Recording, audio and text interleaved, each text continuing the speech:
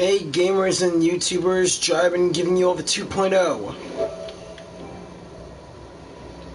for Genshin Impact. Welcome to another Genshin live stream. I'm going to be showing you all through our final quest in our Sumeru adventure, the Golden Slumber. Oh, Golden Slumber. And also, Cyno's story quest.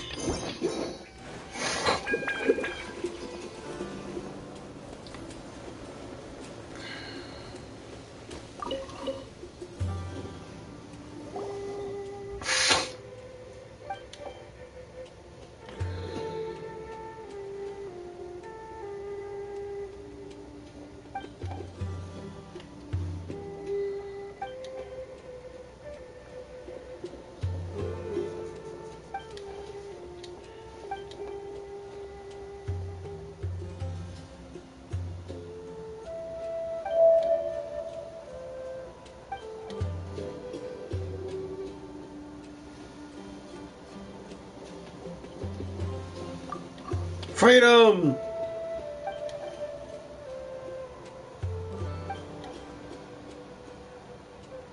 Go with the wind!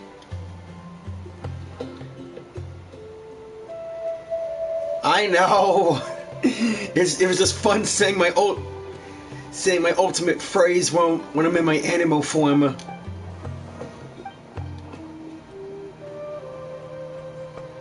When the north wind blows, some dandelion seeds are blown across the sea to Inazuma, while others get swept away to Liyue.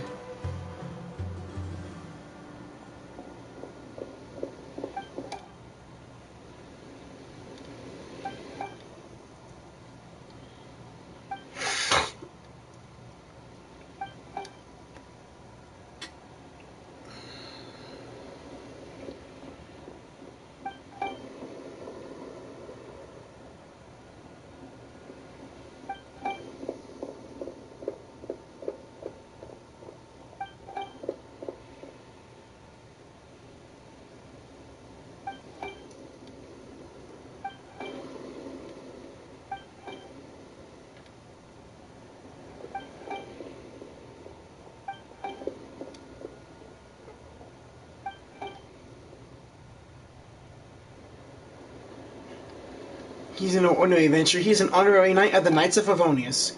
Wait, then you must be... Oh, and have you heard... Oh, you have heard.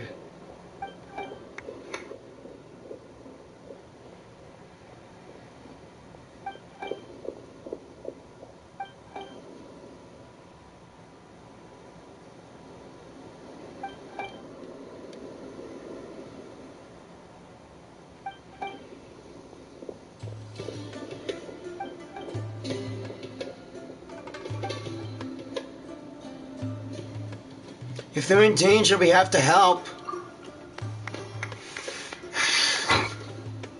My Cyrus yet? Oh, you named a Thunder Beast after Cyrus, the master of the Adventurers Guild of Mondstadt. Does the actual Cyrus know about this?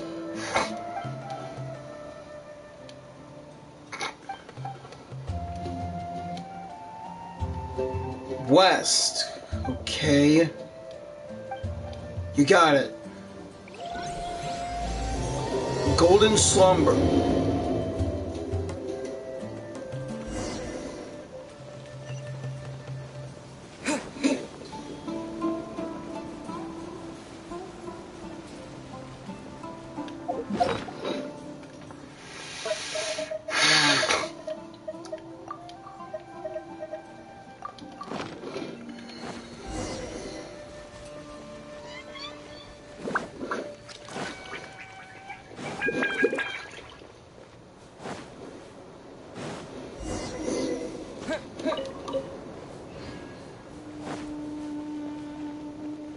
Just keep following the footprints and be ready for combat of any kind.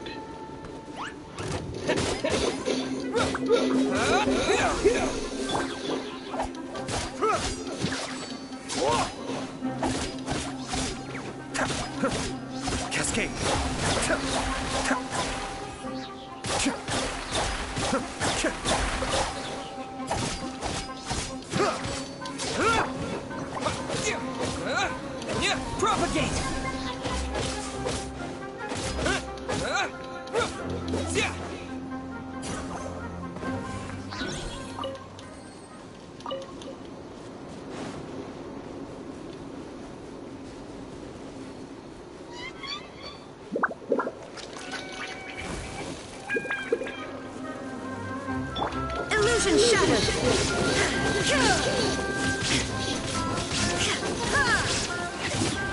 Fire hazard!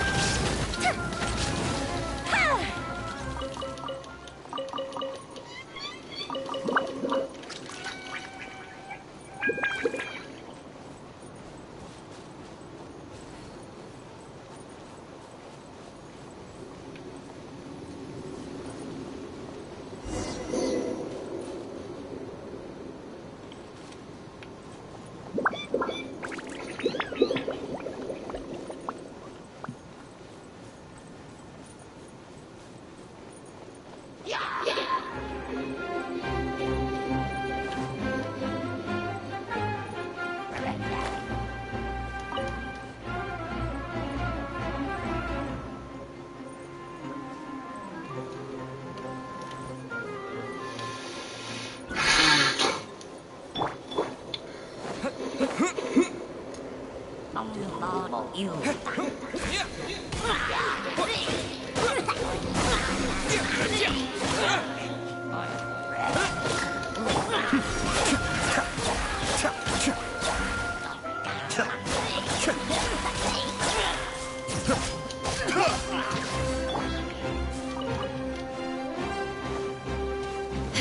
There is no escape.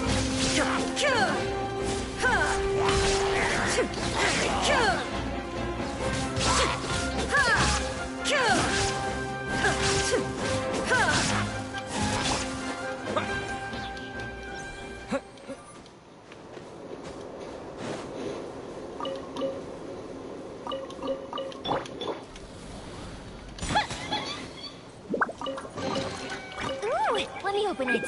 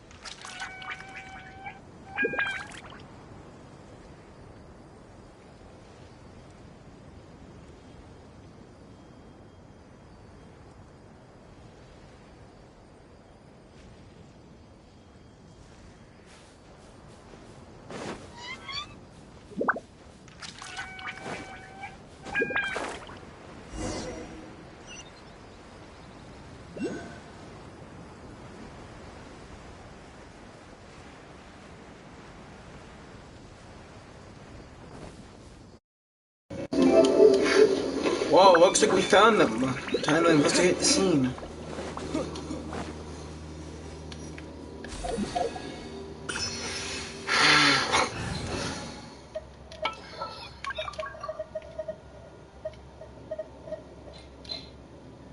Ready for a rehearsal? Ready for our rehearsal?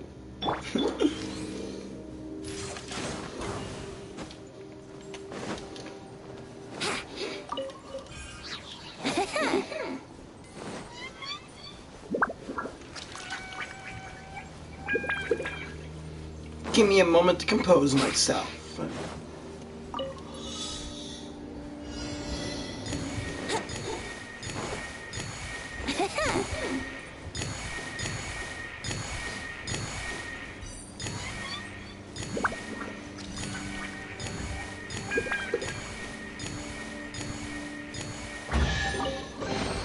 What a find! I wonder how many bottles this will be worth.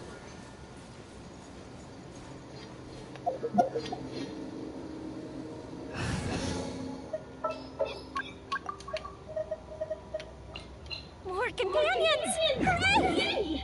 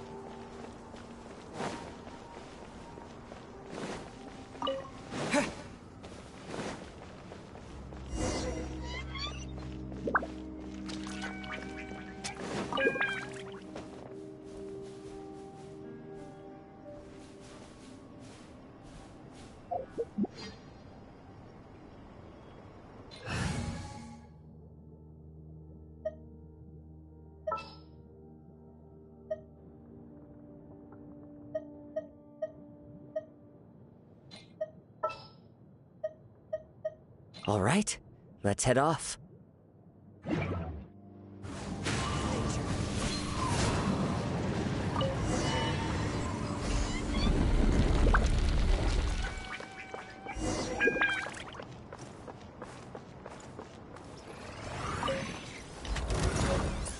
Illusion shattered! Into the wind. Chip, chip. Clouds high. The birds call.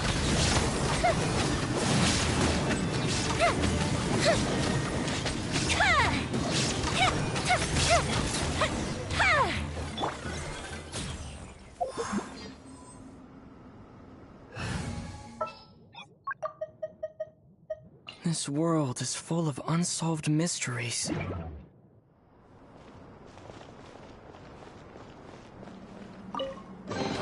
A reward on the road.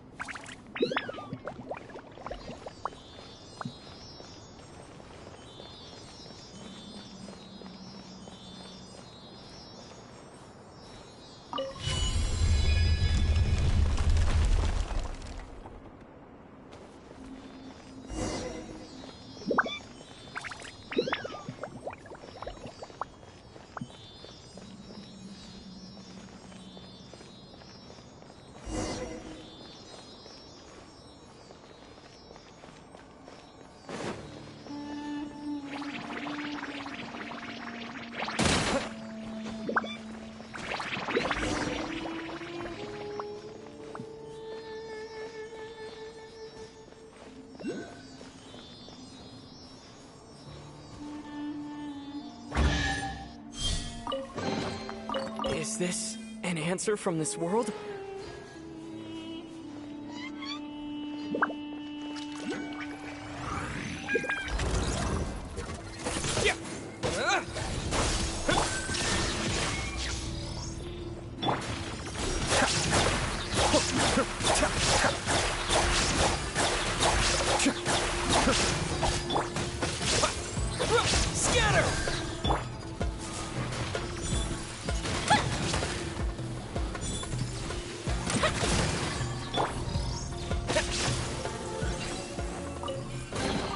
I'll keep this close.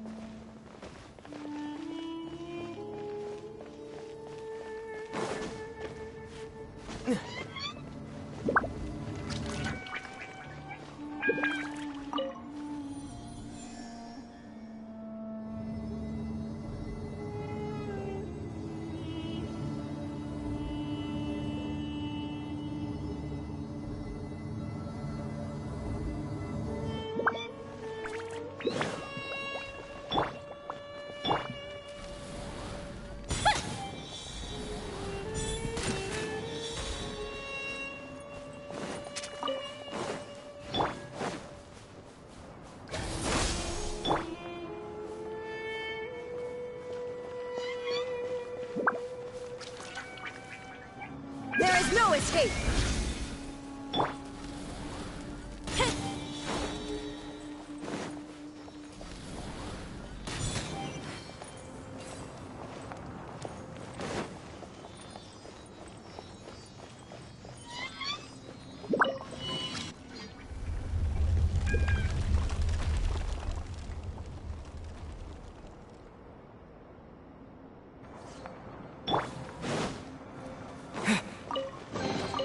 I'll keep this close.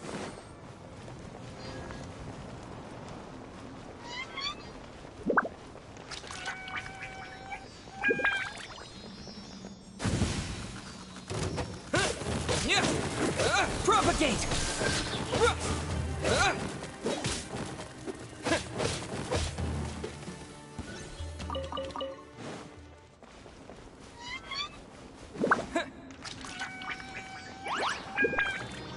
Cascade!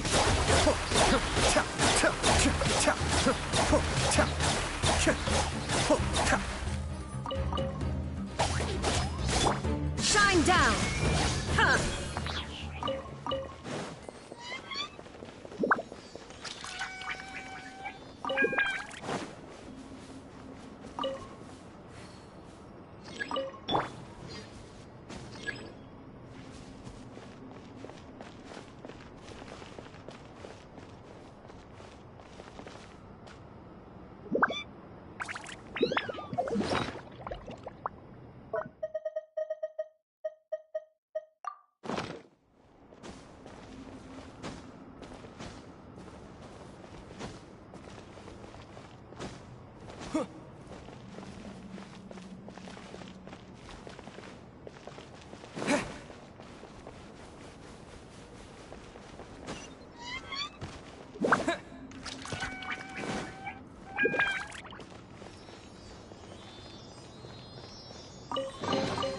A reward on the road.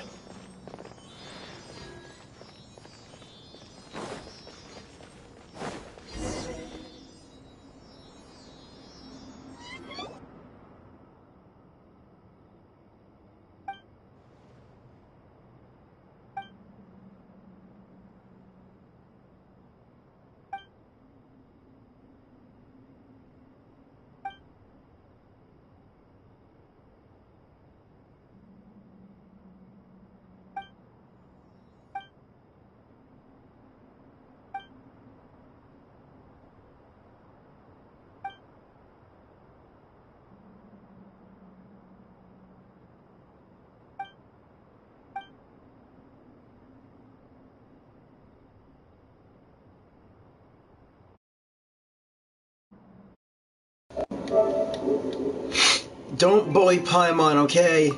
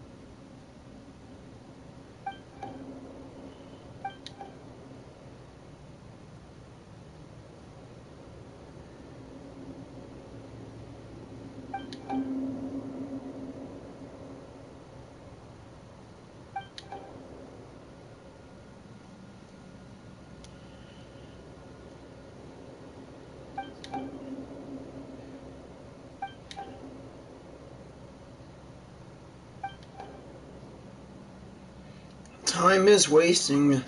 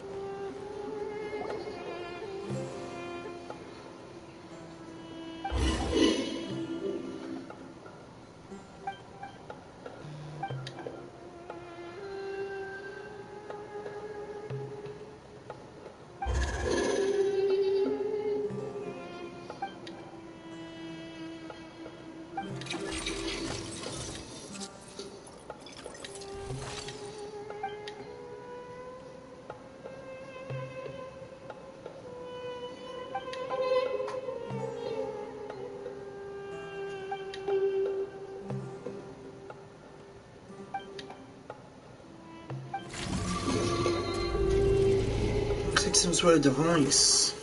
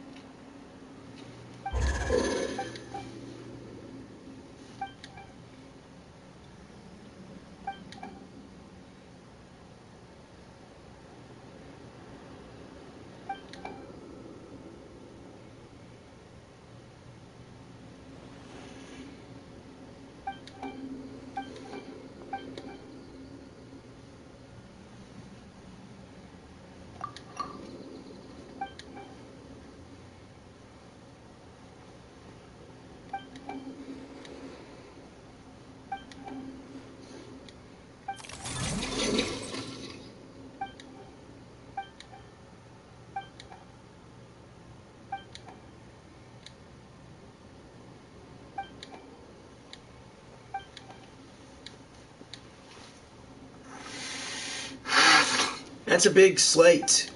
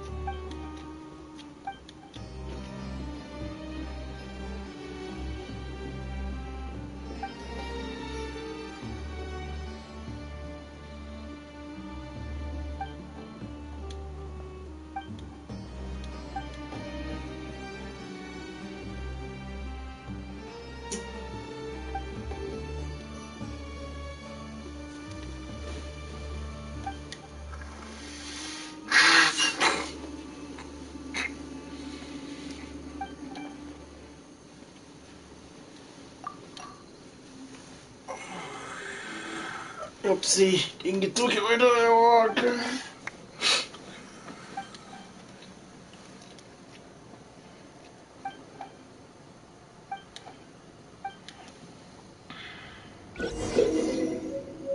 This activated Scarlet Sand Slate possesses special clearance that allow you to control various machines within the desert, in the ruins that King Dashrat left behind.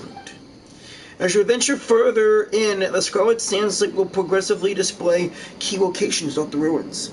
Follow the slate's guidance and use the special clearance to unlock these devices, and you may yet reach places that none have ever been before.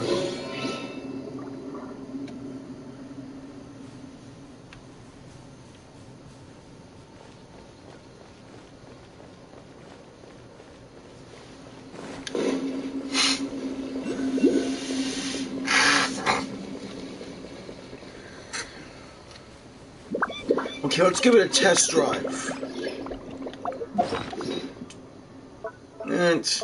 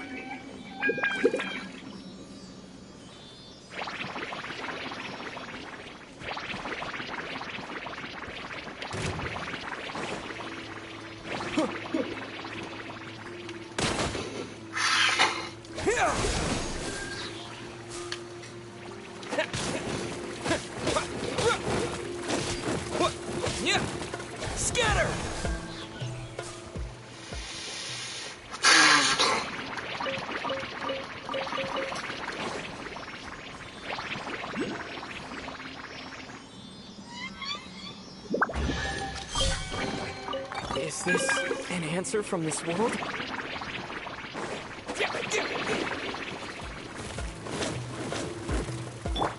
Illusion shattered!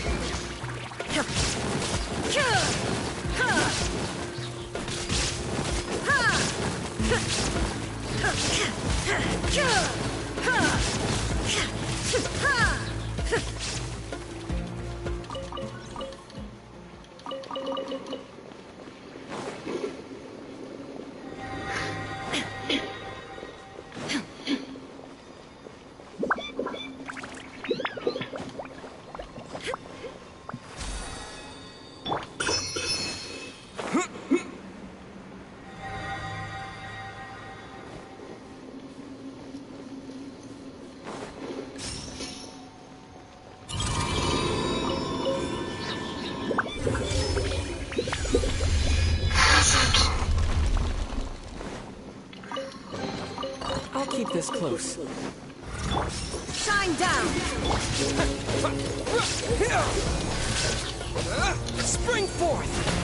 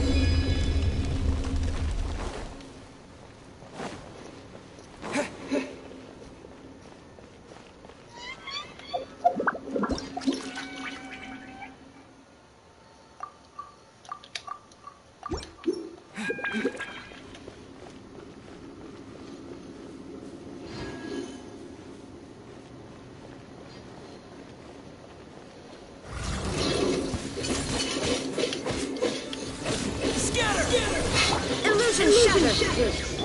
Here comes the fireworks!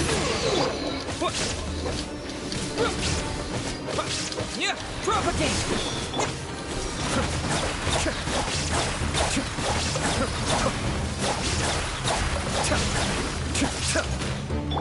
Time for a light show!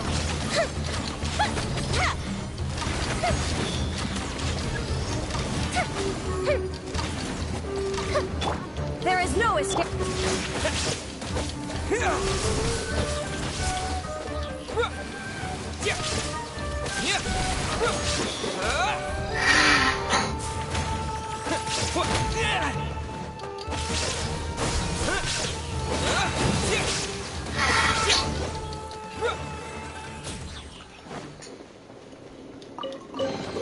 Is this an answer from this world?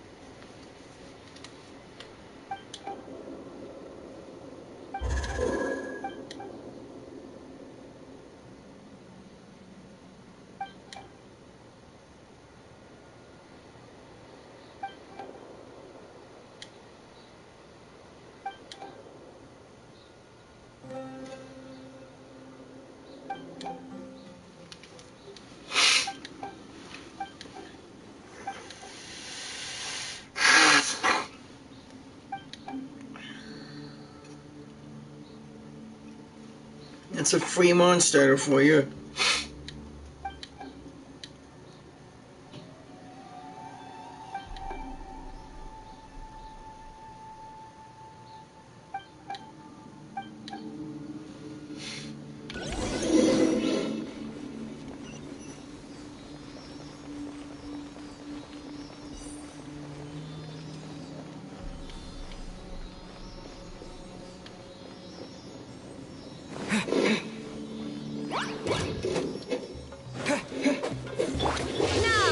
perish. Shine down.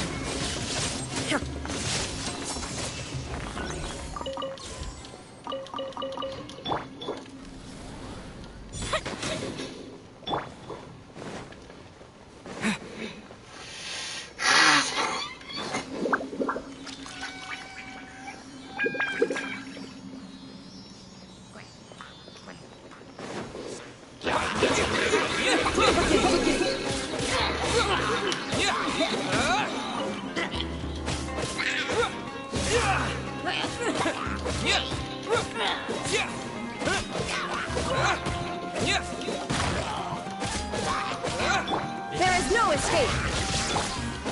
Scatter!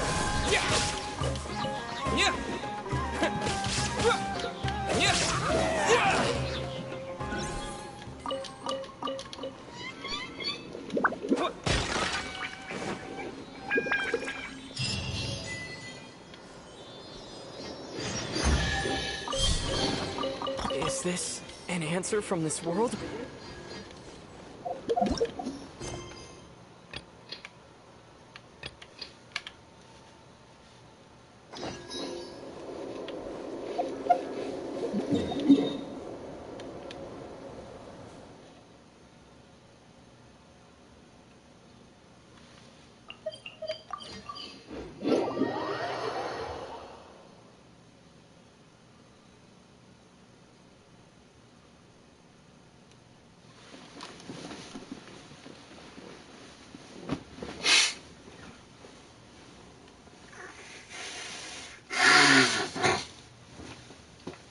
I'll rendezvous with the rest of them later. Right now, it's time to get to business.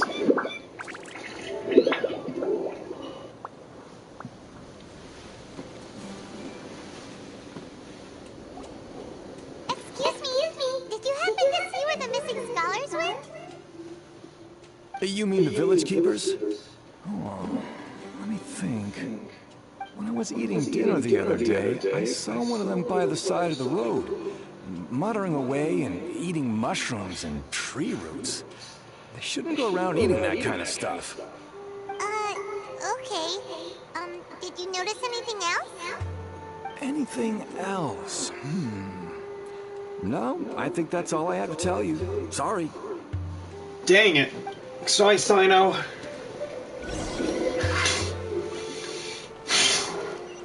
I'll try asking someone else. Or maybe she's seen something. The scholars that have gone missing. Have you seen them? Those eyes. Those fierce eyes. You look like a real fighter. Don't change the subject. Right. You were asking about the the mad scholars. I think it's been a few days since I last saw them. I usually go to bed pretty early, so I'm not too familiar with what goes on at night. But honestly, I feel quite sympathetic towards them. Even though they act a little strange, they've helped me in the past. If it weren't for them, my house would have collapsed long ago. Do you also think Grandpa and the others are good people? Grandpa? Oh, hello there. It's little Isak. You mean that nice man who looks like your grandpa's long-lost twin, right? He was actually the one who protected my house. I saw it with my own eyes. He happened to be staying near my house that day and was doing something with his hands on the ground. It still feels pretty surreal now that I think back on it. Did someone teach them how to do that? Well, whatever the case, I'll always be thankful to him and whoever taught him to look out for others. I'm pretty sure that if I ever went mad, I wouldn't be able to do anything like that. Gotcha. Thank you. It was the Danger Archon.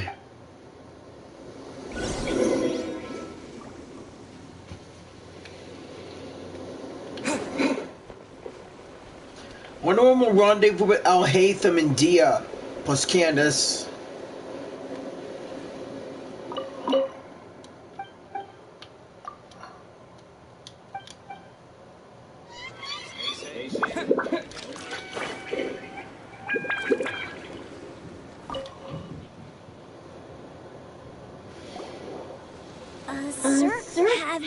met Grandpa recently? You know, the one who likes to sit and space out near the village entrance. Oh, well, if it isn't Isak. Oh, your grandpa, huh? It's been a while. The last time I saw him, he was spacing out by the road as usual. I went and asked him if he'd like any of the food I had prepared, despite my wife's protests. Like many people, she's really quite terrified of them. And speaking of my wife, she's still always complaining about how I don't make enough mora. Might explain why she's always mad at me. Oh, thank you. Thank you for taking care of him. It was nothing. Hey, you're looking for him, right? Did he go for a walk and get lost? Yeah. That's no good. Well, once you found him, come by my place again and I'll cook a little something for the both of you. I've known you since you were very young. So as far as I'm concerned, you're family. Please feel free to come by anytime. Wow, what a nice guy. Okay, thank you, sir. Huh? What's wrong, Cyno? Did something happen? Don't say anything for now. Isak, stay here. Let's head over there. Stay quiet as you move. Right. King Deshret and the Three Magi.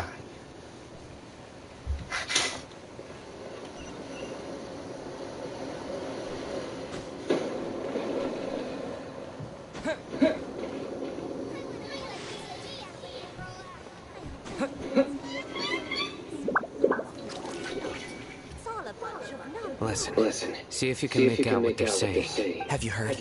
The mighty Scarlet King, the sovereign of our faith, will soon return to this world. Yes, of course I have. The Scarlet King is the one and only true ruler of this land. I've never believed in any other gods. Still, you say he's coming back, but it sure doesn't feel like life's about to change around here anytime soon. What's your proof? Haven't you noticed? The village has been getting more deranged scholars than ever. Delavar was saying that many people also went insane just before the fall of the Scarlet King's civilization in ancient times. We don't quite know why, but it seems like there's some sort of connection between insanity and the Scarlet King. Isn't it a sign of the Scarlet King's power that all the mad scholars have disappeared? If you ask me, they must have been chosen as the final sacrifice for the Scarlet King's resurrection. Huh. Now that you say it, that does make some sense. Does this mean our lives are finally going to take a turn for the better? Exactly. Those city folks will get what's coming to them. Now, repeat everything you've just said from the very beginning. Huh? Who are you? Where did you come from? My patience is running thin. You heard what I asked. Cyno!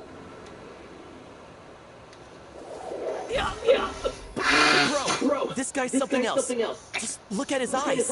One wrong move, and he's gonna flay us alive. Let's not get on his bad side, okay? I am no match for this guy. Okay, good sir.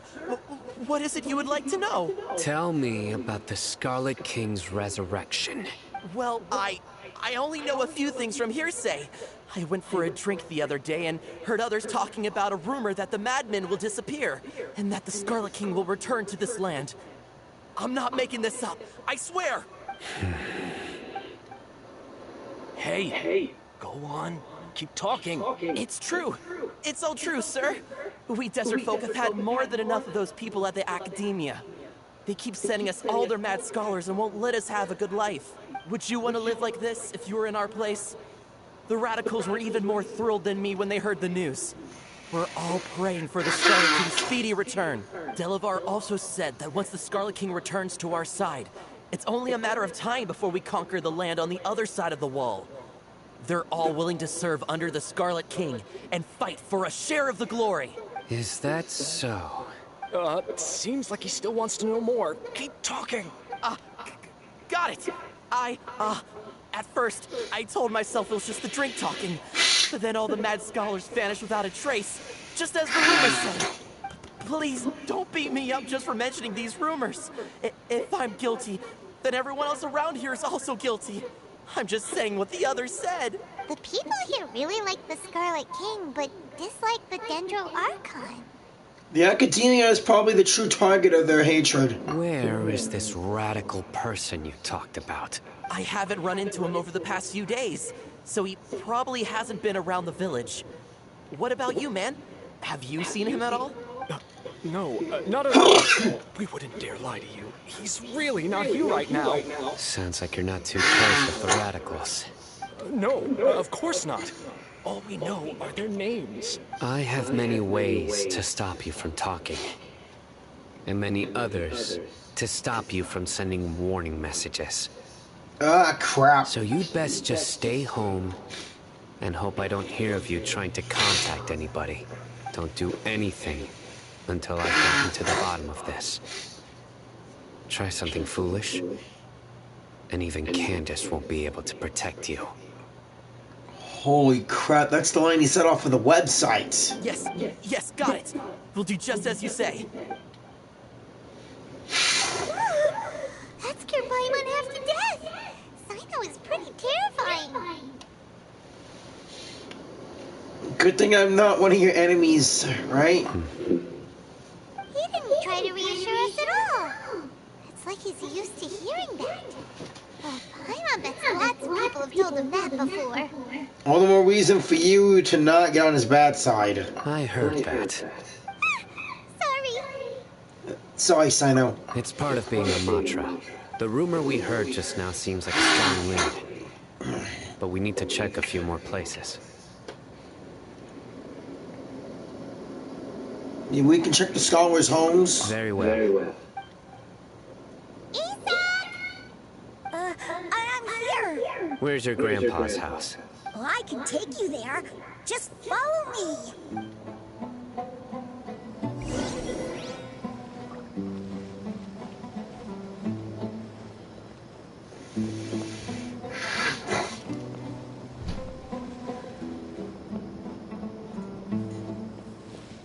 Grandpa? Oh, he likes to be alone. Sometimes he stares at the sky in a daze, and other times he just pokes at the ground with his fingers. Every now and then, he yells out at the top of his lungs, so a lot of people are really scared of him. But he's a good person, really. I know he is. I swear, he's just like my real grandpa.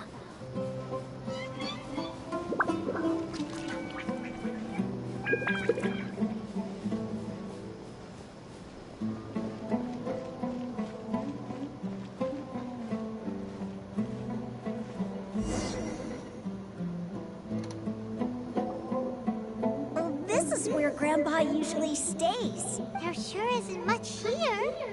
What's that smell?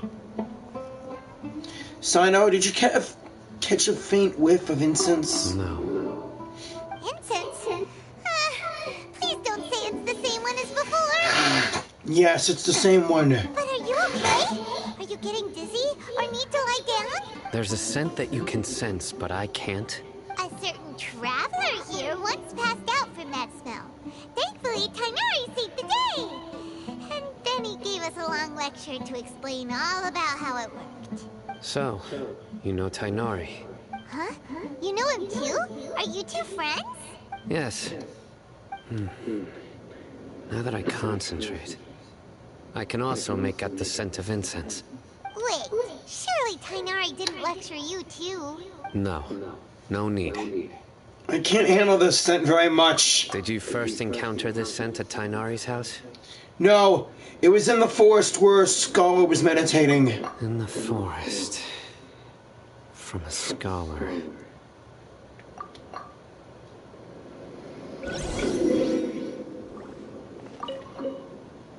Oh, where did Grandpa go? Please come home, Grandpa.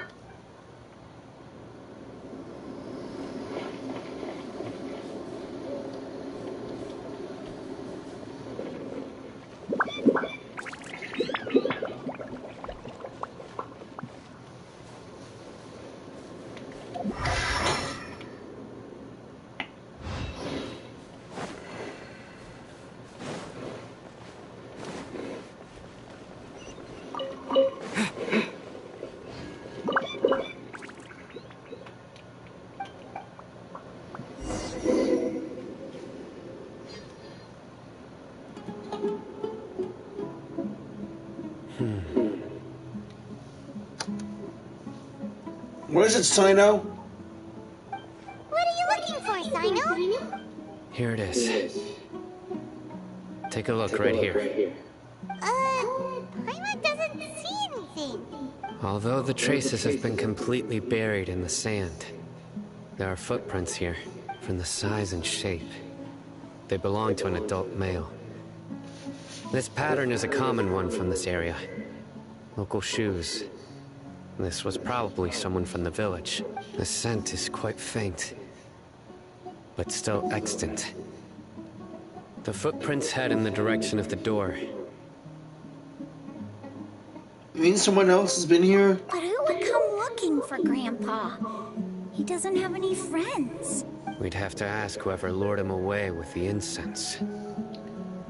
Lured him away. Huh? So you can lure someone away with just a scent? You get lured away by food all the time. Hey! What's wrong with liking good food? Everyone's got something they love in life. Exactly. Most scholars are fond of incense, since the smell supposedly helps them clear their minds and discover new knowledge. Even deep within the clutches of madness, they still yearn for their knowledge-seeking days, and will follow the scent whenever it presents itself. No, Grandpa. So, someone's taking advantage of their weakness? Huh. Still, why would anyone want to abduct all the scholars? Is it to resurrect King Deshret? Are the rumors really true? That's the only lead we have so far. That the disappearance of all the mad scholars have something to do with the radicals? It's highly likely. Please, you have to save my Grandpa. Grandpa's never done anything wrong. Please help him. Sounds like we'd better help get him back. Don't you worry, Isak. We won't let whoever took him get away with it. Let's head to Aru Village and inform Candace and the others about what we learned here. After that, we'll set off to find the scholars.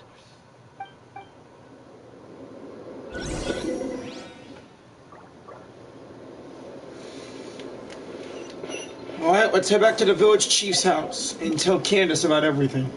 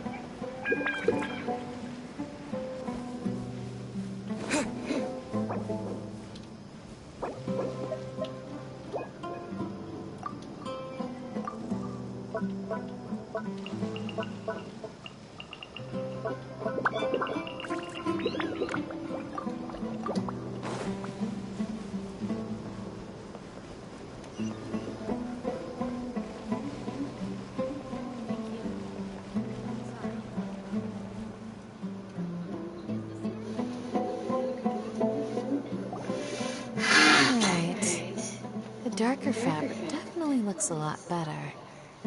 That'd be my choice, too. We're back, Candace!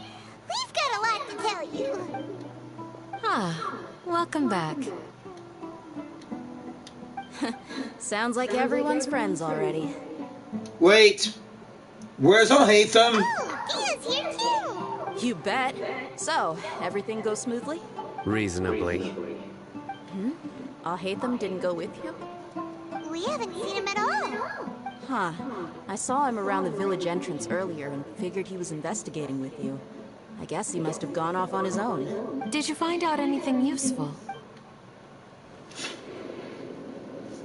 I see. So someone used a kind of incense to lead the exiled scholars away from the village. The resurrection of the Scarlet King? First I've heard of it. As far as I know, the kind of incense you just mentioned is only popular beyond the wall. Scholars are fond of it, but as you can see, there aren't many scholars still studying around these parts. No seller would be able to make a profit here. Not to mention, making incense is a labor-intensive process. You won't see anybody in the desert with the patience to make or sell something that requires that kind of effort. It seems someone from beyond the wall must have been supporting this. Yeah, either the academia or the Fatui. Makes sense. So what should we do then? Do we go back to the academia and search for leads there? Guys, If it was any other day, that would be your next logical step. But today, you've got me on your team, so you get an extra tip. Didn't you say that the villager got his news from the tavern? Well, I also like to drink at the tavern, so I know a thing or two about these radicals he mentioned. If Paimon remembers correctly, the leader of the radicals is some guy called Delavar. Ah, yeah. Delavar, the scar-riddled bandit, Engur, the wide-eyed butcher, and Jabari, the duck-tailed bearded crook. The whole lot of them are known around these parts.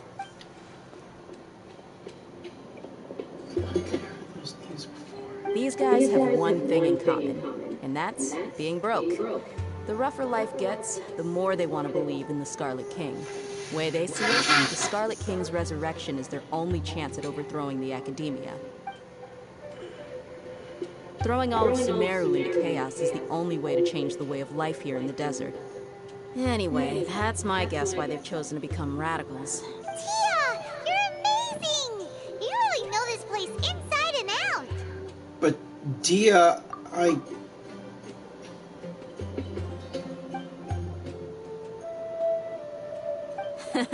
No merc can afford to slack off on gathering intelligence. Every mora I've spent in the tavern has been a valuable investment. Let's head out. Now hold on, you're staying right here, Cyno. Why? Aru Village is not a big place. Outsiders stand out here like a sore thumb. I'd bet word about you has already gotten out. The desert is unforgiving, so the way of life here is also a lot tougher than on the outside of the wall. You survive on making connections out here. Compared to you, mercs like me are just third-rate amateurs. I've got no actual fighting skills to speak of. But that also makes it a whole lot easier for me to gain the locals' trust. I need to go around and ask some questions, but it'll be difficult if you're with me. Fine. Good. Then we've got a plan. The Traveler and Paimon will go to Caravan Rebot with me, and we'll try our best to figure out where the mad scholars have been taken. Cyno, you'll have to stay in the village and continue investigating on your own. All right, sounds like a plan. damn it! She knew we were being watched.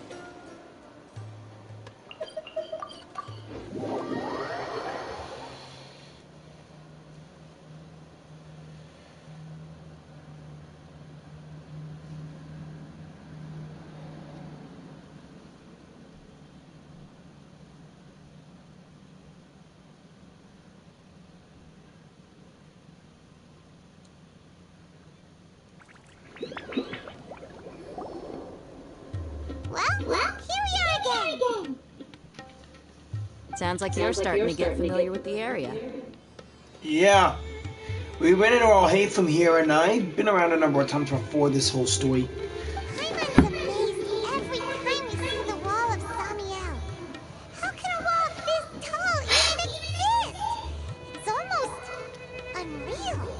When I first saw that wall, I thought the Geo Archon helped made it, but nope. It was all because of King Deshret, right? I know what you mean. I had the same question every time I walked this way when I was a kid. Also, why is this high wall here? And can a wall really block sandstorms? It was only after I grew up that I realized the Wall of Samiel isn't just there to keep out the sandstorms. It serves a more important purpose, keeping out people like us. Sumeru is run by wise and mighty sages. To them, us desert dwellers are nothing but tools that can be used and discarded at their whim. We're cheap labor, like livestock, but easier to control. Nothing more. Even if a child from the desert got the chance to obtain an Akasha terminal, almost all their requests for knowledge would be denied. The academia believes we're underserving. Geniuses like Sataria are 1 in a million. The other children never get a single chance to try and rewrite their fate. Even though the academia knows very well that we're humans, just as they are. That's terrible. Yeah. I would tear down this wall with my own hands if I could.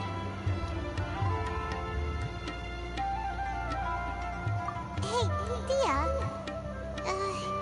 You're not thinking about doing anything scary, are you? No, not at all. This place just gets me thinking, that's all. Besides, we're here to procure information, aren't we? Yep, we gotta catch those. Shh. Caravan Rebot is crawling with people, so be careful what you say. We don't want anyone to find out what we're here for.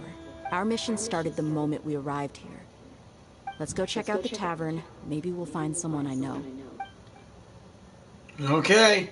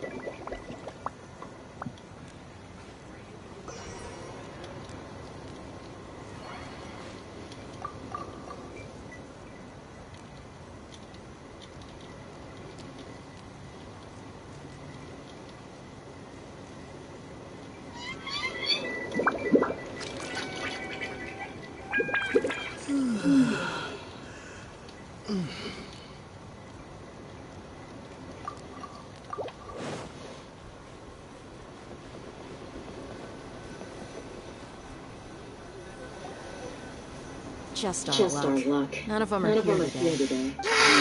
You don't see anyone you know? Dia, is that you? What a coincidence. You here for a drink too? Zaki. Finally, a friendly face. Oh, and who do you have with you here? Guests from another land? Hi, nice to meet you. Hello. I'm Zaki. Dia's, how would you put it? Drinking buddy? Yeah, that's how you phrase it. We've had drinks together a few times. You could say we go back a ways. Anyway, as far as my friends here, they aren't too shabby, are they? You rarely see any Outlanders so friendly and respectful nowadays. Absolutely. Much better than those people on the other side of the wall. So, Dia, are you looking for someone? Yeah. Have you seen Enger, Delavar, or Jabari recently? Of course I have. Matter of fact, we were all here drinking together just a few days ago. I've got a spice trading deal from another nation. I thought maybe Delavar and his friends might be interested. Know where I could find him? Ah, how thoughtful of you. Then I assume you also know that Delavar's been having a hard time making ends meet these days. So, you came here to help him out? Hey, keep it down. Let's just say I prefer to keep this deal a secret. Y'all at Caravan Rebot are like family. If there's more to be made, why not do it together? Besides, Delavar and his friends have muscle. They'd be a good fit for escorting the goods. Yes, how considerate of you. Delavar's my friend too, so of course I can take you to him. Come with me.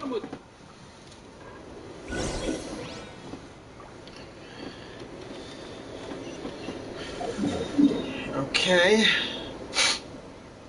Where to on the map? Oh, come on.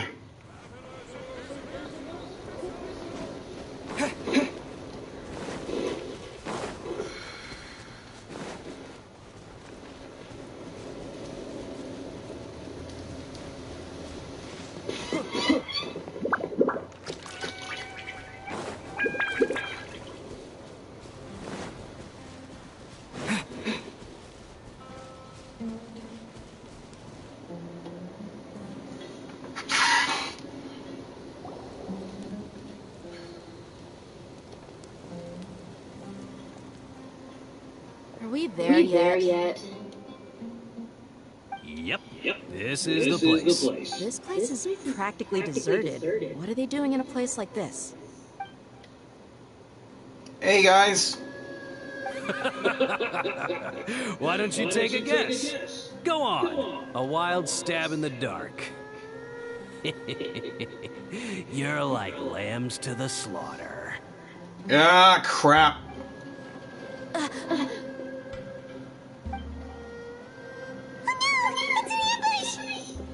We can take him! What's this all about, Zaki? Come on, Dia. You really think we didn't hear about what you said back in Aru village? The boys have kept a close eye on you from the moment you set foot there. Not only do I know that you're looking for Delavar, I also know that you've teamed up with people from the Academia to look for the missing scholars. So, you've been watching us from the very beginning? I thought you knew that! Oh, I knew leaving Cyno behind was a mistake! Cyno can handle himself. And you left the strongest one in the village, didn't you? Who do you think you are? You really thought we'd fall for your little business deal nonsense?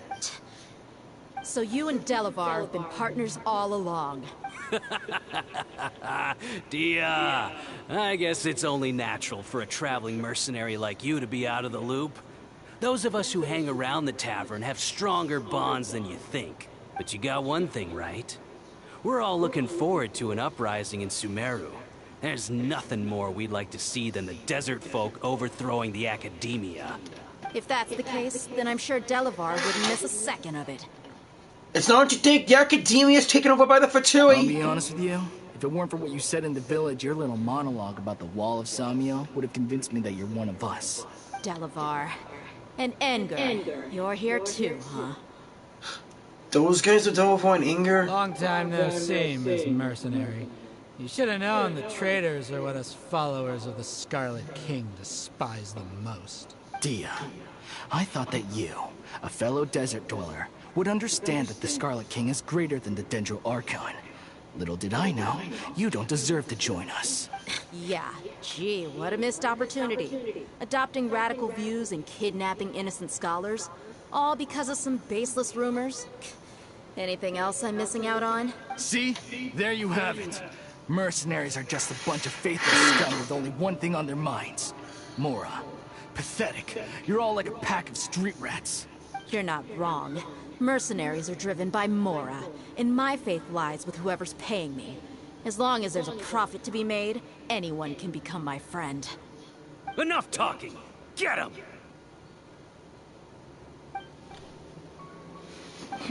Just as I expected. Let's teach him a lesson, traveler. I agree!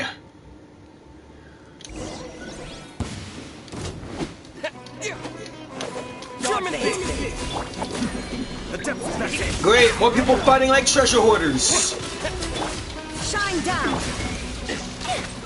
Fuse is lit! Let's bring in some Dendro reactions.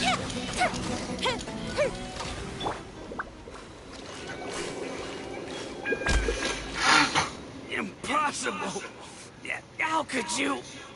I'm stronger than I look. So, what do you think about your meticulous network now, Zaki?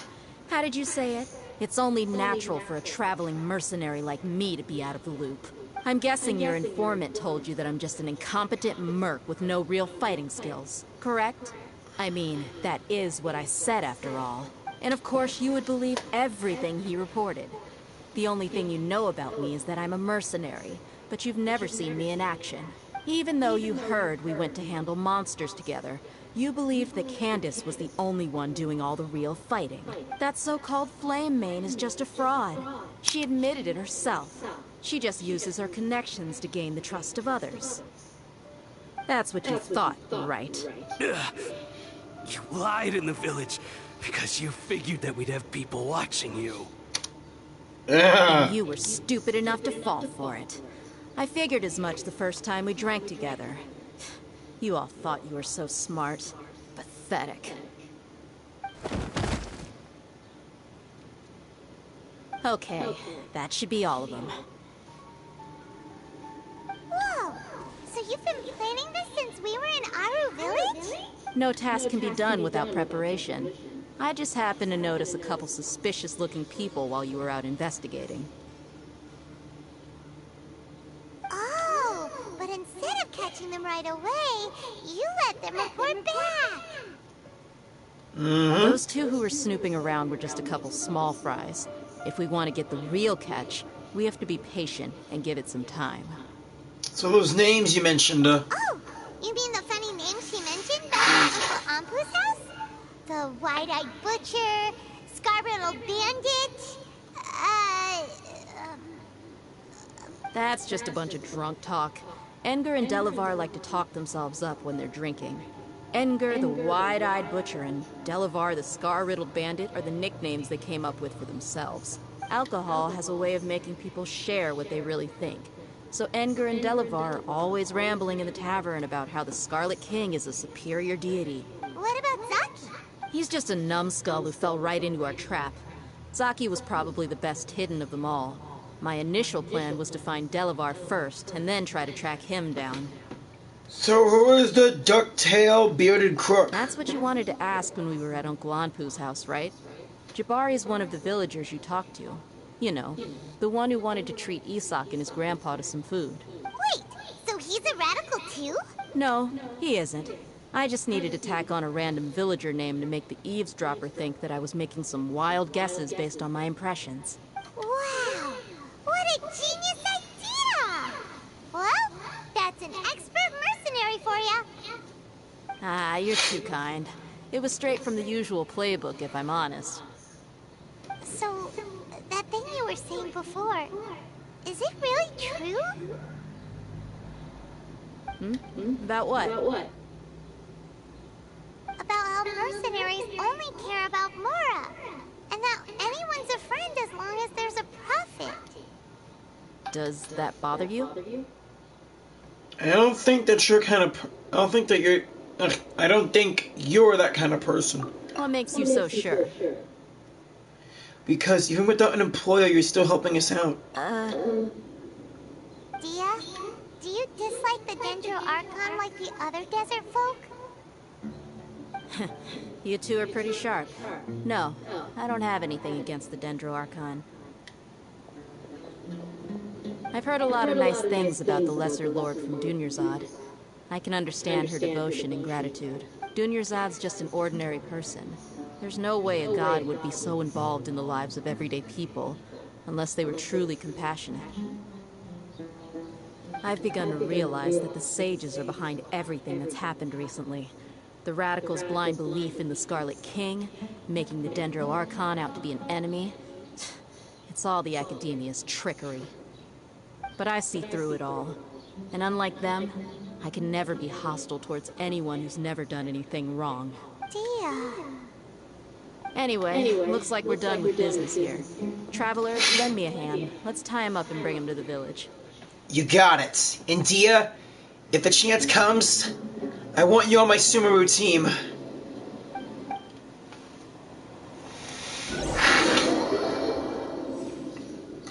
I was also thinking of getting Milu, but I guess I'll have to skip her for now.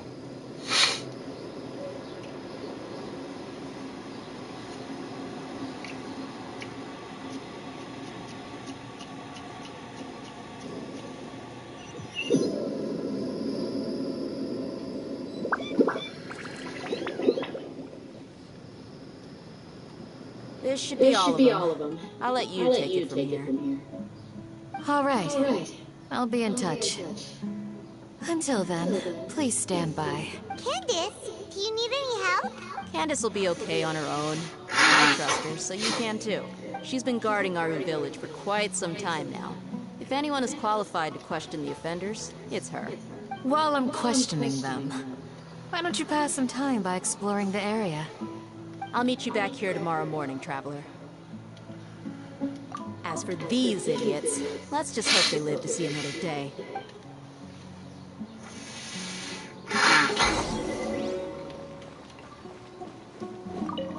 Candace is an expert at dealing with people like this. All we have to do is wait for her word. Right. What about Cyno and Alhaitham?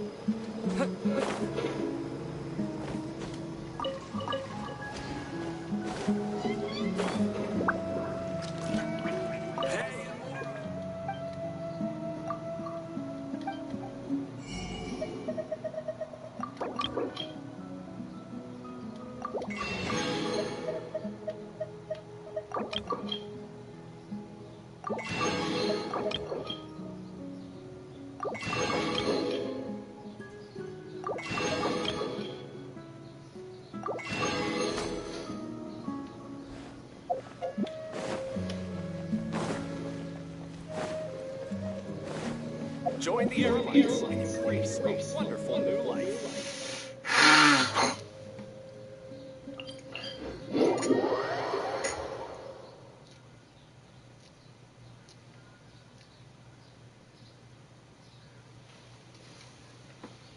Might as well get back to the golden slumber until next morning. Okay, they said there's a nearby oasis for us to take a break, so let's go.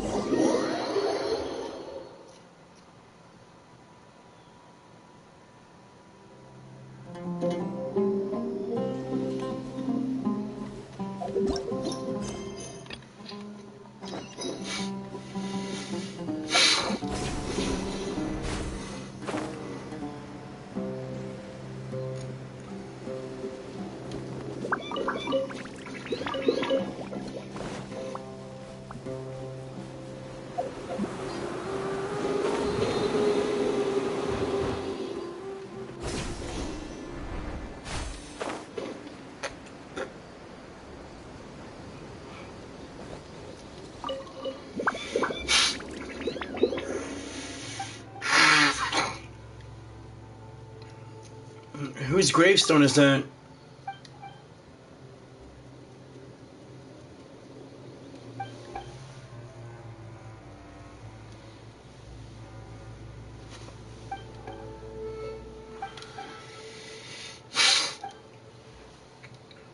Is it important? It's value to whom?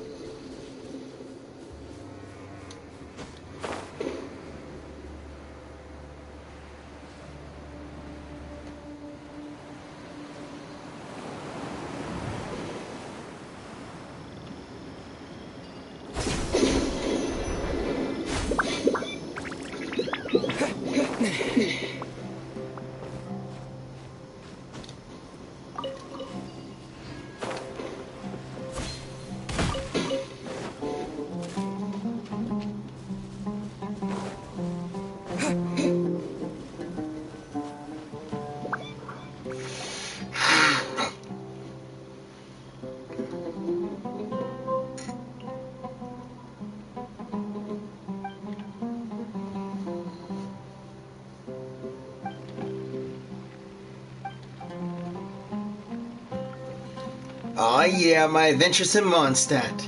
It's amazing.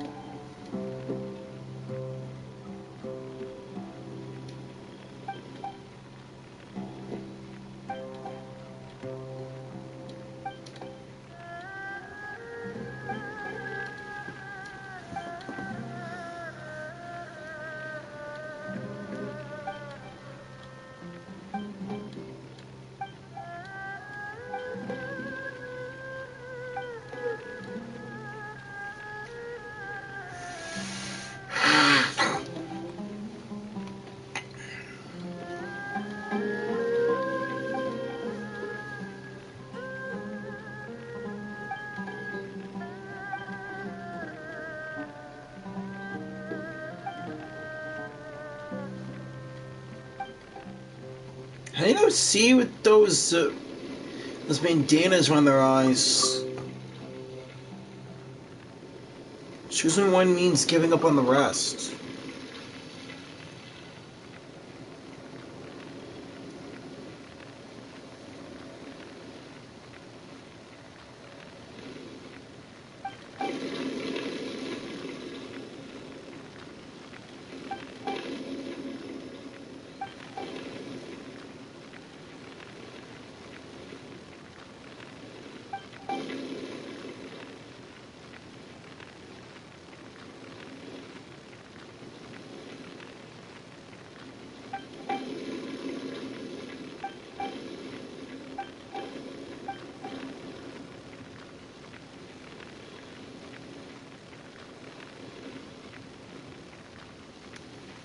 Well, this desert has a futuristic past.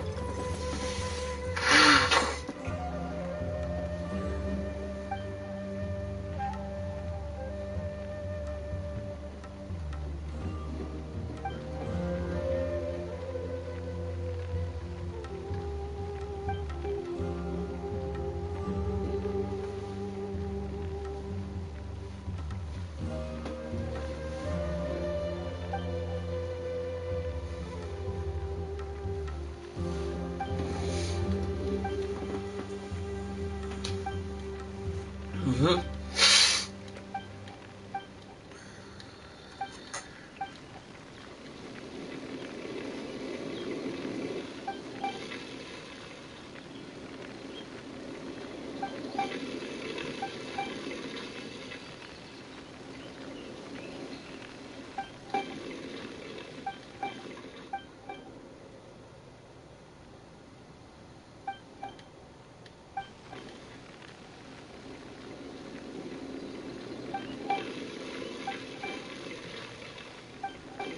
Mm-hmm.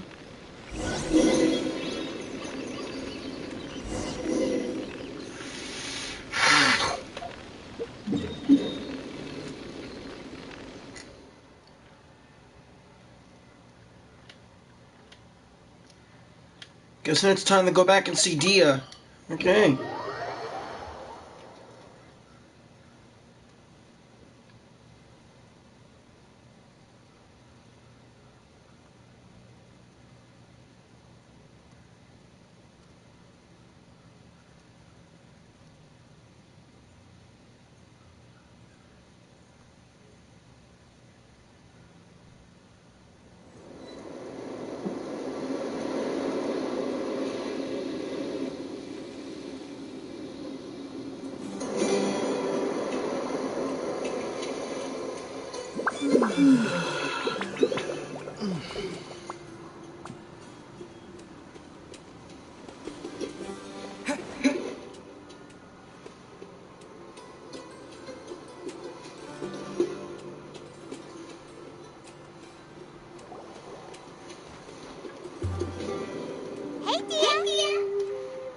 Dia! On time. Did you want anything? We'll know any moment now. Paimon's been wondering. You seem to know Candace pretty well. Have you been friends for a long time? We've known each other for some time now. She's a pretty interesting person. Even though she's an extremely strong warrior, she never misuses her powers against others. Oh, Paimon knows what you mean. Like a lot of martial artists say, never take the fight outside the ring. Yep, I guess you can put it that way. It takes strong convictions to be as dedicated as she is, and shoulder that kind of responsibility. Us mercs, on the other hand, we pretty much live from one day to the next. Well, Paimon thinks you're great too. Really? Thanks for that. You are awesome, Dia. Cyno. Oh, Cyno's here. And he's pretty early too. Yes. I was here yesterday to help out a little. To help out? By doing what? Sharing some interrogation techniques. Oh, you mean you taught Candace some more persuasive methods? Right. Come on in, everyone. Come on, let's go inside. Alright, I wonder if I'll hate them's inside too. I'll hate them!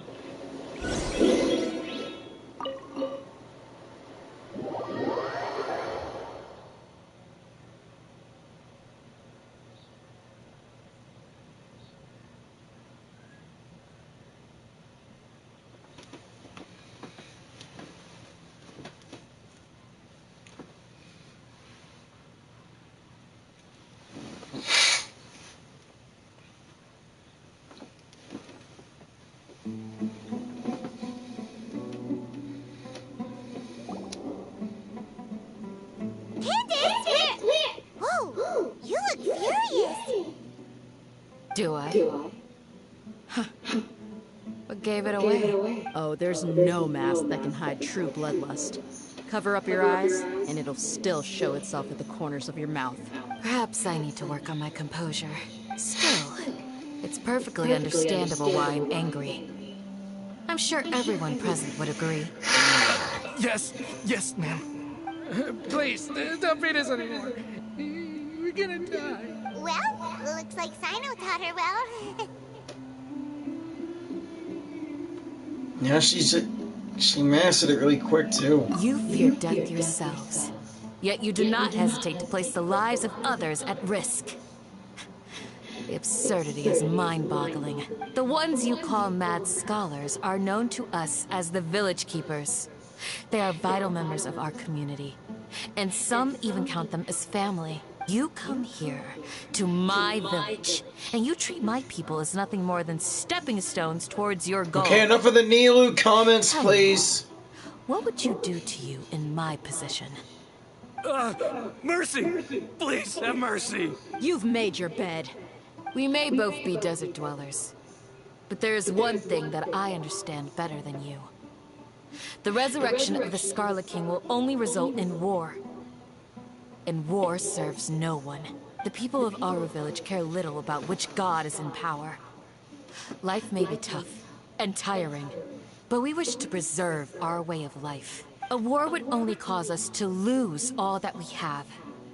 And that is not a responsibility that you can afford to shoulder. We understand. We're sorry. I'll tell you everything I know. Please, just let us go. I'm listening. You might not believe this, but it wasn't us who came up with this idea. Someone was spreading rumors in the tavern. That's how we ended up hearing about the Scarlet King's resurrection. Some mystery man told us that mad scholars will make the perfect sacrifice to usher in the Scarlet King's resurrection. They give their lives, and we can get anything we wish for. They're called village keepers. Slip up again, and you'll regret it. Yes, sorry. It was all that mystery man's doing. He told us to spread word about the Scarlet King's resurrection and talked us into helping him. In return, he said he'll help facilitate the resurrection process. Where are the village keepers now? I'm not sure. That's one. Huh? One what? Strike. You get a total of 3. Then, you die by my hand. Damn! No! We don't know anything. It was all him. 2. He got us to lure them out of their houses in the night with some kind of incense. We take them to a junction outside the village. Then the mystery guy takes them from there. You gotta believe me, please. I'm telling the truth, I swear. Just ask them if you don't believe me. That was indeed the truth. Traveler, go on.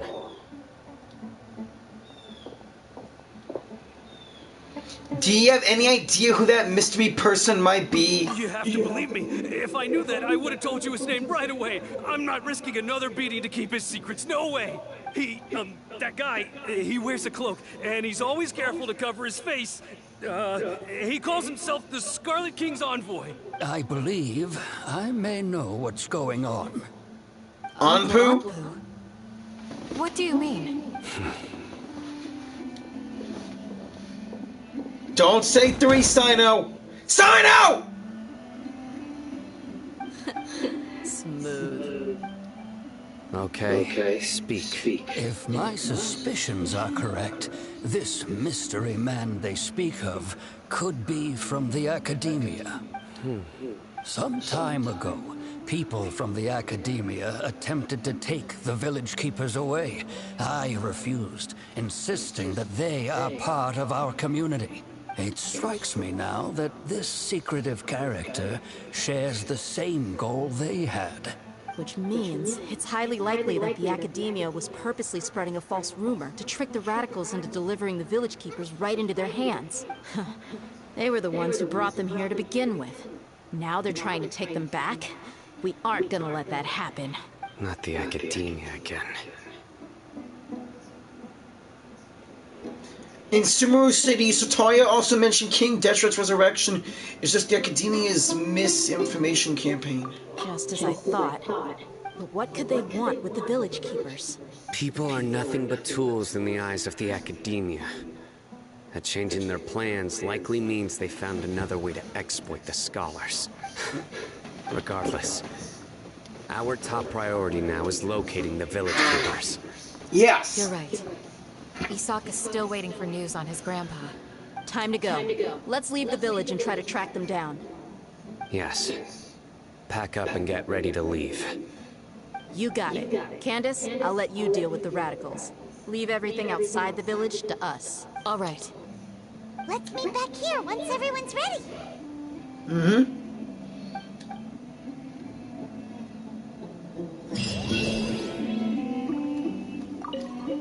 What scheme is the Academia brewing now? You look worried. Thinking about the village keepers? Yes. I'd look for them myself if I could. As members of our village, each one of them is very important to me. You have a strong sense of belonging here. I guess I'm the opposite. Mercs are stray dogs, wherever they go. Dia, don't say that. You can be a part of this community too. Thanks. I'll let you know when I feel like joining.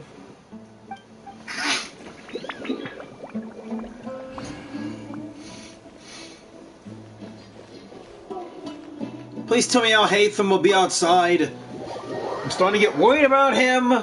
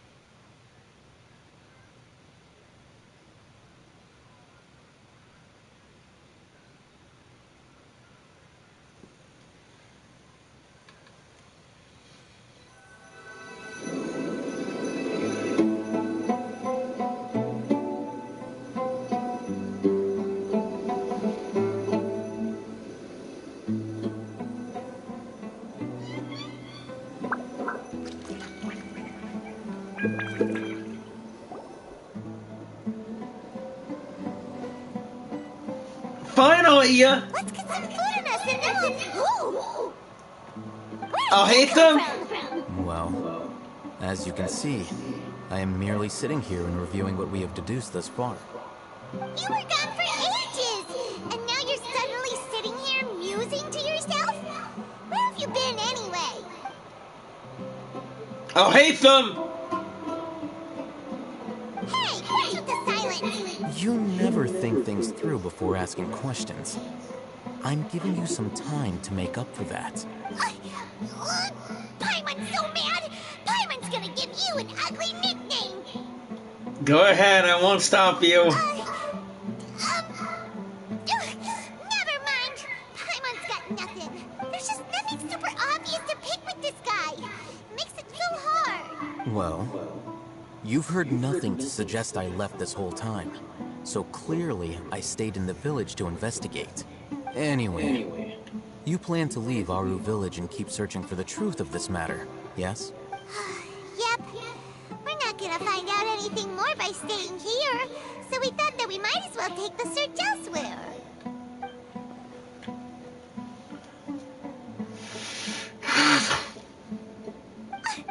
Enough with the silent treatment! Maybe he's giving us some time to think. No. I'm just surprised that you decided to team up with him. Al Haytham, you haven't helped us out at all ever since we arrived at Aru village.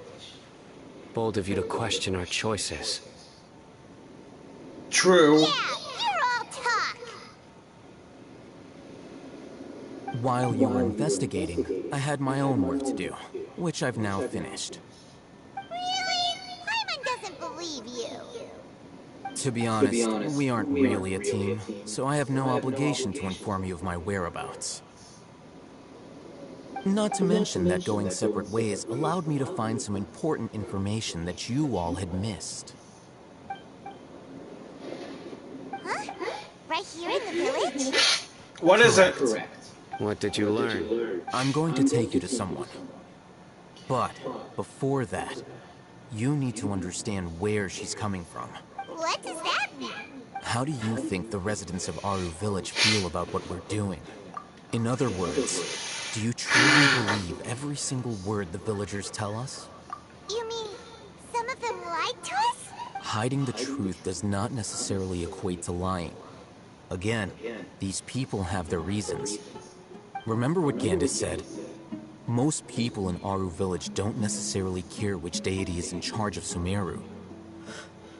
That's because whether the Scarlet King or the Dendro Archon has power is of little significance to them. By contrast, the perils of their daily lives are ever-present concerns. They won't simply share everything they know with you without good reason. That's why you believed there was no further information to be found in this village.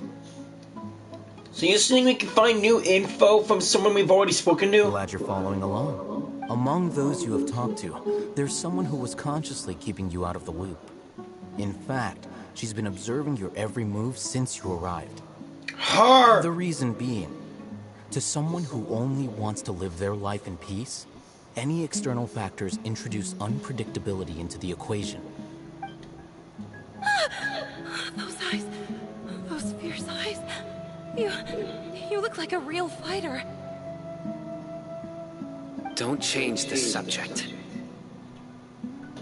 It's quite obvious that she's intimidated by Cyno's authority and strength. Right. You were asking about the the mad scholars. She corrected herself mid-sentence because she's aware that there are Scarlet King fanatics in the village. If she sounds too friendly towards the village keepers, she could easily make herself the Radicals' next target. I think it's been a few days since I last saw them. I usually go to bed... Remember? She made a point of denying her involvement in anything that occurs at night. But honestly, I feel quite sympathetic towards them. Even though they act a little strange, they've helped me in the past. If it weren't for them, my house would have collapsed long ago. After speaking to the village chief, it became clear that the village keepers had protected Aru village at night. In other words, the young miss was very much awake during that time. Then why would she lie? By getting involved with an outsider, she risks drawing unwanted attention to herself. As for why she might be so wary about all this, maybe you should ask her. I'll pass on this one.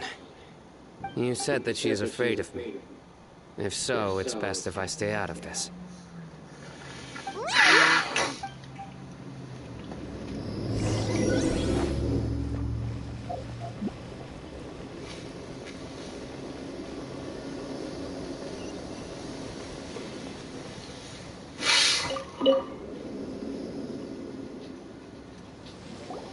Miss Shawnee, as we discussed earlier, I've brought someone with me.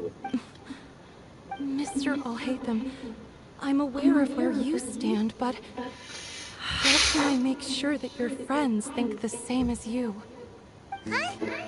What do you mean? We need to clarify our stance or something? Go ahead and talk to her. You'll get the answers you want. Go on. Earn her trust. Is it really that simple? May I call you Traveler? Sure. Hi. Hi, Traveler. I want to ask you something. Do you think the resurrection of the Scarlet King can truly change Sumeru for the better? No. Why is that? Because it will only result in conflict. That's very similar to what Miss Candace says. I know you two are friends. That's why I'm willing to talk to you, even though I do have some reservations. Before, I wouldn't even have the courage to ask something like this. Traveler, do you believe our lives will get better?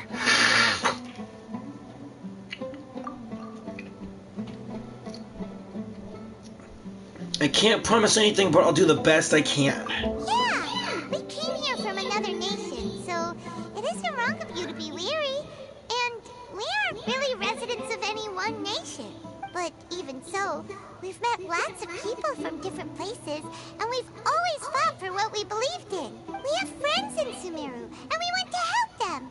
That's why we decided to stay here for a while. I want to trust you. My apologies for posing my questions like that. To be honest, I didn't expect you to come back for more information. Alhaitham told us you have your reasons. It's okay. We understand. The fact is that only one side of my family is desert folk. I don't really fit in anywhere in Sumeru. Some believe in the Dendro Archon, while others believe in the Scarlet King. I don't belong to either side, and neither side would want me. Speaking of which, the Radicals mentioned that they despise traitors. Do they just think that anyone who's different from them is a traitor? Yeah. Some people can be so narrow-minded when it comes to bloodline and beliefs. It makes no difference what I say or how I behave. I'll always be suspected of having ulterior motives. Slowly, I just stopped talking to people. I pretended not to hear or see anything. All I want is to live my life in peace. And then it happened. The village keepers who had helped me disappeared with no explanation, and I didn't dare breathe a word about it to anyone. Until now. You can tell them. I'm sure he'll keep your secret. All right. I'll tell you what I told Alhaitham. I actually have a sharper sense of hearing than most. Sometimes, I hear strange crying sounds in the night. There are ghosts? Perhaps. I'm not sure. It's faint, but it's definitely the sound of crying. It comes from far away in the distance, and always carries very raw emotion. It used to be louder and more frequent, but ever since you arrived in the village, it doesn't seem to happen as often. And when it does, it's much quieter. I have to focus really hard to make it out. I confirmed this with the guards on night duty. They also have someone with a good ear, and he's heard similar sounds at night. But, because we're in the middle of a desert, he would rather believe that they are the cries of beasts than ghosts. There's really nothing around these parts, except for an old hospital not far from the village. I think they used to use it for treating Elazar, but it's been abandoned for years. We need to check out that hospital. Yeah, let's go!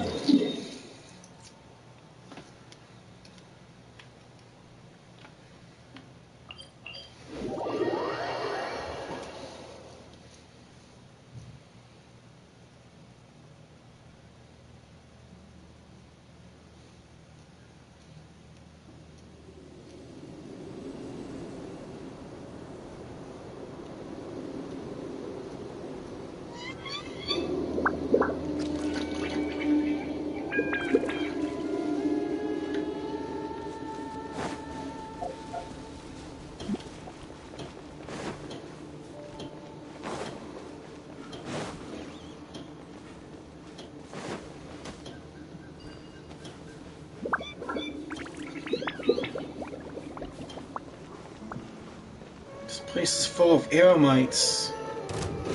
Oh, is this the place? It's in terrible shape, and there's sand everywhere. Empty and forgotten. An ideal place to hide people.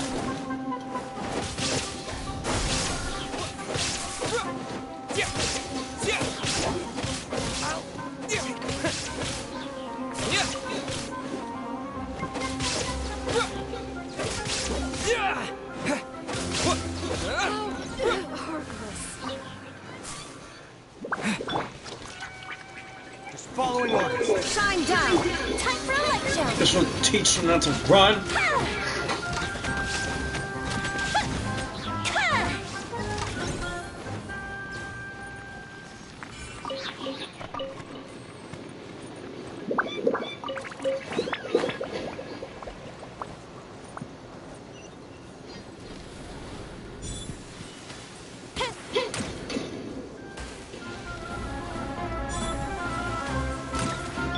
Illusion shattered.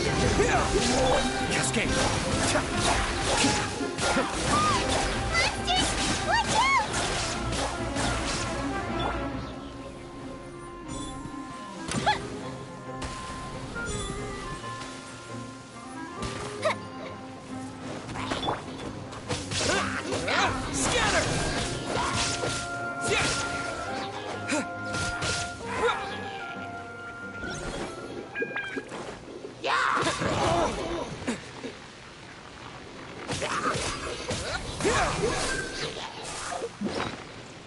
That was reckless of me.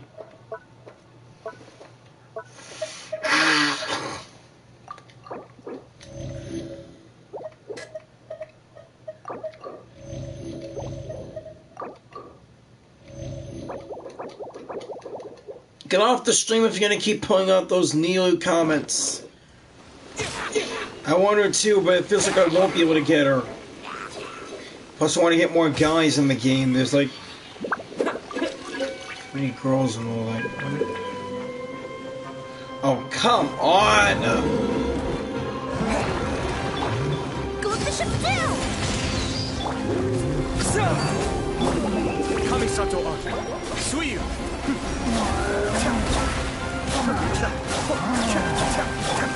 Torn to oblivion!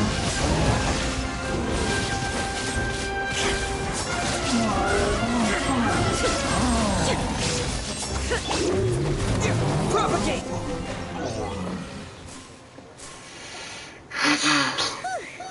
They were easier to deal with than Paimon had expected. What were you even expecting? Super strong bandits? Or monsters taller than buildings dropping out of the sky? Or, something like that. He looks super serious. We gotta stay on our game too. This is the one.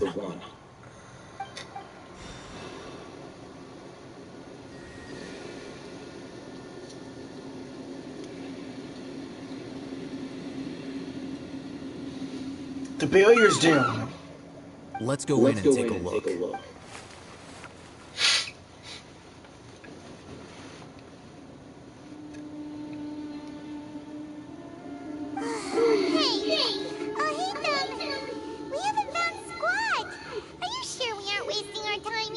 Patience. Shawnee says she only hears the crying at night. We have time to burn. Until then, I'm taking a break. And just like that, he sits down. Wait, he even brought a book to read? What are you reading? Let Paimon see. Okay, sure.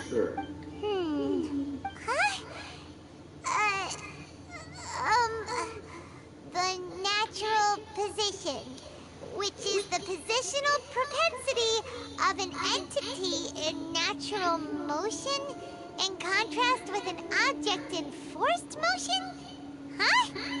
When free from external influences, every entity displays the tendency to follow its natural trajectory? So, you got that? Oh, Paimon gives up. You keep reading your book. See ya. How is he so relaxed? Look at him, reading an impossible book in a creepy place like this.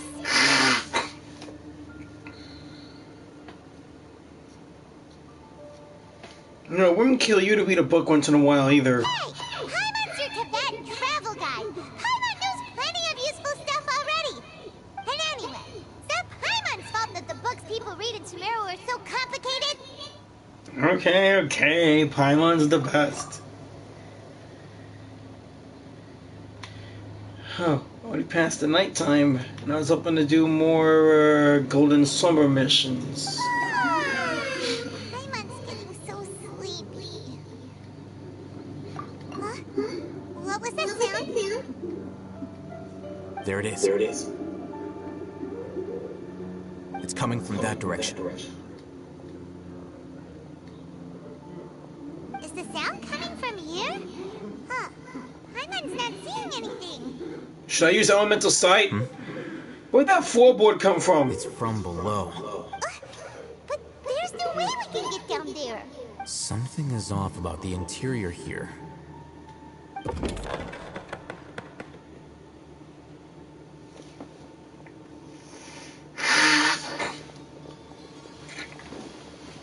Well, looky here. Dang it, more barriers. As I thought, there's a hidden structure. Wow. They tucked another hospital into this one. Well, it looks like there are other mechanisms around here. Let's keep exploring.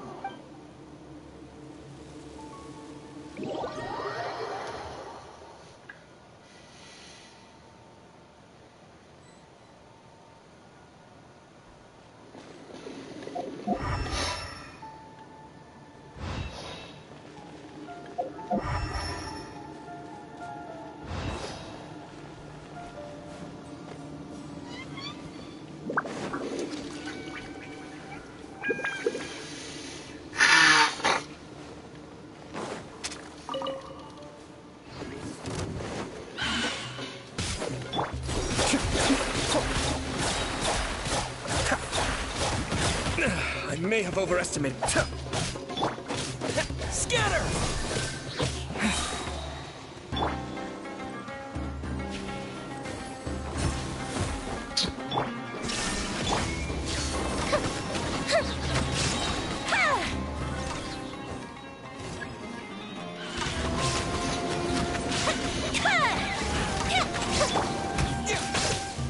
Propagate! Cascade!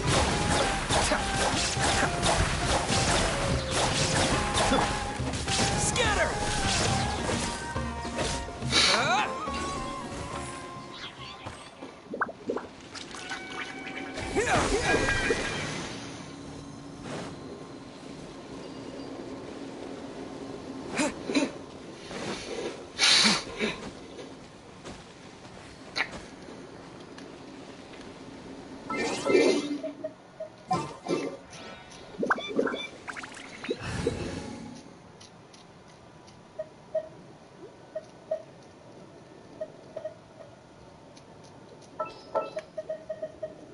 Sounds good to me.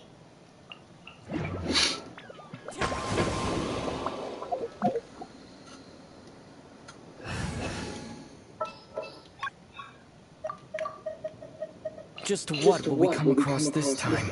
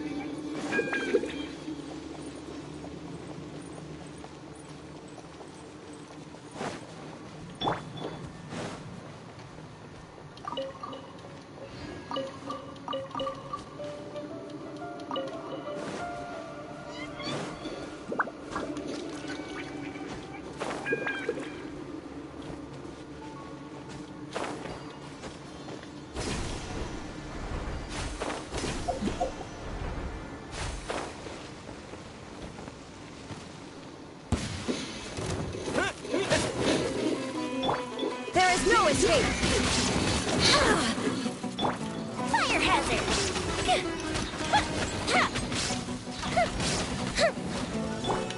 Propagate!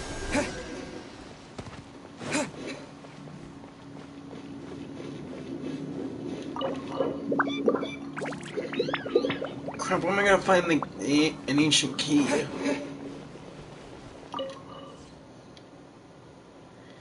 Patient Abbas, male, 23 years old. I'm 23 years old.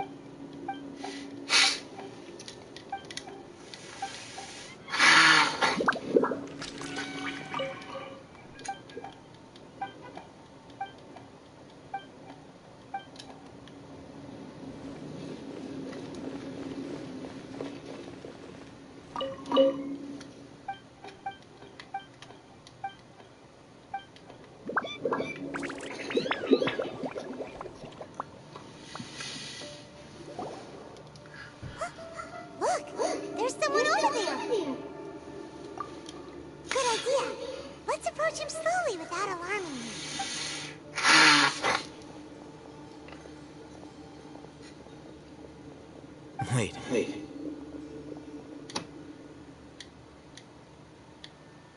You're... He can't speak, and his eyes are on focus. But he looks too young to be anyone's grandfather. Also, why is he the only one here? Didn't expect to see him here. You know him? He's Razak, a senior of mine at the Academia. He's a scholar too? Is he the kind that holds up in a forest and mumbles stuff about training? No. And that's the problem. Razak was never involved in any of those things. He never trained in the forest, let alone reach Satyavada life. So how?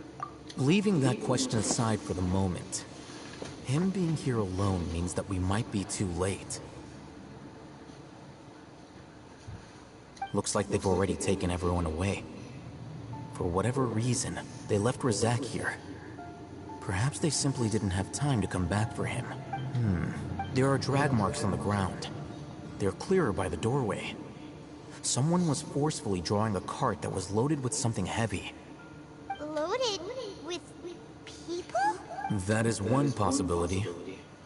It looks like they were in a hurry, as if they were afraid of being caught. In their haste, they failed to notice Razak hiding in a corner. The symptoms are identical. Looks like we've found living proof. Huh? Why do you say that? Allow me to jog your memory. Recall your time at Port Ormos. Don't you think his symptoms look familiar? The Divine Knowledge Capsule! I knew it! The Aramite who went mad. Oh, now that you mention it, they're acting the same way. Correct. The Academia is behind all of this. It isn't difficult to deduce their rationale. First, the Academia spread a false rumor of the Scarlet King's resurrection, emphasizing the role of the village keepers, the mad scholars who were exiled to Aru village. These rumors were all the persuasion that the radicals needed, and those based in Aru village leapt into action. Unbeknownst to them, of course, through rounding up the scholars, they were actually helping the Academia. As well as being able to exploit the radicals for their own ends, this scheme has one further advantage to the Academia. All the risks and responsibilities are offloaded onto the Scarlet King's followers. Life for the desert dwellers has been brutal ever since the Scarlet King's death all those years ago. Beneath the surface, feelings of desperation are widespread. Many would give everything they have for the prospect of something better. Anyone looking to exploit that for their own ends simply needs to make a few empty promises. Even if complications arise, people will see that those involved are all followers of the Scarlet King and look for no further explanation than differences of belief. A deep-seated mistrust of the desert and everyone in it by the rest of Sumeru will make sure of that. The notion of an Academia plot wouldn't even cross their minds. It may seem like a simple strategy, but it is able to work wonders under Sumeru's current circumstances. Oh, that makes a lot of sense. It's in line with the village chief's theory, too. But there's still one very important question. Wasn't it the Academia that brought the scholars to Aru village in the first place? Why does it want them back now? Throughout this process, one thing has changed. The scholars' identity. First, they were scholars. Then, they became lunatics. After that, they were exiles. And finally, they become missing persons. I see. An exile is still patently a living, breathing human being. But when someone becomes a missing person, that is brought into question. If you can't find someone, you have no way of knowing what exactly happened to them. That makes missing people an ideal resource. Resource? For what exactly? One possibility is that the information in their brains could be extracted into knowledge capsules. Extracted? You mean canned knowledge comes from people's brains? With the technology of the Sumeru Academia, it's entirely possible. Oh, crap! Perhaps the process caused them great suffering, which is why they cry out in the dead of night, when no one is watching them. So, the human brain... Nope, Hyman doesn't want to think about this. How'd you learn of this? I'm the Academia scribe, after all. I'm familiar with their projects. Anyway, judging by Razak's state, the contents of a divine knowledge capsule were extracted from his mind. But something went wrong in the process. Or perhaps his curiosity got the better of him, and he used such a capsule for himself. Hyman's a little confused. Can they just use anyone's brain?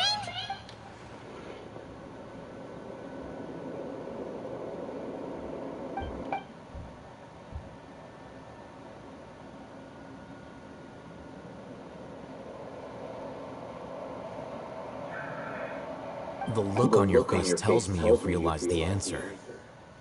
The Academia needs people who have been exposed to the divine consciousness. That's right. To some scholars, gaining knowledge about the gods is their entire life's pursuit. Extracting canned knowledge is just one of the extreme measures they turn to. However, I can't help but wonder, what do they seek to gain from divine knowledge? The Academia is going out of their way to look for forbidden knowledge. But what is their ultimate goal? I've spent quite some time trying to analyze the contents of the divine knowledge capsule, but to no avail. It seems like my way of thinking is too different from theirs. You mean you're not even slightly interested in getting your hands on this forbidden stuff? All scholars seek to expand the horizons of knowledge, but I'm not particularly interested in gods, so I don't share their degree of zealotry. Extracting information from people as if they were lifeless objects? If this is the direction of academic progress, then the Academia may as well shut its doors. Sounds like you're really against all this. Of course. The Academia's actions run contrary to their rules. Whether it be academics or knowledge, everything has its boundaries. If those lines are crossed, the rules and order that govern everything in the world will be destroyed. This matter needs to be corrected, just like fixing a typo in a book. Wait, didn't you step in to help because you felt sympathy for those poor people? Not to be callous, but no. My criteria are a little more restrictive than that. There is no shortage of suffering in Sumeru, and the same can be said for the rest of Teyvat as well. What do you plan to do about that? Save every last person? Probably not. Paimon's not sure. Your motives are more specific and personal. You can say that. Simply put, I don't blindly place my faith into strength or heroism. I do what I want. The divine knowledge capsule is something I want to investigate in full. That doesn't mean I'm willing to take action for the sake of a few strangers.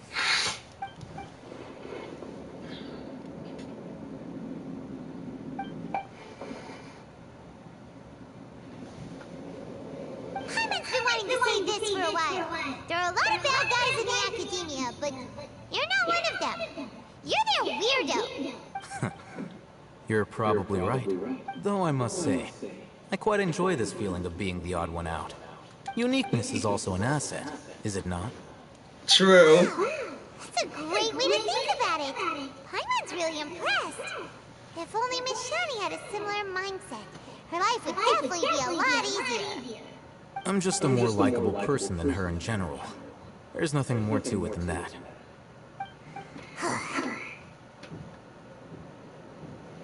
So what do we do about him? He won't last long if we leave him here.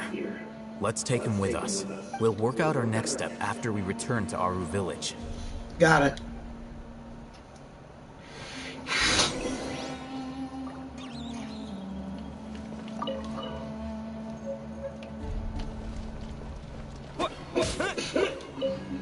The key!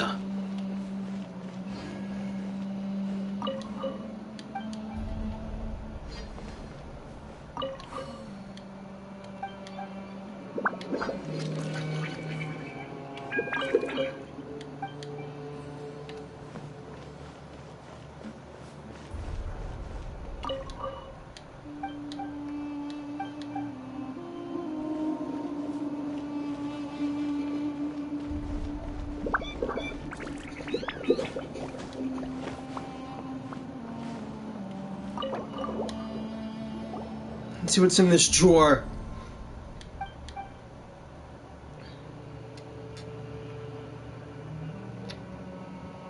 Hospital documents.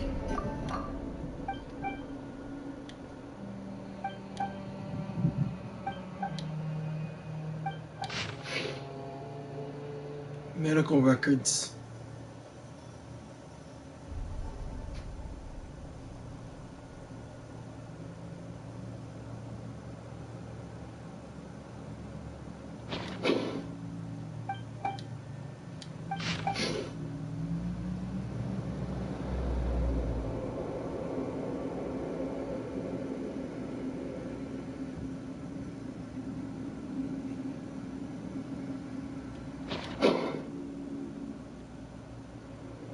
Ignorance might be bliss here, to be honest. It could be underground water flow or creature activity.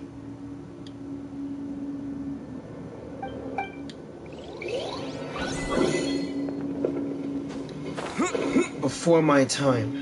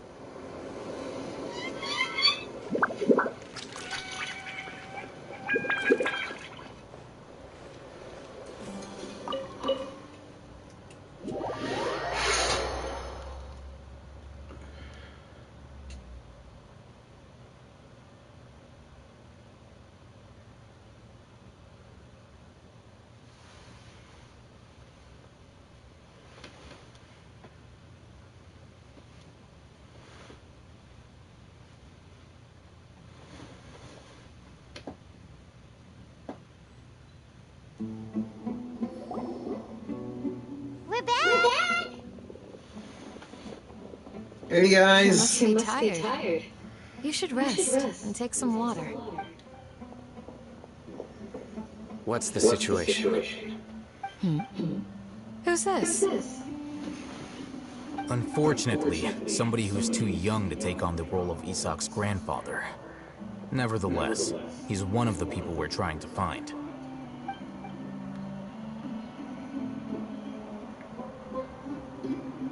So, at one point in time, the abandoned Elazar Hospital served as the Academia's site for extracting divine cant knowledge. Yep, pretty much! Their plan must have been implemented at some point before we arrived at Aru Village, since divine cant knowledge has been in circulation for a while now. Yet, they fled once we were headed to the village, almost as if they knew we were on their trail. Why is that? Yeah, why is that? We may have a mole in our midst.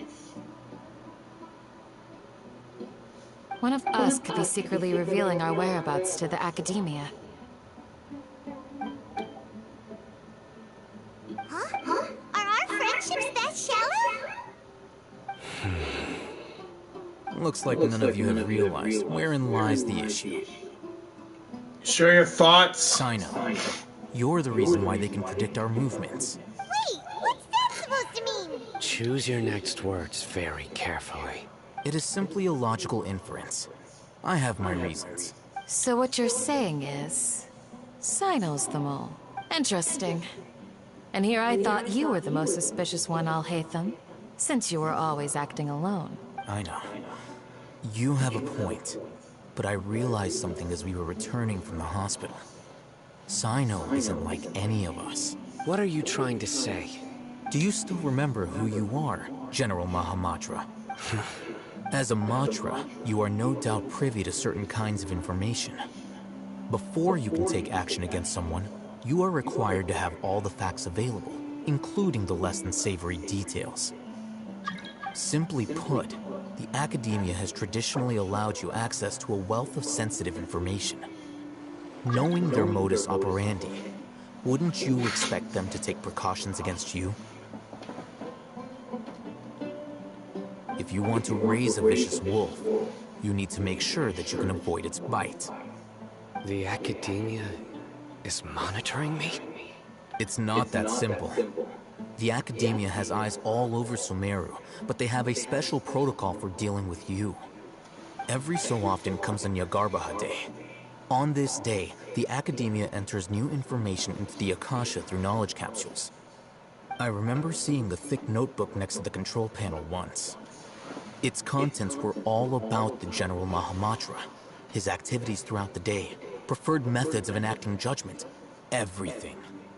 You're saying that the Academia entered my information into the Akasha too? But what's the point in doing that? My actions aren't important enough to be added into the Akasha. The Akasha is capable of computation. The Akasha's Cyno? algorithms are entirely capable of predicting your movements using the data entered. When you would depart, the route you would follow, your destination. It knew all of this. It predicted my every move. The Academia has been watching you longer than you think. Cyno. So that's how it is. Cyno adheres to his principles so strongly that he's actually a thorn in their side. Tenacity of will and steadfast faith are worthless to the Academia. They need scholars who are easily pliable and mindlessly go after anything they can profit from. Cyno, don't take it to heart. This just proves how much of a trustworthy ally you are. They escaped because of me. Don't blame yourself. It's not like any of us would have known. Exactly. I have an idea. If they predicted my movements, then I might be able to guess where they went. Whoa, you bounced back fast. There is always an opportunity for safety after danger passes. Oh, so that's how it is! Paimon gets it now. If the Academia is trying to avoid Cyno, then the safest place would be... One step behind him! Yep, that's right! They'll want to proceed in the direction opposite of where I'm going. You're getting smarter now, Paimon! I must go. There's also something I want to investigate. Let's go, guys! After him! Please, wait! I want to go too. You want to go too? If so, you have to promise you'll stay safe. I want to find Grandpa. I promise I'll be careful and not cause any trouble. Everyone, I leave him in your hands. Alright. Yay! Let's go! Remember to pack some food with you. Paimon feels like we're missing someone, though. Dia! Shorty left. I'll be awaiting your good news. Thanks, Candace. Let's move.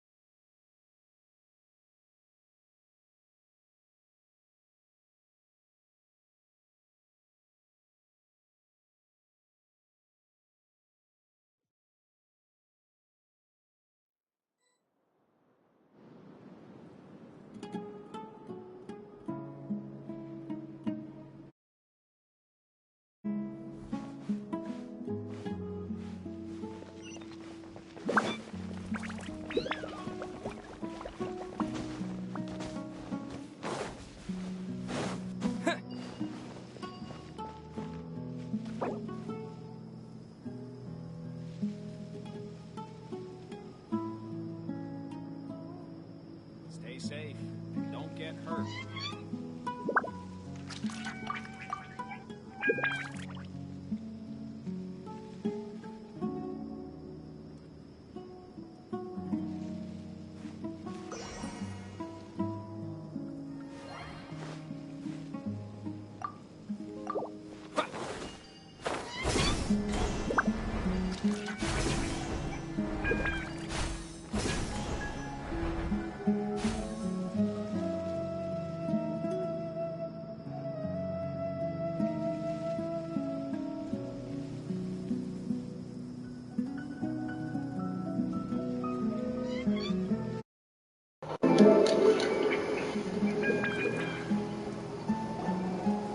So, where do we go from here?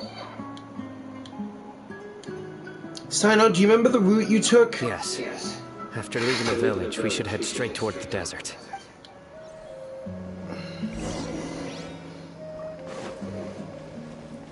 I know the desert like the back of my hand. Is that because you play here a lot? Yep. One time, Grandpa almost got lost in the desert, but I was the one who brought him back. There's something here. What's this? It's buried in the sand. Looks like we'll need to roll up our sleeves and do some work. And Paimon got running around everywhere was already enough work. Now isn't the time for complaining. Okay. So, we have to dig it out? Whatever's down there, it looks like it's buried really deep. These are likely fragments of an Academia-developed device, something akin to a headset. Looks like there were more than one village keeper. They must have been escorted this way, because there are device fragments scattered around here. Let's split up and search the area. Chances are that we'll find other things nearby.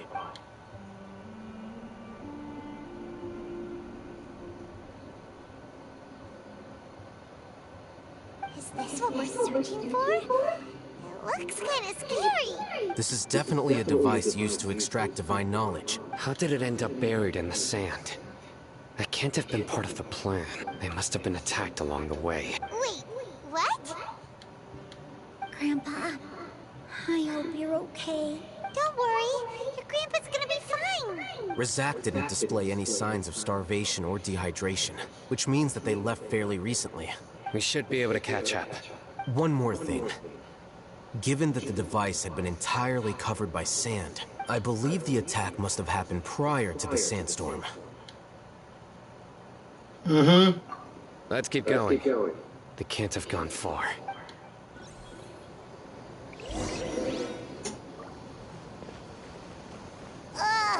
But running on sand is so tiring. But you're flying, aren't you, Paimon? Is flying over sand tiring too? Of course it is.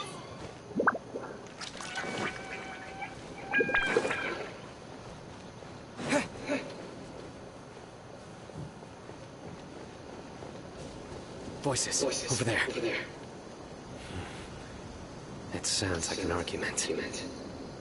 Whoa, you have really good ears.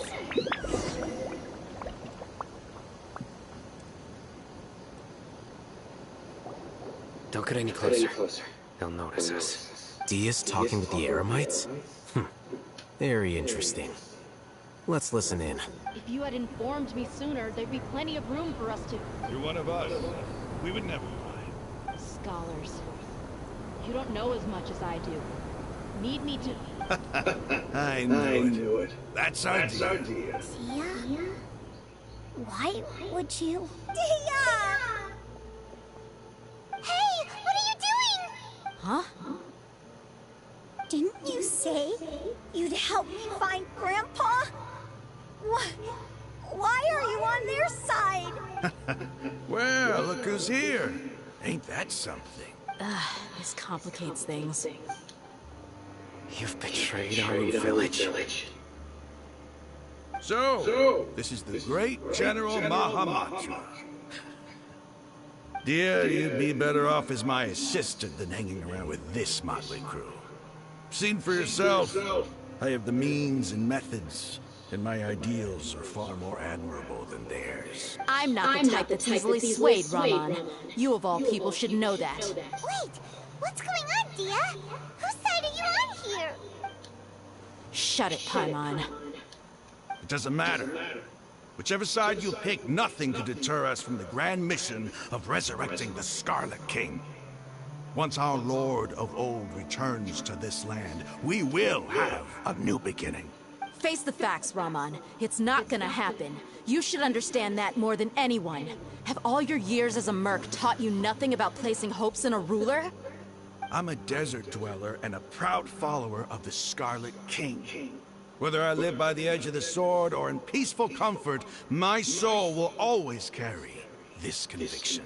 It's not too late yet. The village Mad Scholars aren't gonna bring the Scarlet King back to life. You don't understand, my dear lady. Pursuing our faith is our purpose in life. Even if the chance of success is 1 in a million, we must be willing to give everything we have. Even if it'll expose you to the Academia? Even if they end up disbanding the Eremites? Your Eremites, which you've worked so hard for all these years? Yes. We've waited a long time for this day to come. The sun and the moon no longer shine here. All you see now is cracks in this desiccated land. But fate has finally dealt me a hand to play against the Academia. With these scholars in our custody, we'll stomp the Academia's forces and fight our way beyond the wall of Samiel. Ridiculous. Think about it. The Academia controls the entirety of Sumeru. Your powers are negligible in comparison. If you still don't believe me, then try asking these 2 men. They're also against the Academia, but neither of them are as arrogant as you are. They look more like pawns of the Academia to me. Why would I listen to anything the people of Greater Lord Rukkhadevada have to say? Filthy traitors. Your god abandoned all honor and betrayed the Scarlet King. We desert dwellers will never trust the likes of you. It's impossible to communicate with someone so hostile. Perhaps we should. Do you really believe that by kidnapping the scholars, you'll be able to negotiate with the Academia? I hate them. These people have no value as bargaining chips. But I could be persuaded to take their place as your next hostage. These scholars were exiled from the Academia. I, on the other hand, am their current scribe, and will be a much greater asset to you. Wait, you can't be serious. So, you want to trade places with the hostages, do you? Precisely. Any wise person would gladly accept my offer. What are you thinking? What if they decide to kill you instead? Well, that would be bad luck for me. However, I'd get the chance to observe the scholars. Perhaps even find out the truth. Think you can talk me over with that confident look of yours? I'm not trying to persuade you. I'm using this as a means of joining forces against the Academia. You are the scribe. What do you have against the Academia? Not all desert dwellers believe in the Scarlet King, and the same applies to the Academia. Why must all knowledge seekers approve of the Academia's way of doing things?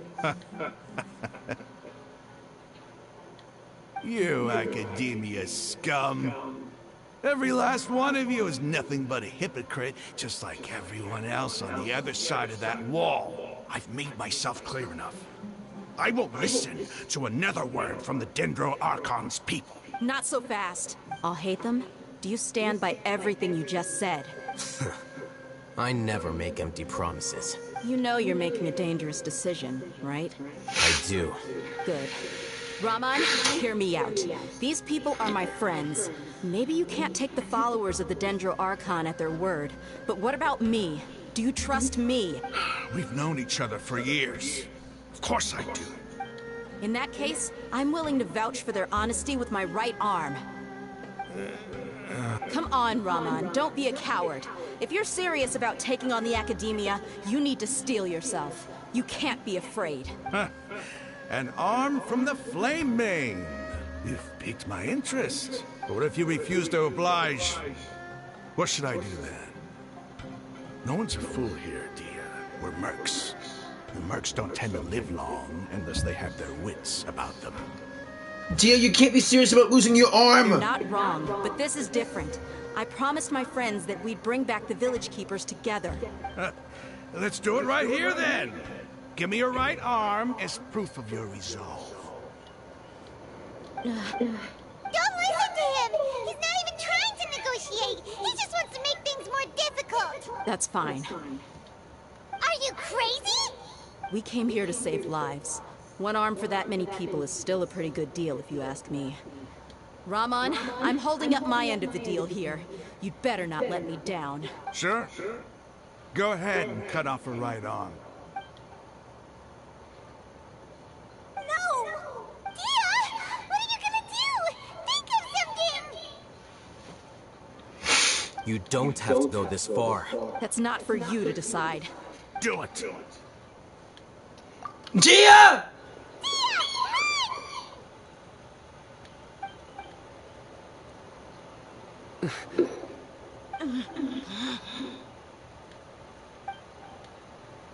No, no, no! No! Stop! What's wrong? Can't do it? Flame Main, you and I are both desert folk. Cutting off your arm is no different than cutting off my own fingers. Where's the sense in cutting my own kin to pieces? You've shown me that you're serious. Go on now, take your friends and leave. Meet me in the desert at noon tomorrow.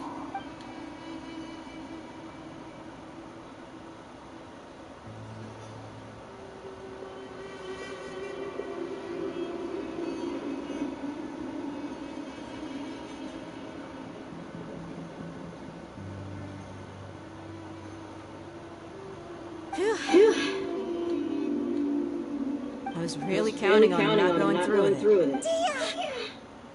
That was crazy! Have you all lost your minds? What if he'd actually cut your arm off?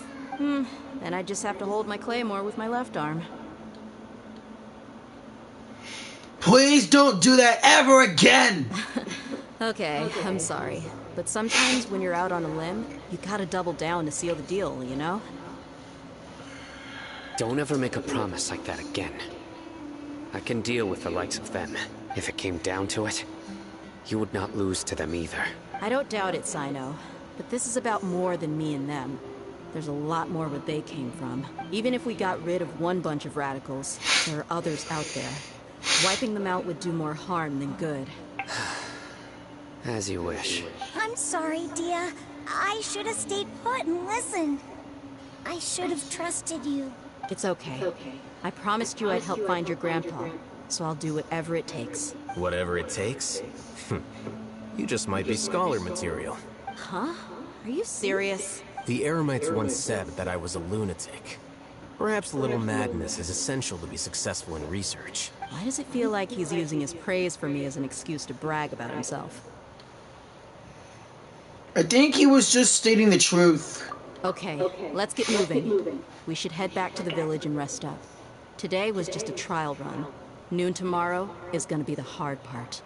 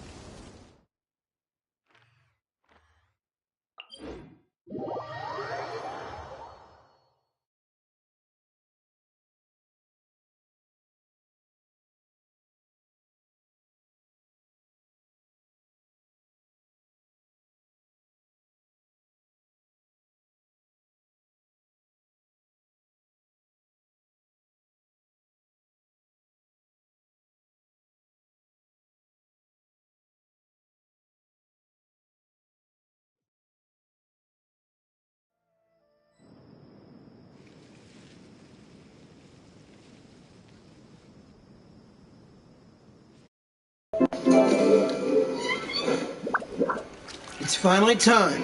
Wait, where's Al-Haytham?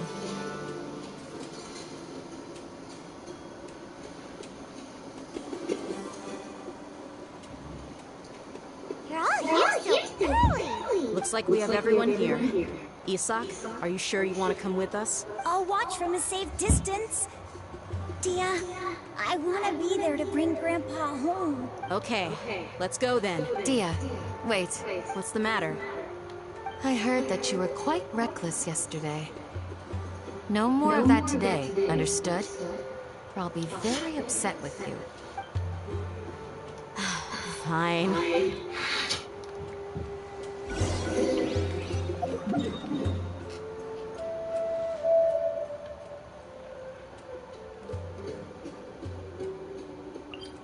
Here we go.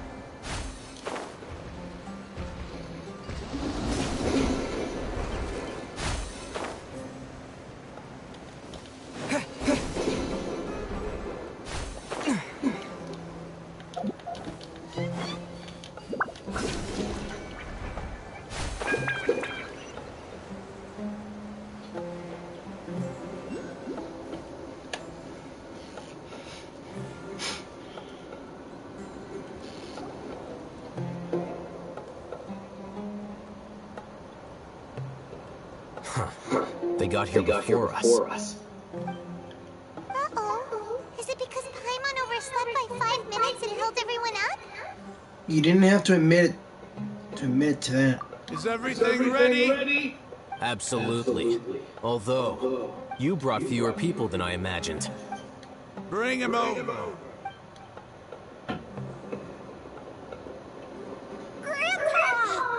Why is there only one of them? Rahman, I've always thought of you as a man of his word. What's this about? It's a one-for-one exchange. Sounds fair, don't you think? And let me put it this way. Agreeing to any kind of deal with the Dendro Archon's people is already a huge compromise on my part. Don't you think you've asked enough? Crap. You stay right there!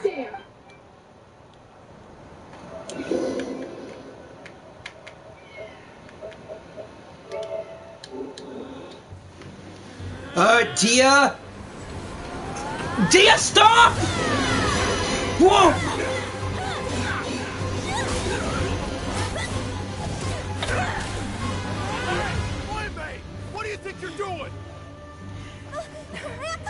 Isak, stop! Don't you see this blade here? You're trembling. Coward, why are your hands shaking? Wait a second. It's a earthquake! You're saying earthquake, it feels more like quicksand! Crap! He's glowing! It's Nahida!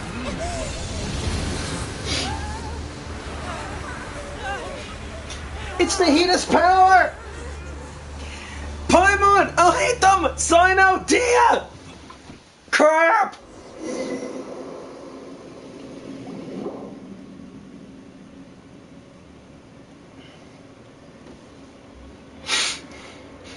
I'm dizzy.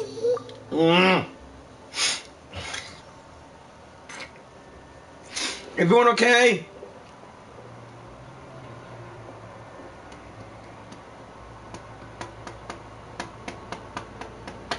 This day's going just great. What a nuisance. The sand dune collapsed. I saw an energy field. The village keeper protected us. It glowed green with dendro. Just like you said, it may well have been the remains of Lesser Lord Kusanali's power inside the scholar's body. No doubt. You finally believe me, Cyno? The dendro Archon. The present one. Grandpa? Grandpa? Oh no. He's getting confused again. Hey, look around you. Did there used to be a temple here? It seems that when the sand dune collapsed, it exposed these underground structures. The symbols on the gate belong to the Scarlet King's civilization. This structure must be ancient. Over time, the sandstorms completely buried it and left it in the state we see now. It could have been an underground palace in the distant past. Oh, a miracle. Praise the Scarlet King! Ramon! What's he doing here? And his men too? They fell in with us, He Paimon. must have fallen down here with us. Pretty lucky if you ask me. Most of them seem in really bad shape. Except for him. He got off lightly. Mind your head. No, this isn't the time for conflict. Our exalted Lord has shown us the way to his sacred palace. He's not actually gonna go in there, is he? I don't know. As it happens, I want to take a look inside too. What are you doing? I'll hate them. Don't you think it's curious? 1 minute, Lesser Lord Kusanali's power protects us from harm, and the next, remnants of the Scarlet King's civilization appear. A link! 2 major deities are vying to showcase their power to us. It would be a shame not to witness them both. Paimon thought you weren't interested in gods. Indeed. In my view, gods are just a higher form of living being. Or creature, you could say. New discoveries are always worth investigating. Whether they have anything to do with gods is neither here nor there. Raman, what are you gonna do about your men? I'll just let them lay here. The Scarlet King will take care of his people. Right now, I'm going inside.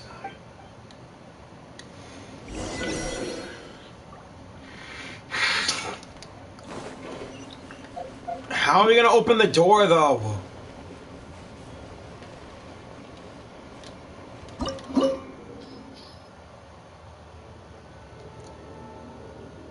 Fire, electric, and ice.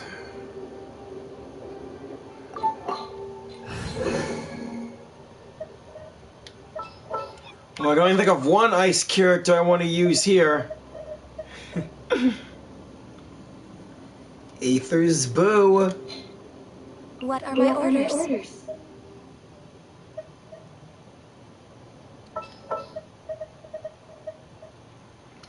And if we need some fire... What's our objective?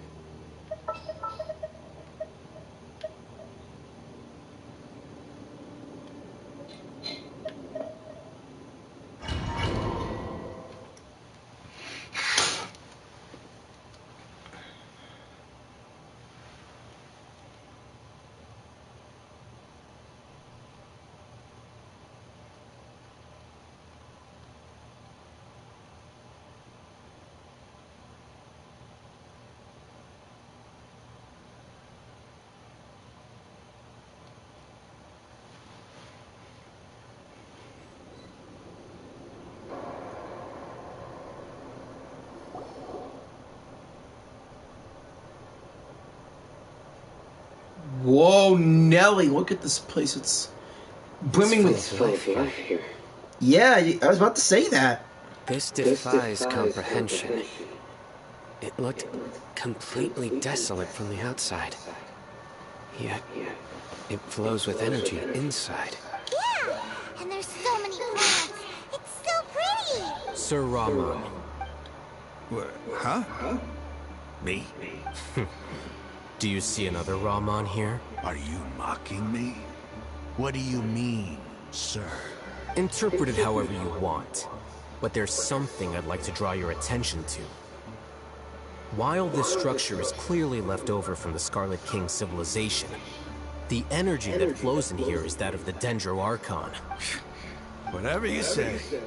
It's not like I have a vision. There's nothing to be angry about. Think of this as an academic journey. It does seem kind of strange. If that's true, then we might have to explore this whole area to find an explanation.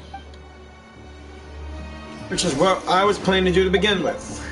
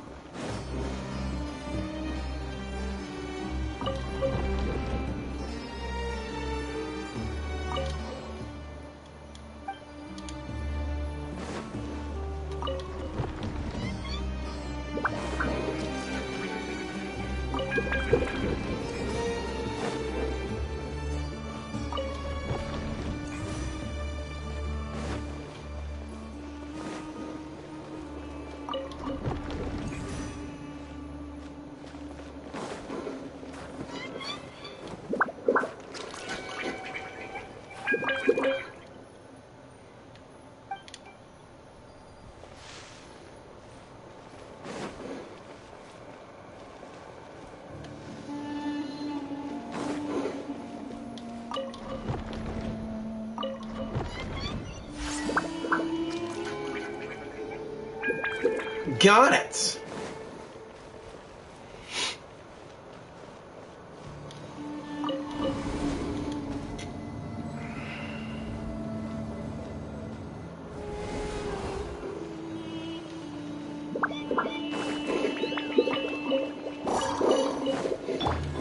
Access denied.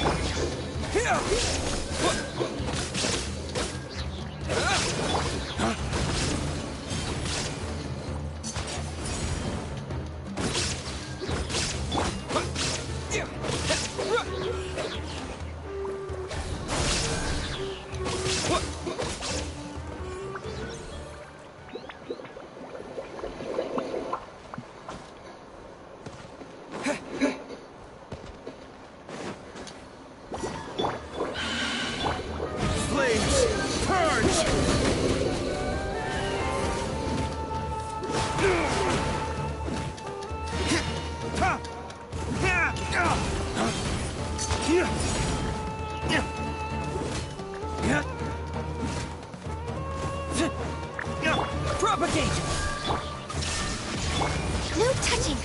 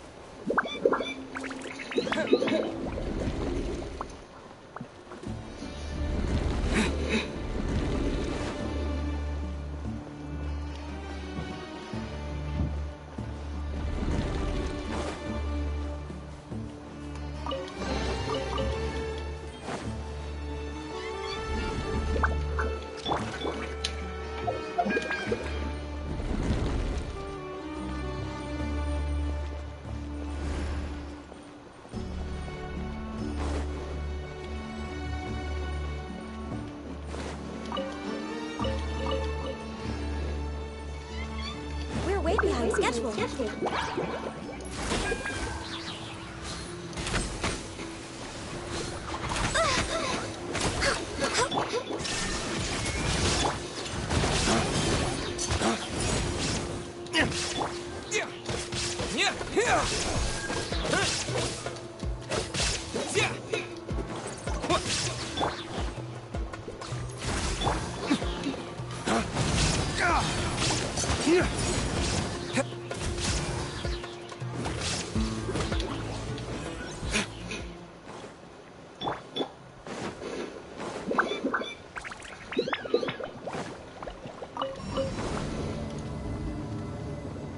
Dang it, didn't see that coming.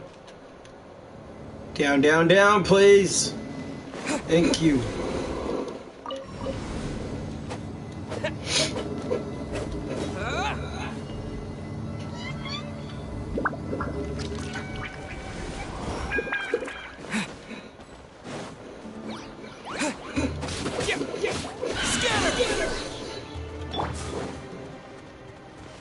Dawn, break forth!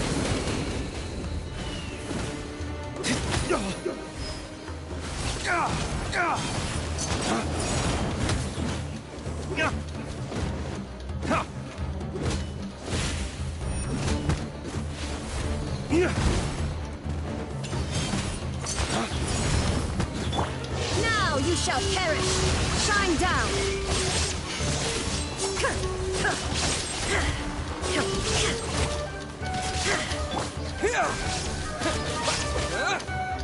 Born of ice and frost.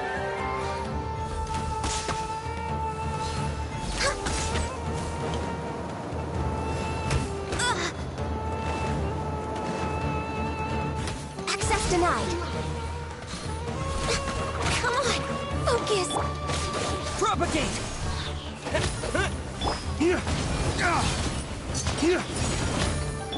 There is no escape.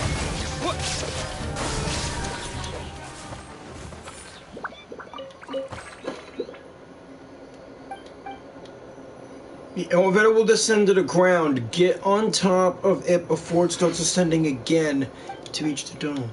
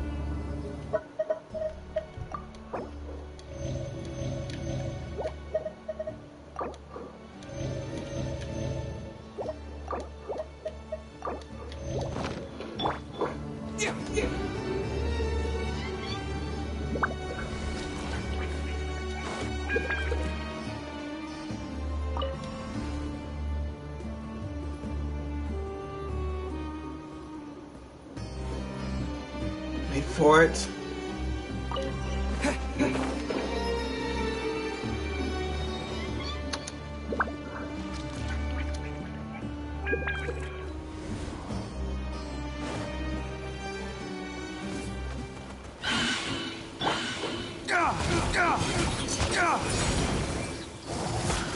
Waste to the wicked!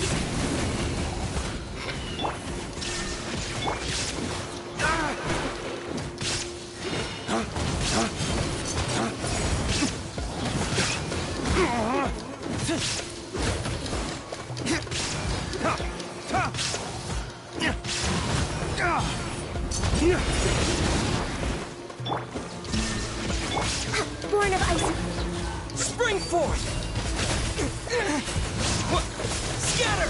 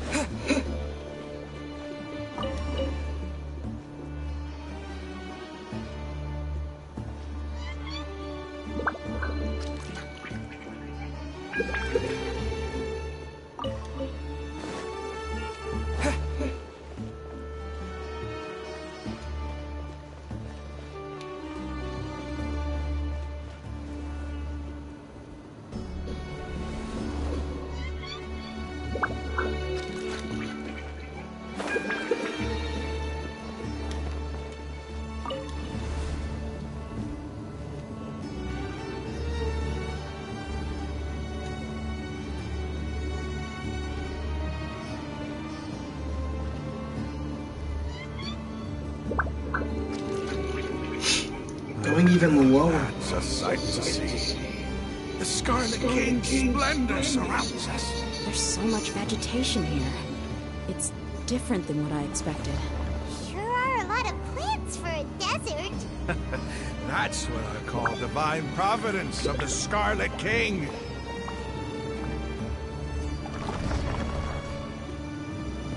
You really call yourself a prophet of the Scarlet King, don't you, huh?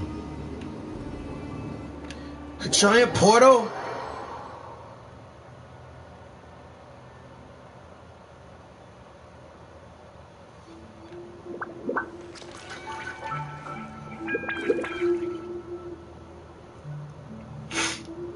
Okay, this reminds me of the Inazuma. But still, best we investigate the scene. It's getting brighter! Oh, it looks so beautiful!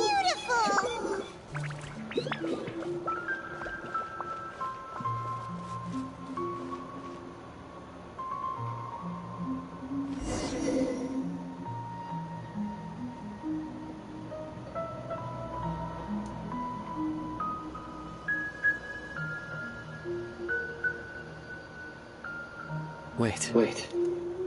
What's that? A load of flowers! And it looks like there's something among them. Looks like a tomb. I'll hate them. These are Scarlet King runes. They left something behind. Yes. It's an elegy written in an ancient script. What does it say? Here lies our faithful priest Kasala. His wisdom is a miracle among the people, deserving of high praise and admiration. You can read ancient Scarlet King script? Of course. Every student needs to master at least 20 languages before they graduate. 20 languages! He's not serious, right? There's still something off about this place. The elemental energy here is too concentrated. The scent of life. Is it trying to tell us something? Is this it? Analyzing.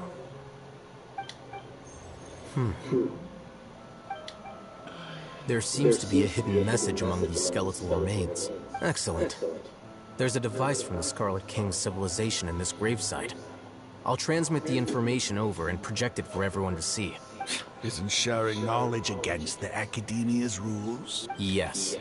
However, under the circumstances, I'd prefer you to see this for yourself. You'll understand after watching it.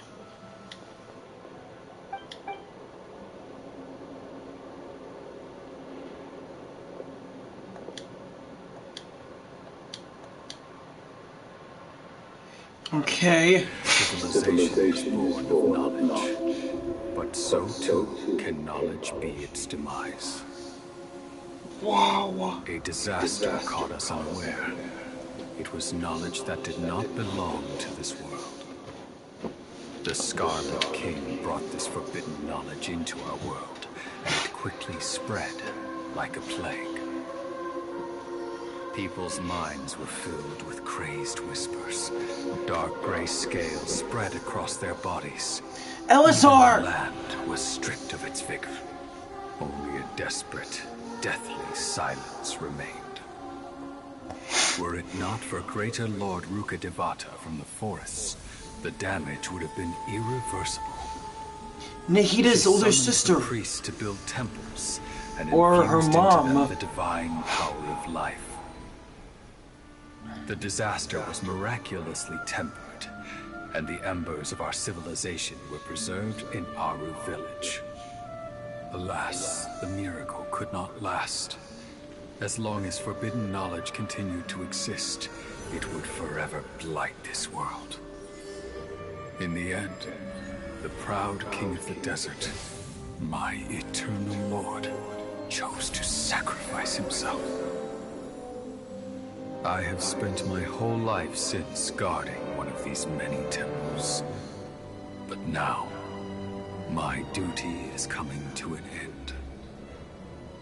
As I close my eyes for the final time, Cyno! The sight of that noble deity will appear in my vision once more. In helping the Scarlet King to eradicate forbidden knowledge, she exhausted her strength, and her form became that of a small child. How strange.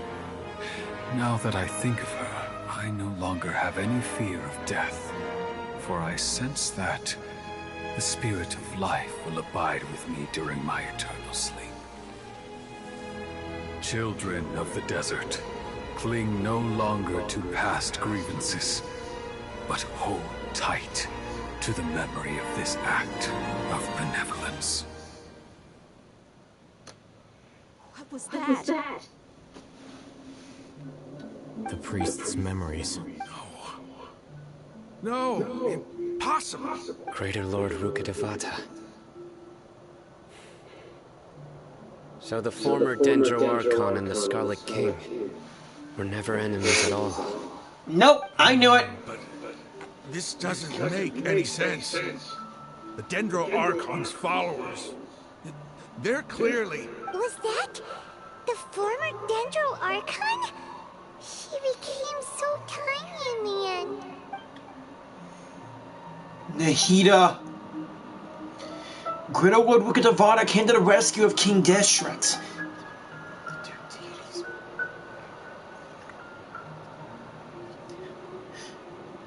You might be distrustful of the Akasha, but there's no reason for you to doubt the Scarlet King's technology.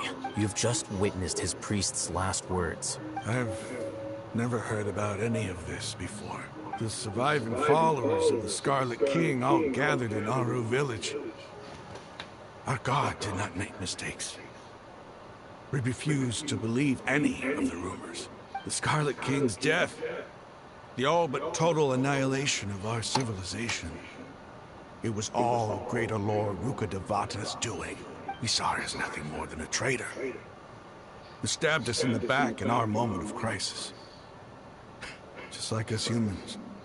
Fighting, feuding, double-crossing each other to survive in the desert. You were blinded by your prejudice.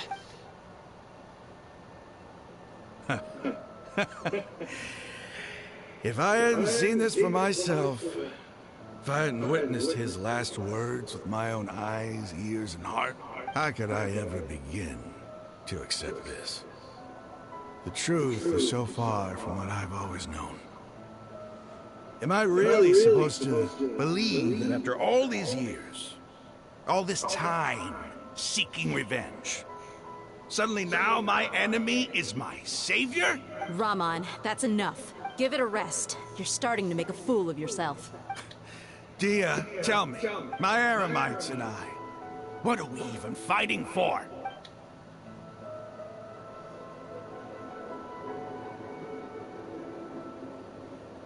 Hey, how you doing? I'll live. Thanks. I should probably go. Can't just stay here forever. What's your next move gonna be? Oh, I know what you're going to ask. I feel deeply ashamed of everything I've done. You'll get everything you're asking for, but please, give me some time. After everything that's happened here today, somehow I need to explain it to the others. It's not gonna be easy. Well, I guess that's for me to deal with.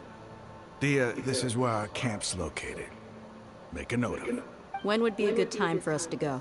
Tomorrow, I'll convince everyone that we're all on the same side. And I'll return every last one of your your village keepers. We'll share our other resources with you too. You seem to finally understand that our true enemy is the sages. Yes.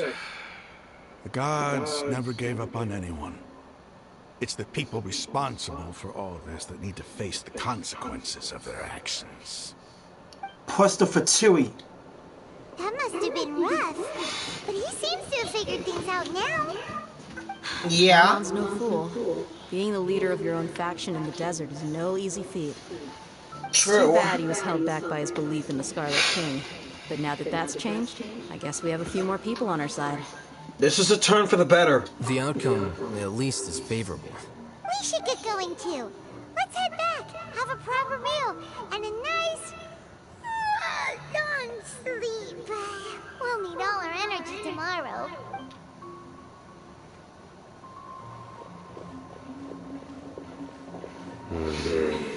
Cyno, come on, buddy.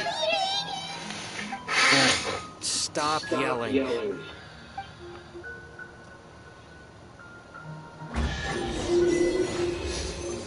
When the dark... come on.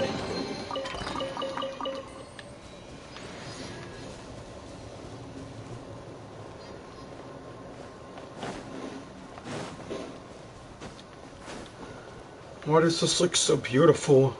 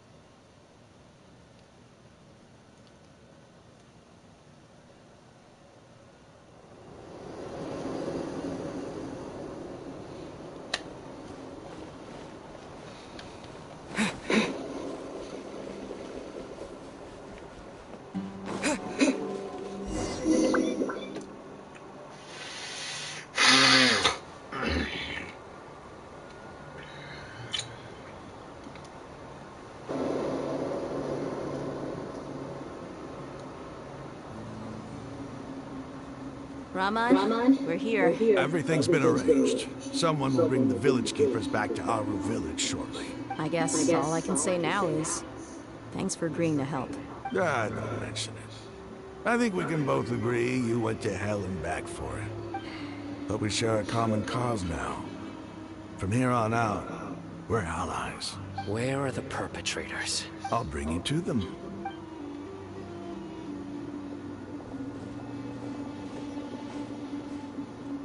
So these are the people who kidnapped the village keepers. Oh no, it's the scribe! There's no need to yell. No one can help you now. We've been all over the desert trying to find you! That's right.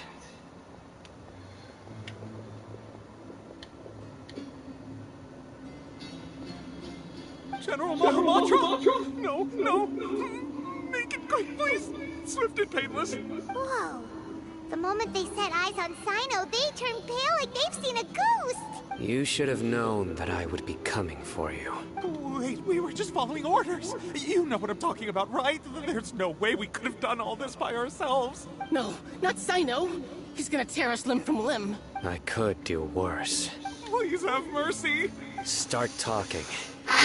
Otherwise, I'll have to resort to other methods. So, your superiors have kept you quite busy recently.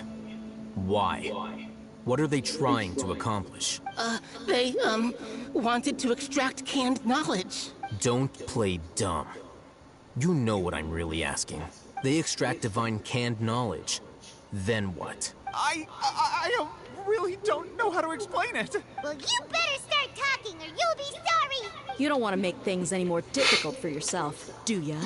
May I ask them a question? Be my guest. Okay. The sages are trying to create a new god, aren't they? Huh? That sure didn't sound like a fancy metaphor or anything. You're serious, aren't you? How did you know? There's no use hiding it now. Yes, you're right. The Academia is working on an important and potentially world-changing project. They are creating a new god. A god that will belong to them and to the people of Sumeru. It may seem as if Sumeru's academics are thriving, but ever since the death of Greater Lord Rukkhadevata, scholarly breakthroughs have been few and far between. The withering of Irminsul has been getting worse recently. The sages have tried everything they could think of, but nothing's worked. I'm always hearing them say things like, if only Greater Lord Rukkhadevata was still with us. Continue. And then, someone from the Fatui showed up. They called him the Doctor. He brought a notice and said he wanted to borrow the Academia's research facilities. The Doctor was previously expelled from the Academia. At first, the sages looked down at him in disdain. But when he said those words, everyone's expression changed. He asked them, "Do you wish to create a god?" This is what the arrogant ignorance at the extreme end of academia looks like. First, the Academia spent a long time constructing a divine vessel, which was based on an exquisite humanoid puppet. After that, they harvested dreams via the Sebzerus Festival Samsara, maximizing the Akasha's output. With the Doctor's help, and the Akasha now functioning at maximum efficiency, they were able to use it to extract the power from the Gnosis and convert it into a divine core. Next, they decided that their new god needed to possess divine wisdom. For that to happen, they needed a huge quantity of divine canned knowledge. It adds up. But how do you determine whether the knowledge extracted is of divine origin? Call it an educated guess? The Academia has been trying to figure out the exact source of the scholar's madness for centuries, but to no avail. Nobody can explain the cause of this phenomenon. Surely you can see what that implies, Scribe Al-Haytham. If it's knowledge no mortal can comprehend, then it must be something only gods are able to decipher. In other words, it's the source of the God of Wisdom's omniscience and omnipotence.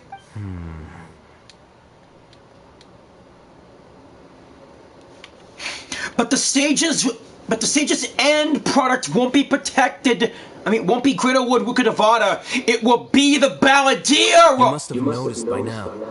The Academia doesn't care about who their god is. It's the ability to exercise control over knowledge and wisdom that matters.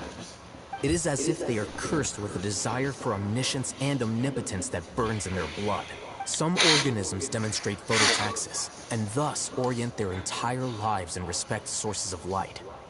For the sages, their only source of hope is the existence of a deity who embodies the acme of wisdom. This is but a form of phototaxis. For many scholars, the absence of a god of wisdom means stumbling in the darkness for the duration of their lives. Then what does Lesser Lord Kusanali mean to you? Is she not a true god present in this world? If you already have a new god, why try to create another one? From the beginning, the Academia has never treated her as a god. When the Academia first discovered Lesser Lord Kusanali, the newborn god of wisdom, the sages hoped that she would be as wise as Greater Lord Rukkhadevata. But upon evaluation, they found that at the time, she possessed no more intelligence than any ordinary human child. The sages never had a ruder awakening. This forced them to accept that Greater Lord Rukkhadevata had indeed passed away. Not to mention that Lesser Lord Kusanali's Gnosis had been used to power the Akasha this entire time. By herself, she has neither an Archon's raw power, nor the spectacular insight expected of a god of wisdom. Slowly but surely, people began to forget about her existence. So, this is the path the sages have chosen. Even now, they still refuse to acknowledge Lesser Lord Kusanali! I never imagined a god could be subjected to such cruelty! All right. Let's try to keep our cool. If everyone's in a bad mood, then let's change up our scenery. Rahman, give me a few men to help us escort the village keepers back to the village. And these two scholars, they're coming too. Sure. As you wish.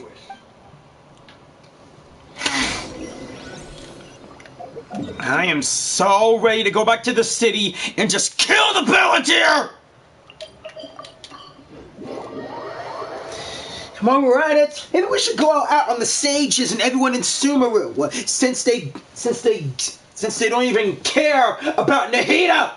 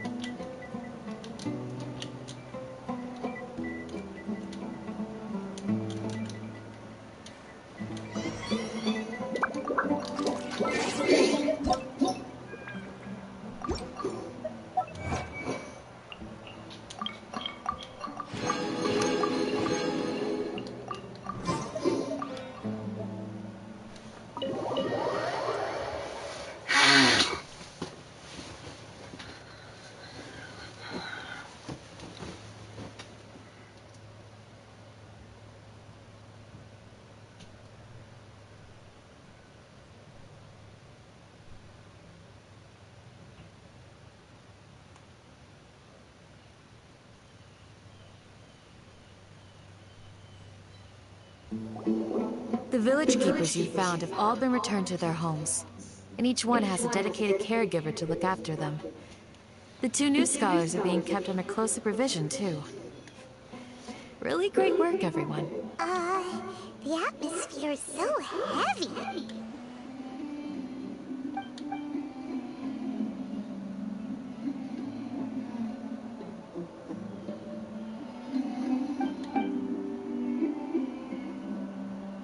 Hey, say something! Stop spacing out! Come on, is there nothing left to talk about? In that case, let's all get some water and try to think about something else. Or I can go fetch some snacks. Oh, Paimon's so coming with you.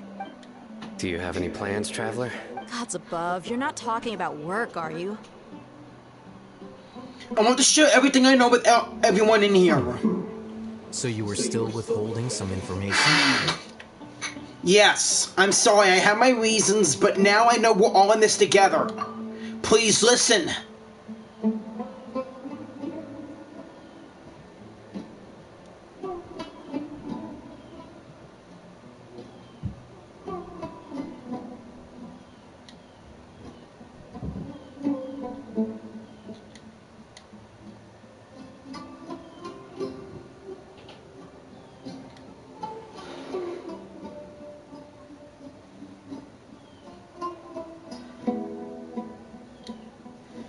Even though we lived through all of this firsthand, it still feels super surreal to hear you talk about it again.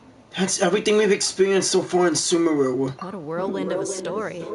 I felt like I was holding my breath the whole time. It seems like there will be more issues to face in the days ahead than I had anticipated. Still, now's a good time to make our next move. Now that Ramon's joined us, we'll be an even stronger team. It's time to make a plan. Indeed.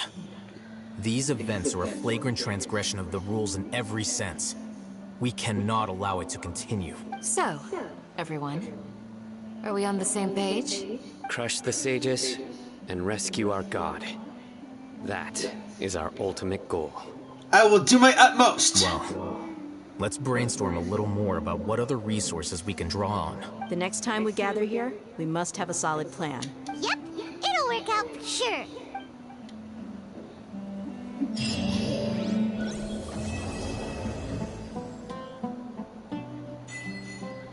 Wait, this is the end? Damn it!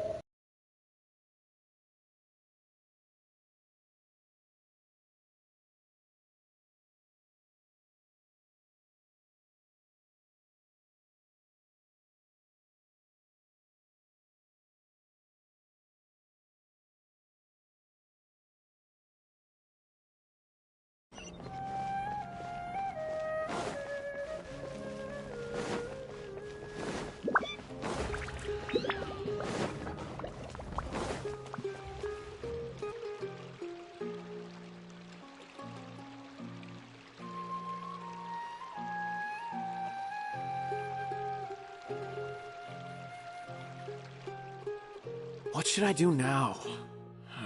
If only Cyno was still around. Excuse us. Has something happened? Oh, I appreciate the concern, but who are you?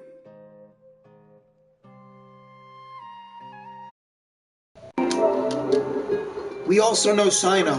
Friends of Cyno. Well, I suppose it's not a secret or anything. Since you two are interested, I'll just lay it out for you. My name is Nabil. I'm a Matra in the Academia.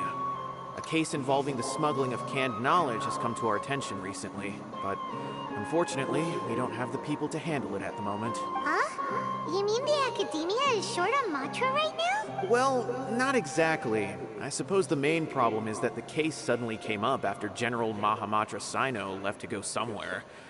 It would be a real headache for us to tackle the case ourselves. Given the large scope of the issue, we talked things over internally and decided that we should find further assistance from outside the Matra. If you two have some time, would you lend us your strength? Alright, since you asked so nicely, we'll help. Do you have any further intel regarding this case? Yes. Large amounts of canned knowledge from unknown origins have been appearing on the market recently. We suspect there's a secret route being used to move the capsules. According to some research, using large amounts of canned knowledge could lead to some serious consequences. And, unfortunately, most people have yet to realize that. Rumors also have it that some particularly dangerous canned knowledge has made its way into the market. Regardless of whether the rumors are true or not, this case calls for urgent action. According to our current leads, it's highly likely that there are dealers selling canned knowledge outside the city, even as we speak. If you two could, please help us investigate the area. You can count on us! Sands of Solitude.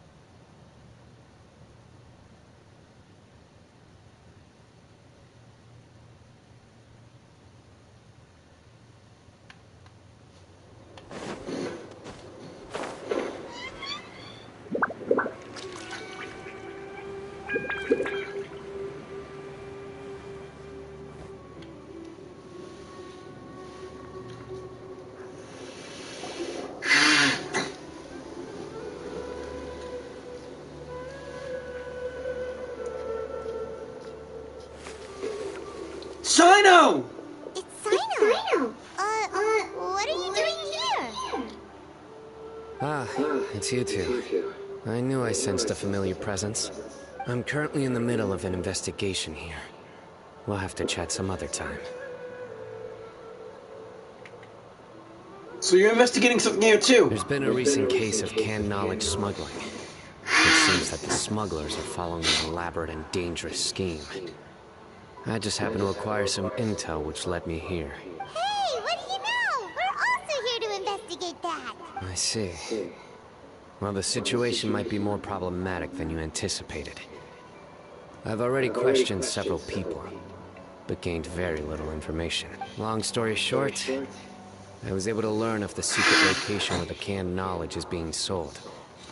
You're welcome to accompany me if you're interested. Whoa. That sounds pretty complicated. But having Cyno around will definitely make things easier. Alright, let's go round up those bad guys.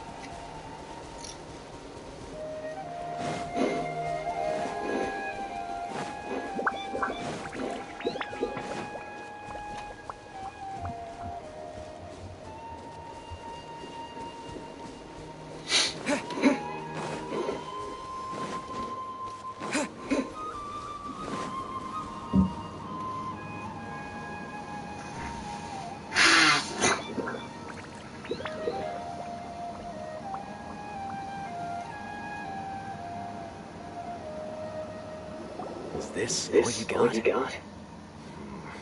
Seems even less than last time. What difference does it make? If you see something you like, buy it. If not, then keep walking. They've been cracking down on us lately, so we don't have much on hand. If you see something that catches your eye, then now's your chance. There's no telling when we'll have more. What does the Academia think they're doing?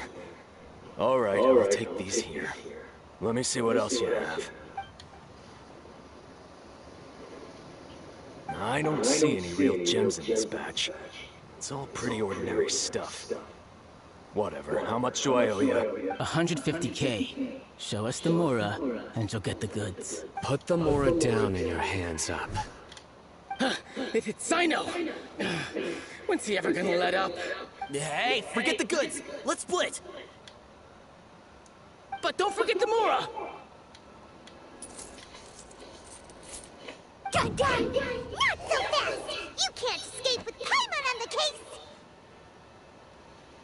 Stay where you are, or you'll get the blade! What is this? He's got backup now? Doesn't everyone say Cyno works alone? I don't like the looks of this. Either way, it's gonna be a tough fight. Any ideas? It's over.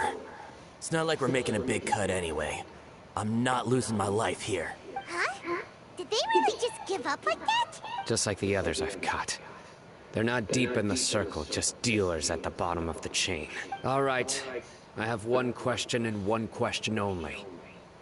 Where did you get this canned knowledge? The pickup location is different every time. The boss tells us where it's gonna be and that's it. We don't get a say in it. We send someone every 5 days to bring us the goods. And when is the next batch coming? I don't know. He's telling the truth. Honest. Normally, we should have received a shipment 3 days ago, but we didn't get anything. The stock we have right now is from 8 days ago, which is why there isn't much left. I know exactly why they didn't receive their last batch. 3 days ago is exactly when I started my investigation. I suspect who's ever running this whole thing knew that I was coming. So they cut all contact with these dealers. When you were trying to escape, you said something about me working alone. Where did you hear that from? Are you kidding? We've known your name since day one in this business. The boss warned us to watch out and even gave us info about you. But here we are. I guess we never stood a chance. They already knew all about me and were trying to avoid being detected from the very beginning. These small fries are the only ones they leave out in the open. No matter how many we catch, it won't further our investigation. If only we had another lead. Like a merchant who sells large amounts of canned knowledge. Oh, we know one! Huh? Oh, you mean someone like Nothing? Do you have a potential suspect? You'd better bring them to me for judgment. Judgment? That's right. I won't turn a blind eye on any dangerous suspect. Oh! Sounds like we shouldn't ever let Cyno meet Dory. We don't know any merchants. Anyway, I'll think of a way to deal with these two and then continue gathering information. If you manage to learn anything, you can find me a caravan rebot.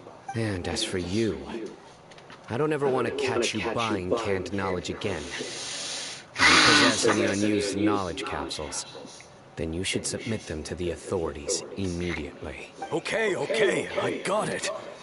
Just keep your nose out of my business. Hey, what's with the attitude, mister? What, you got a problem with that too? Listen, buying canned knowledge is a deal between two people.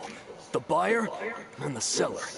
We don't need people like you butting in on our business here. Think about it. If the Academia is hoarding something as convenient and useful like canned knowledge, then they must have been planning only to use it for themselves. Am I right? You have a point. The Academia has clearly published the potential dangers of canned knowledge. I don't like having to repeat things. And besides, I'm sure you wouldn't listen anyway.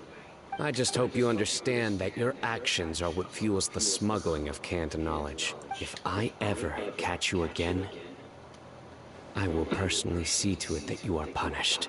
All right, Traveler. I need to go now. Later, Cyno.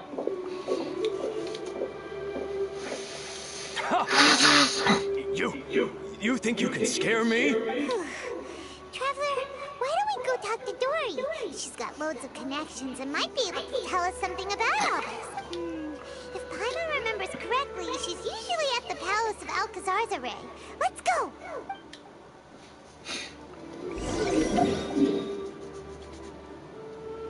The Palace of Alcazar's it is. Hey, I'll be right back.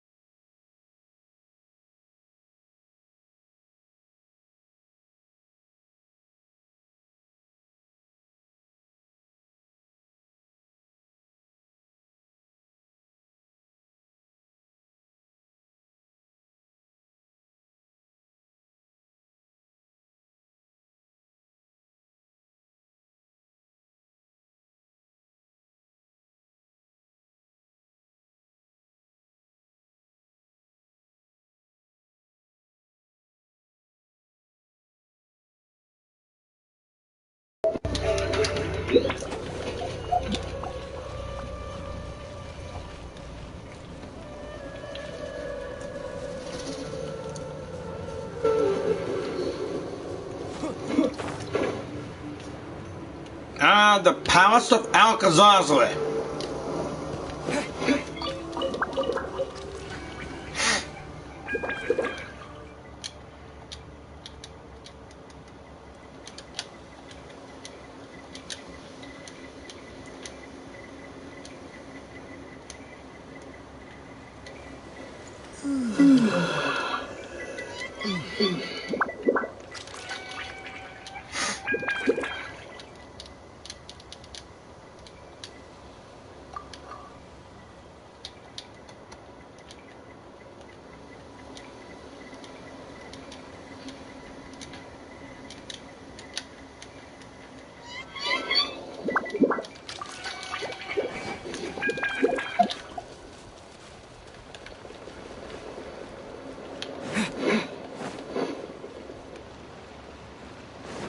There she is.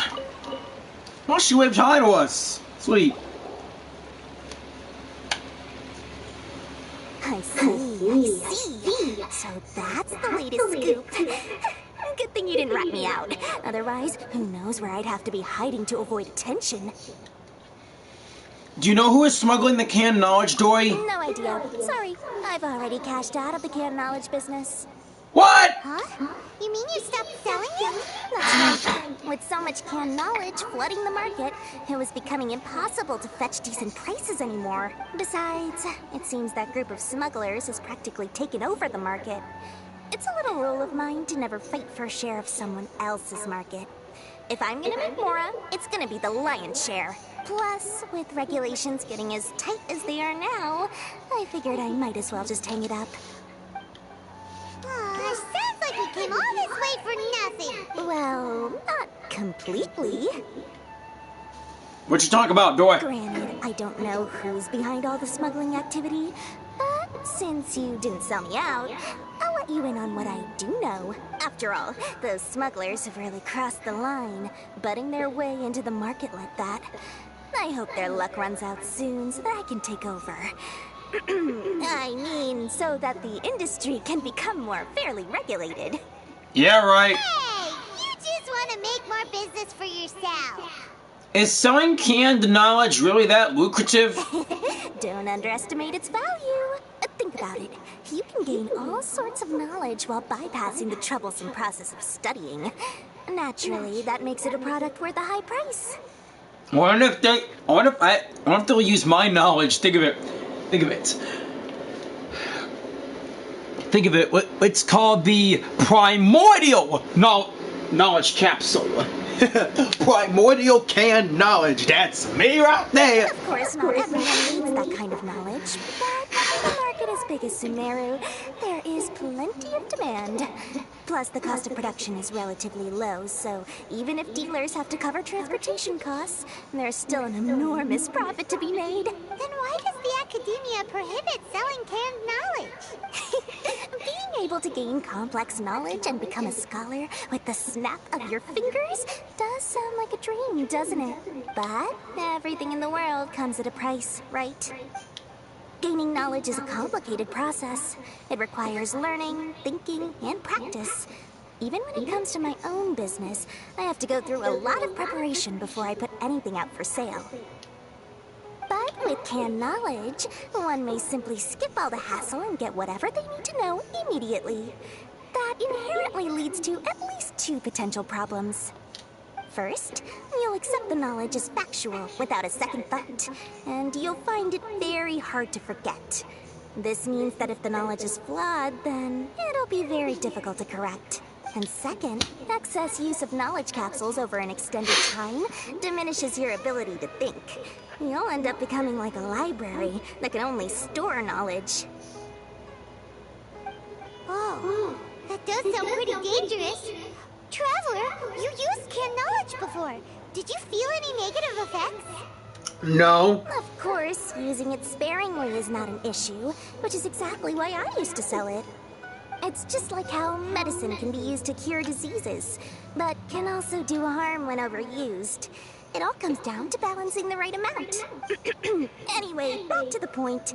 There'll be consequences if the sale of canned knowledge by those smugglers is left unchecked. And what's worse, you're playing right into their hands by focusing only on the canned knowledge that's made its way into the market. As far as I know, their real purpose is to distribute information about the Court of Desolation. That's where the real business opportunity is. The Court of Desolation? What's that? Rumor has it that it's a site of ruins from the age of the Scarlet King. It's said that with the treasures inside, one can see beyond life and death. But any research of the ruins is strictly banned by the Academia.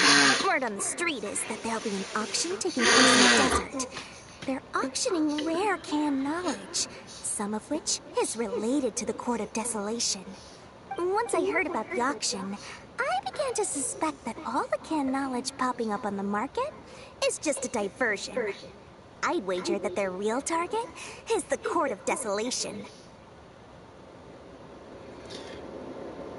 What's the purpose of hosting an auction? Because studying those ruins is not just a simple matter. It requires knowledge spanning several fields. So, if they're aiming to quickly assemble a research team, canned knowledge would be the best solution. As for the auction, chances are they're trying to attract and scout out anyone with interest or expertise on the subject. On the other hand, no one can say for sure that they will ever succeed in finding the Court of Desolation.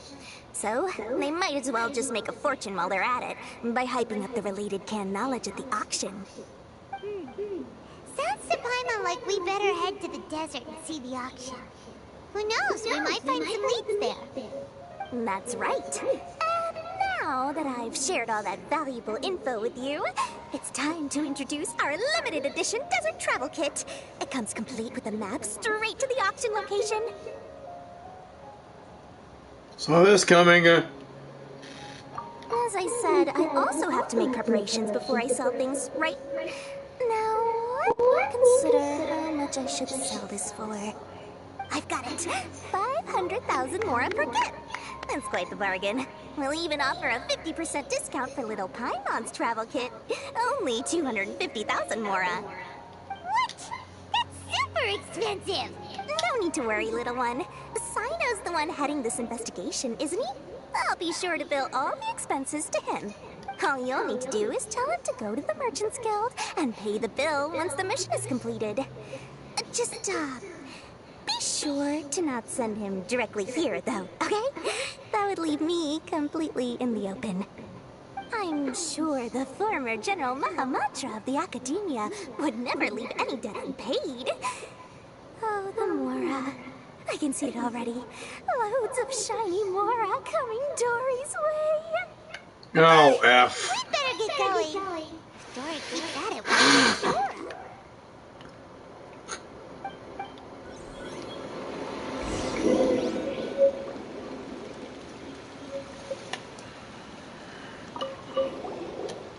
By the way, it would be quite a tricky task to get all the canned knowledge off the market, don't you think? You'd probably be making some enemies along the way, too. Huh? What makes you say that? Because in the short run, the circulation of canned knowledge benefits everyone. Whoever's behind the smuggling gets a chance to study the Court of Desolation, while knowledge dealers stand to make big profits. Even the buyers get a rare chance to easily access knowledge that's hard to come by. So, you see, it's a win for everyone. Who would want anyone stepping in and ruining the deal, As for the long-term consequences that lie ahead, most people can't see them, nor would they even believe them. So, if you think about it, you're setting yourself up to be targeted by everyone. You've got quite the challenge ahead of you. I can only imagine how stressed you'll feel. How about I recommend a book for you? It's called 100 Ways to De-Stress and Live Your Best. I'll offer you a 30% discount right now. Oh, again? No way we're falling for that. We're not buying any more crap from Midori.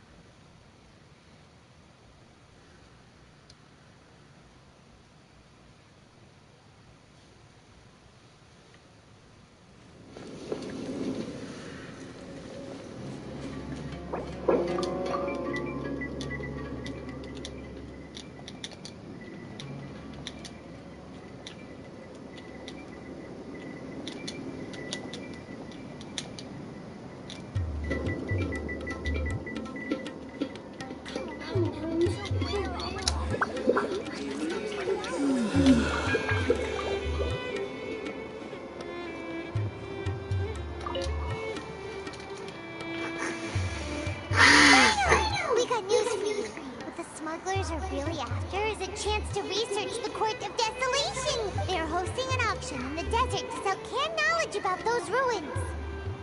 The Court of Desolation. I won't ask how you came by this intel, but is it reliable?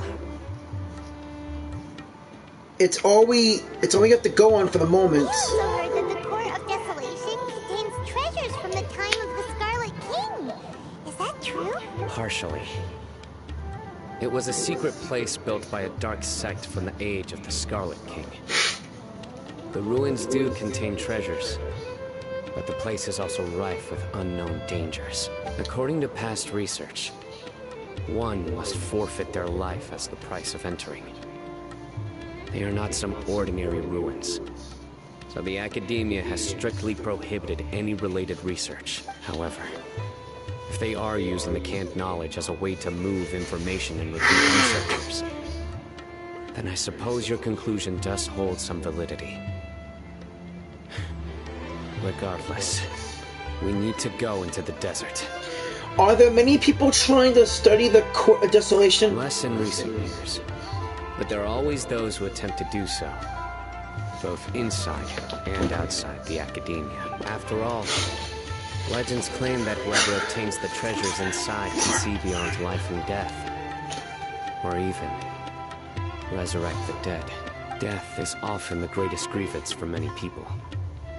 Though they're fully aware that the chance of these rumors being true are slim, they hold tight to such fantasies and pursue them regardless. That's why some continue to research it, regardless of it being a restricted subject. On top of that, it's hard to track the source of information contained in canned knowledge. Do you know where the auction is taking place? Mm-hmm. Good. We'll go investigate. But before that, we'll have to get rid of these people tailing us. Huh? People tailing us? That's right. Let's begin to leave town and see what happens. I'm sure they'll reveal themselves as soon as we make a move. Don't worry. I'll make short work of them. That's Cyno for you. But we can lend a hand too, you know.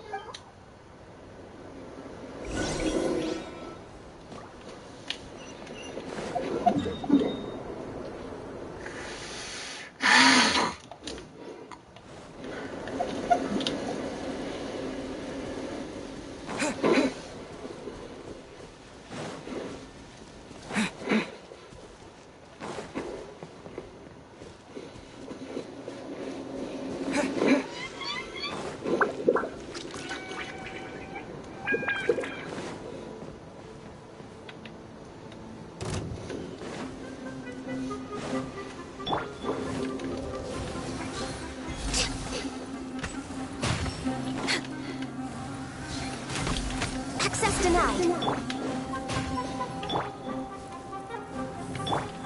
For Rex Lapis!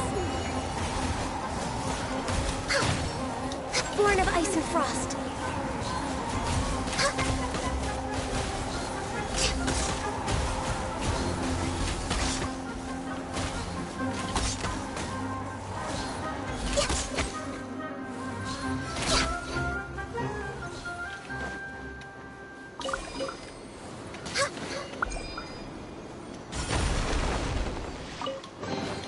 There's nothing wrong with reaping a reward every now and then.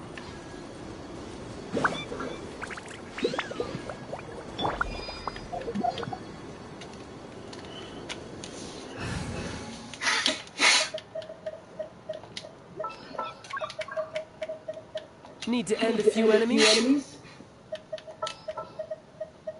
Send one, send them all.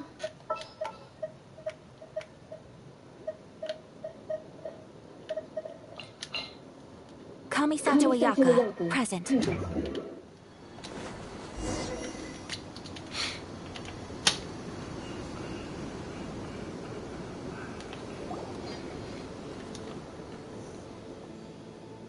Hold it right there. Heading to the desert, are we? I would think twice if I were you. Huh? Who are you? That doesn't matter. All you need to know is that someone wishes to inform you that it's not too late to turn back. You must be Cyno.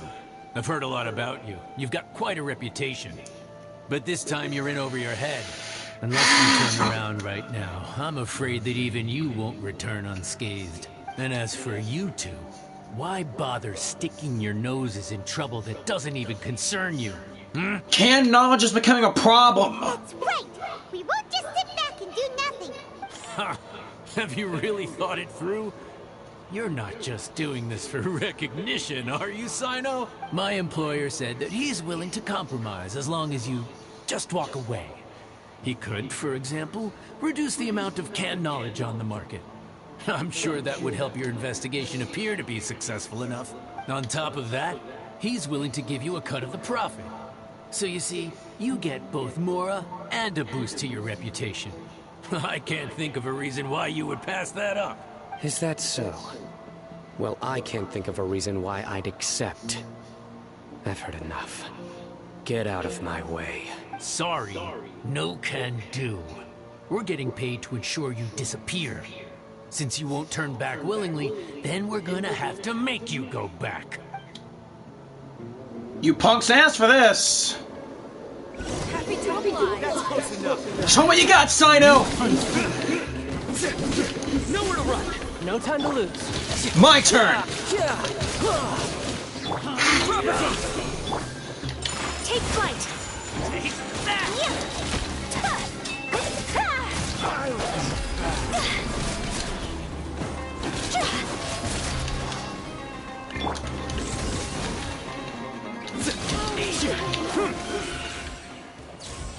You are not welcome to be lucky today. My apologies.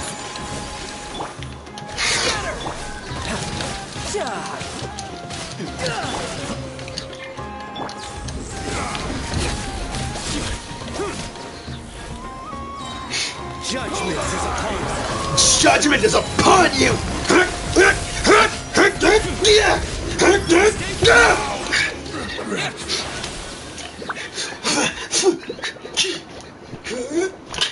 Your penance is due! This doesn't change anything. You're in over your head, Cyno. There will be others coming for you. You'll regret it. Let's get out of here. Should we follow them? No need.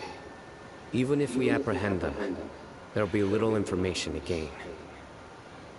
Besides, it might also be a trap. I apologize for bringing you into this dangerous mess. This being associated with me will inevitably cause you to become targets as well. You should be careful from now on. Sleep with one eye open. Wait, hold on. There's no way anyone could sleep without closing their eyes. Right? Well, You'd be surprised. Anyway, just be careful. Mercenaries are never quick to forget. In their line of work, even a single failure is bad for reputation. They may even stay hidden in some dark corner for a very long time, waiting for the right moment to ambush you. They'll do anything to keep their prestige intact. Have you encountered that kind of situation before, Cyno? Yes. I remember it like it was yesterday. I was carrying out a mission with one of my superiors. I didn't have much experience at the time, and I let my guard down after we had closed the case. We ended up being attacked by the remainder of the mercenaries. My superior was injured while protecting me, and we struggled to gain control of the situation. I've become more vigilant ever since, staying alert even while I sleep. Whoa, who could have seen that coming? Was he okay? He survived with a fractured wrist.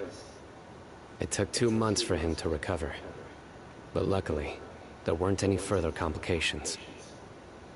Last year, he transferred to an administrative role for personal reasons, and no longer participates in live missions. His name is Taj Ratkani, a very well-respected Matra. You'll have the chance to meet him someday. Anyway. Enough of the Nilu comments. I get it. Everyone likes Nilu. So do I. Too bad I can't get her because no one will be able to help me with her. We'll see danger coming a mile away.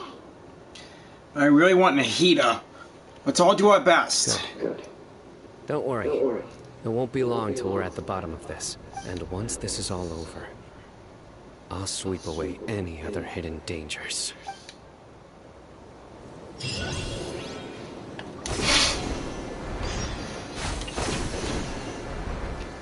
Lucky us. Teleports.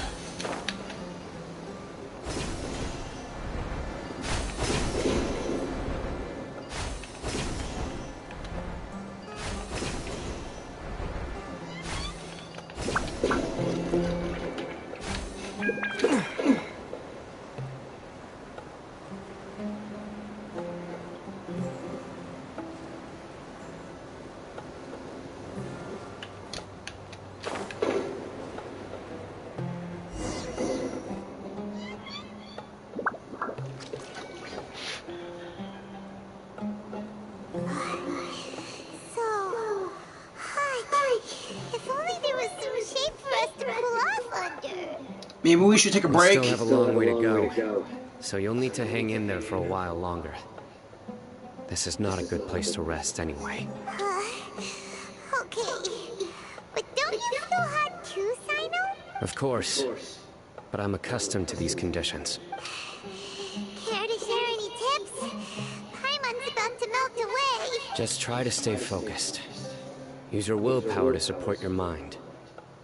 The moment you start to give in is when you'll feel more tired. Take one step after another. Don't let your mind perceive your body's limitations. We must get somewhere safe before we can relax. Okay, if you say so. But where would be a more safe place to rest? Paimon thinks this is a perfectly safe place to stop. Just look around, it's just sand and desert. There aren't any monsters for miles around. Whoa! Where did these scorpions come from? Watch out. Something's not right about them. Alright. Hey!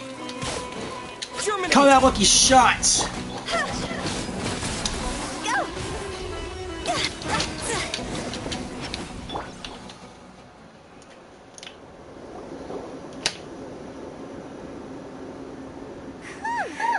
But Paimon really didn't expect to see those here. Those weren't just normal scorpions. See? There are marked numbers on their pincers. They were raised by someone. Raised? You mean... Someone doesn't want us to show up at the auction. These scorpions were sent to keep us away. We are surrounded by desert as far as the eye can see. If we were killed out here, nobody would ever know. This place is super dangerous. Good thing we didn't let our guard down. Something's not right. There are no roads in the desert. So how could they know what we are? Stay still. Oh, what the... What the heck is that thing? Here's the answer. They must have carried this on you. Huh? What is it? A miniature tracking device made by the Ksharwar. They can use this to discern your approximate location, but this device wasn't licensed for mass production.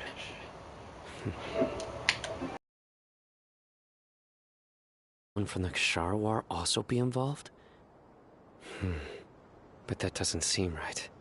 Whoa! Paimon never knew that kind of thing even existed! Why would it be on him? They probably planted it on the Traveler during our fight with the mercenaries earlier.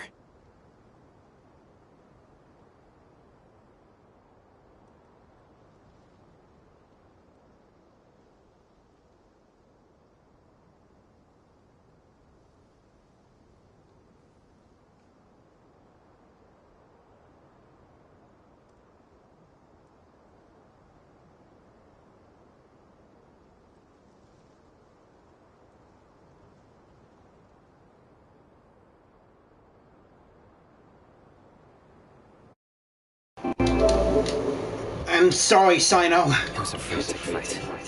It's only natural you didn't notice the device. Well, good thing you were able to find it, Cyno. Now let's get rid of it. No. Hold on to it for now. It might still be useful for us. Let's keep heading to the auction. It would be dangerous to linger here any longer.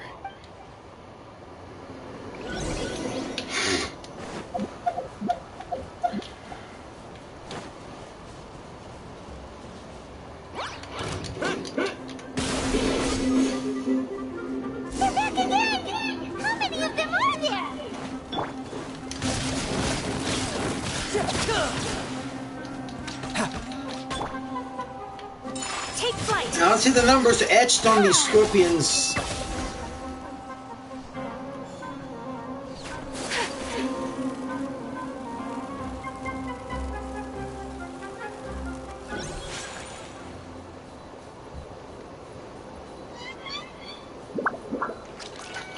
There's the canned knowledge! The auction! Wait, what if this is a trap?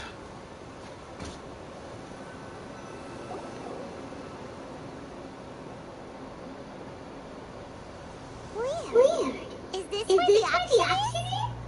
There's no one here. Yeah, not a single soul. Maybe they're on break right now or something. They didn't waste any time getting here after we defeated those mercenaries.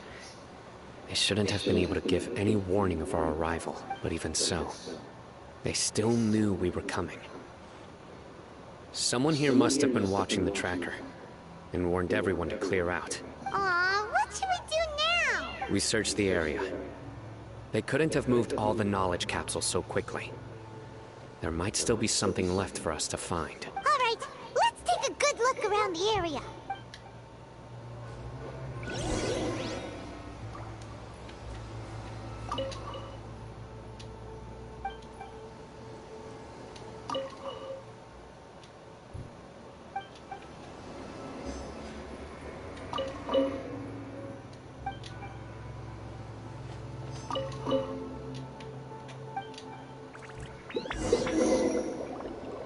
Hang in there, big fella. Did you find anything?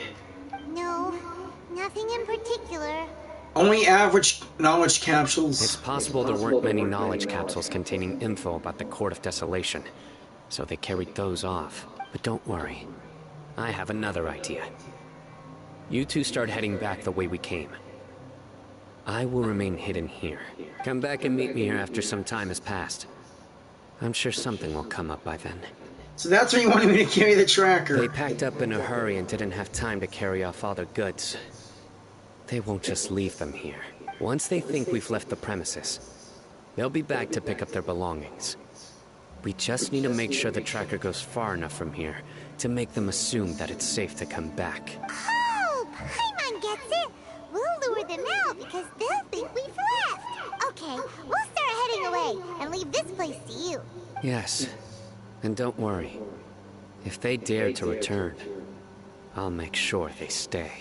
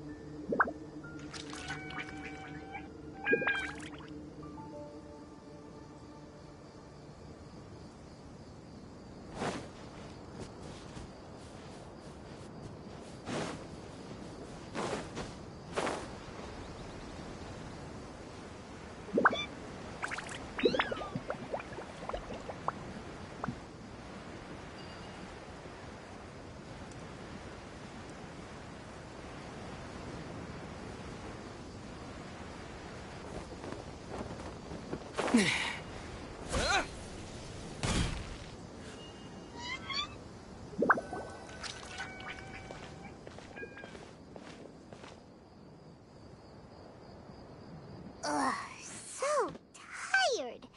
We've probably gone far enough now, right? Further? But Paimon can't go another step. How about we rest here for a while?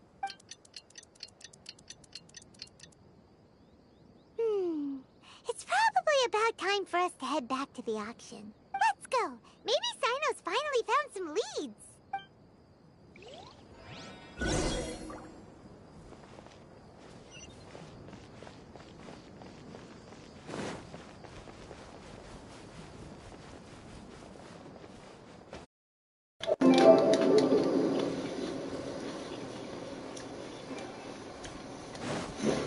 Here we go again.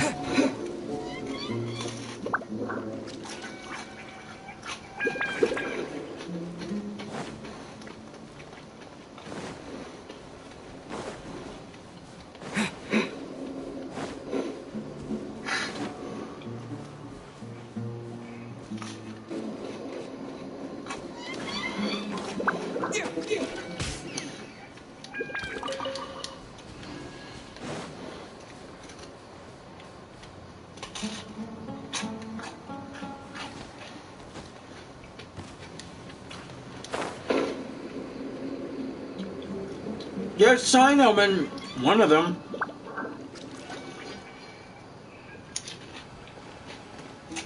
Oh, looks like Cyno caught someone! So you're the bad guy behind all this, aren't ya? Alright, tell Paimon everything you know! I didn't act immediately when he showed up. Rather, I laid low and observed for a while instead. He is not the primary instigator, but he is most likely one of the more important dealers here. Am I right? Yes, impressive. You certainly live up to your reputation, Cyno. If I had any idea you were still around, I wouldn't have gone so greedy. Huh? Greedy? What do you mean by that? Once everyone knew you were coming, all the canned knowledge dealers abandoned their goods and fled at once. Obviously, there wasn't time to pack up everything. Since all the goods were just left here unsupervised, I thought I'd use the opportunity to come back and take what I could. You know, free merchandise is good business, but I suppose there's no use explaining it now. You must know who's manufacturing and selling the canned knowledge, correct? Will you tell us willingly? Or do I need to make you talk? No, I'll talk. But before that, perhaps we can take the conversation elsewhere? If we stay here, chances are that someone will see me with you. That would put both me and my family in danger. All right. Where do you suggest we go? How about my home in Aru Village? It should be safe there. Fine. Let's head out. You can throw away the tracker now, Traveler. Listen, buddy, you better not try to trick us! Come on now. Do you really think I'd try to pull anything under Cyno's watch? Seriously, what can I even do?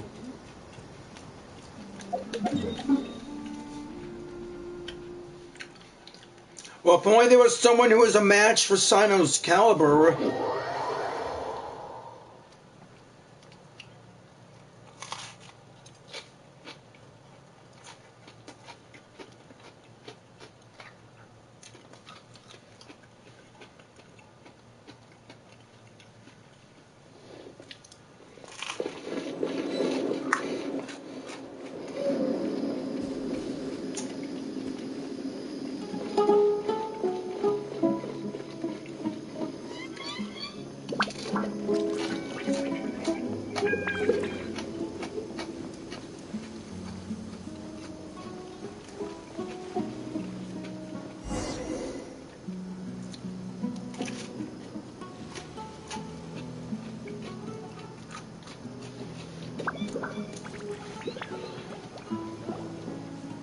Dad, you're back!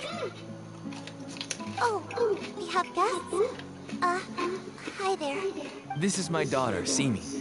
She can be a little shy of strangers. Why don't you run along now, dear?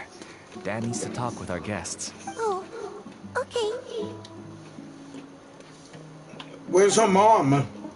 Everyone knows Cyno in our business, but let me ask, who are you two? Paimon is Paimon, and this is the Traveler.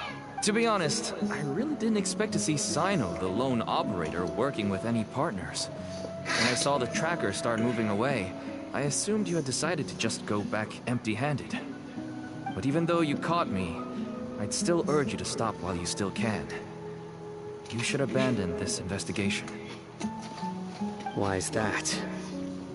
Everything from the manufacturing of canned knowledge to the sales and even splitting the profits. Every step of the process involves dozens, if not hundreds of people. Massive profits have brought everyone together in this business. Everyone will try their best to defend this industry that we've worked to build. It will be a long and difficult fight, even for you, Cyno. And even if you manage to win in the end, no one will thank you. If anything, you yourself might even feel remorse. Why are you so bent on putting us out of business? Everyone has their own reasons for what they do. I don't have to explain mine.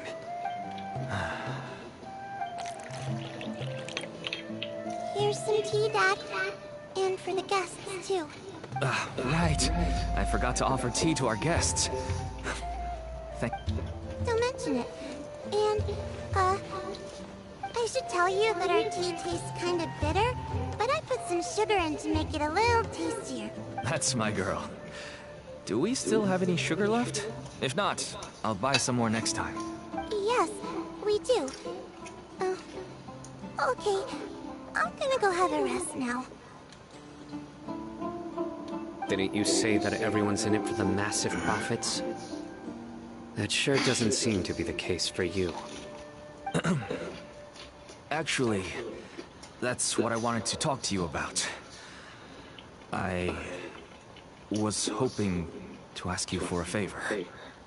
My daughter was born with a chronic disease, so she has a relatively weak heart and lungs. Even slightly strenuous exercise can cause her to faint and prove to be a life-threatening risk. That's why she never really had any friends to play with, and why she locks herself up in her room most of the time. She has to take lots of medicine, and it doesn't come cheap. As for me, I was just an average merchant. I would wake up early and travel all around to make a profit. But the Mora was still nowhere near enough. I could only watch my daughter's health deteriorate day by day. Until one day, someone reached out and showed me a way to really make a profit. Selling canned knowledge. That's right. With all the Mora I made, I could finally afford medical treatment for my daughter. Nothing made me happier than seeing her get better. There are many others like me. Smuggling canned knowledge might seem like an unforgivable crime to you, but to us, it's a means of survival. I wanted to tell you all this so that maybe you could understand and change your mind. Please, stay out of this, Cyno.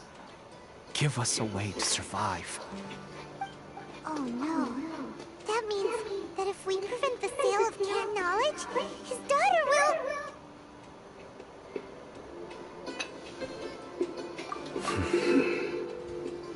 I must get to the truth.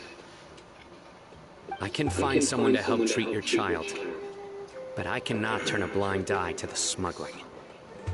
These are two completely different issues. I somehow knew you would say that. But having your word to help my daughter is enough for me. Since you insist on continuing the investigation, you should have a look around the back of my home. You'll find some goods I received just recently. I think everything will become clear to you once you see them.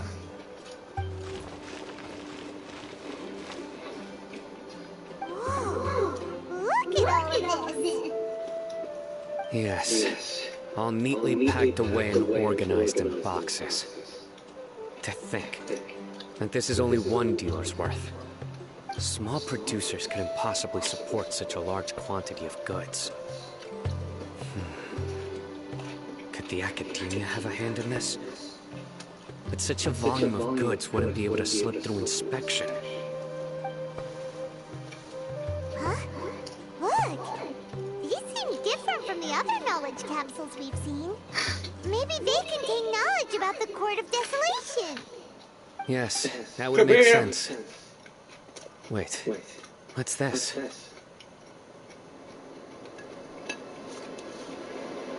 Do you know what it is, Cyno? Yes. It's a Matra seal, indicating that the goods have passed Matra inspection. I started to suspect that someone in the Academia might be involved when I found the tracker earlier. But how they could ship so much canned knowledge out of the Academia was still a mystery.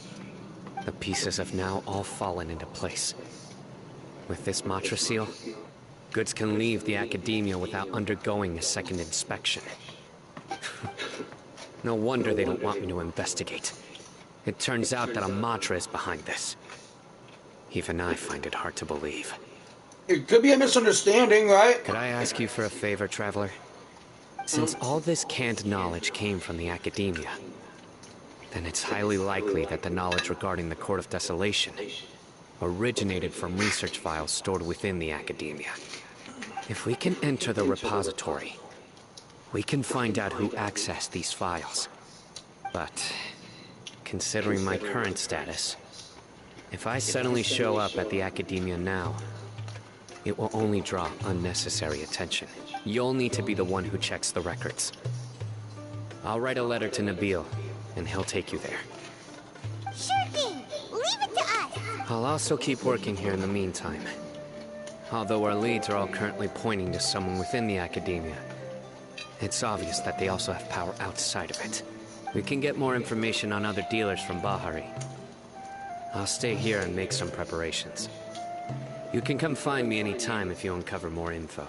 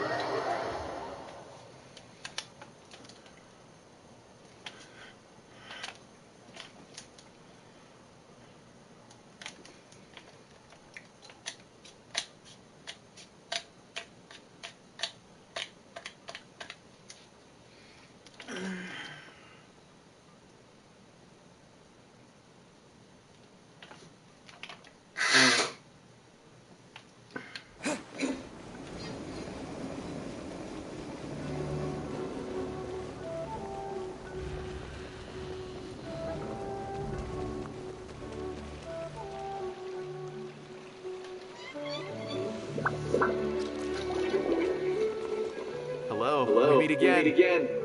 Hey. How's the investigation going? Oh, so you were able to find Cyno after all. I hope he's doing all right. He's the same as always.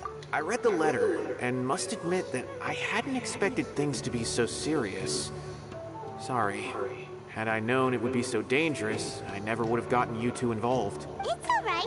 We wanted to help Cyno too. I can tell that he really trusts you.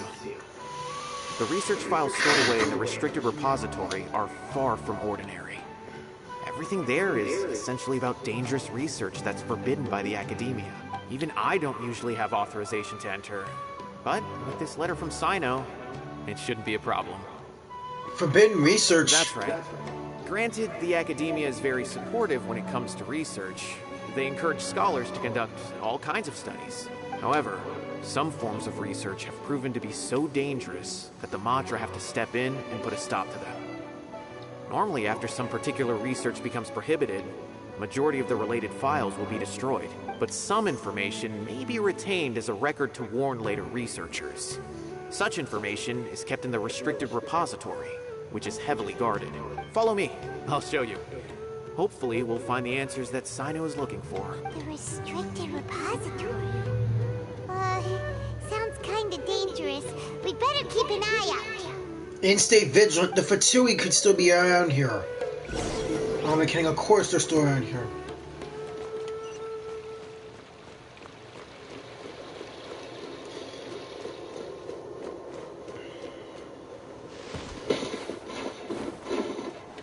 Ooh.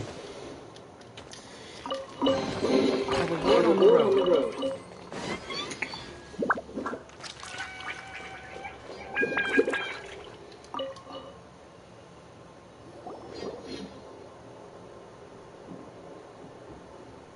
Okay, I understand. Since Cyno is vouching for you, I suppose we can trust you. You may browse the information regarding the Court of Desolation. Ask me if you have any questions, but I'd suggest avoiding any other research files. Sometimes the less you know, the better.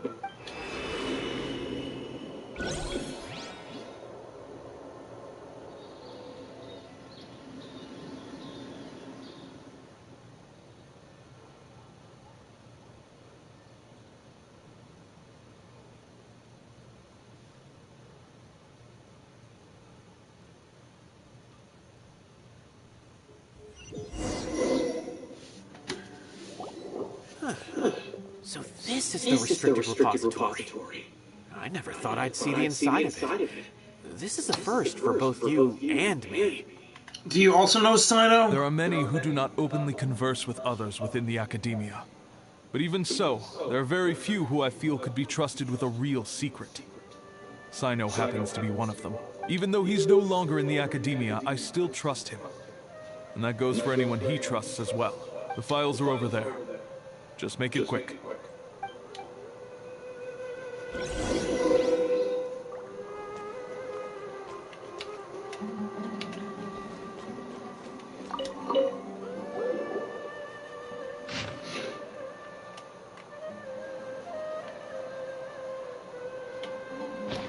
Whoa, there's a lot to read here.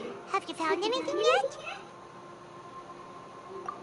Huh, it reminds Paimon of Cyno's former partner. His former partner? That would be Taj Radkani. But you're not far off. Mortada Radkani was Taj's only son. What?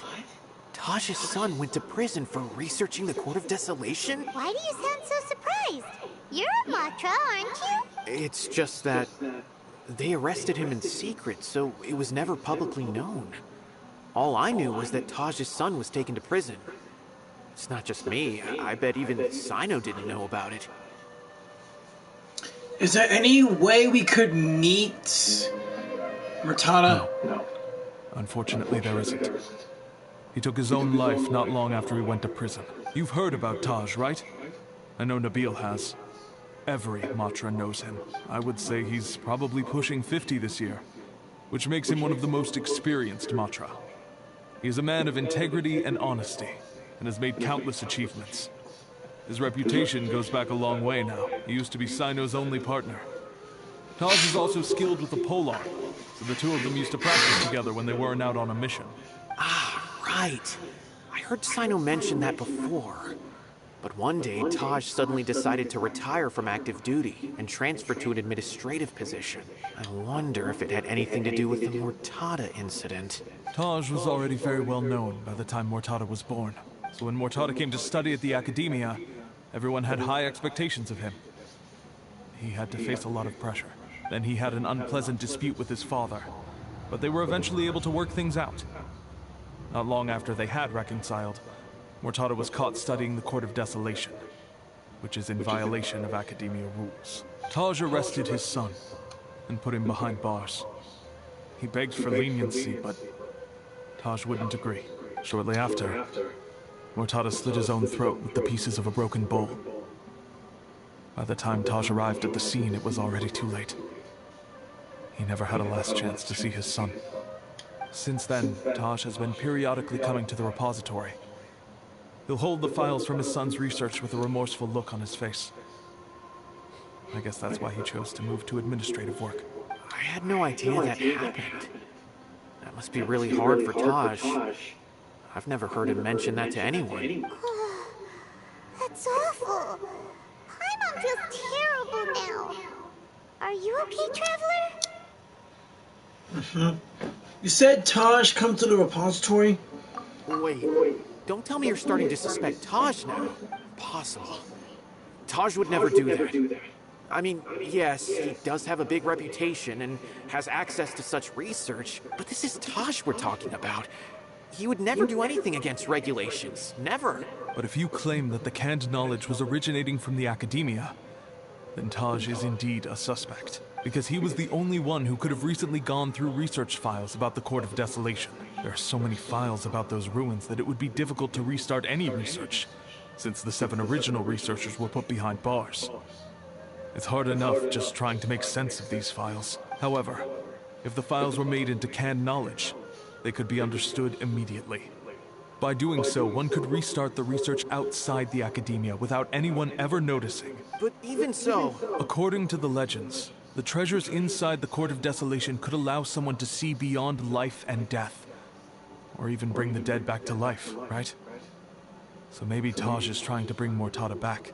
Though I don't really believe Taj would ever try to do something like that. I'm just telling you what I know. It's the job of the Mantra to find the truth and track down criminals. Do you have any questions? If not, it'd be best if you would leave now.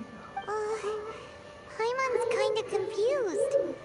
What should we do from here? Oh, now that I think about it, Cyno suspected that the canned knowledge was coming from within the academia, right? There's no way so many boxes could ever get through without drawing any attention. Maybe we could try asking people around the gate of the academia and see what we can find. Don't worry, Taj. I won't let your reputation be tarnished. Alrighty then, let's go ask around.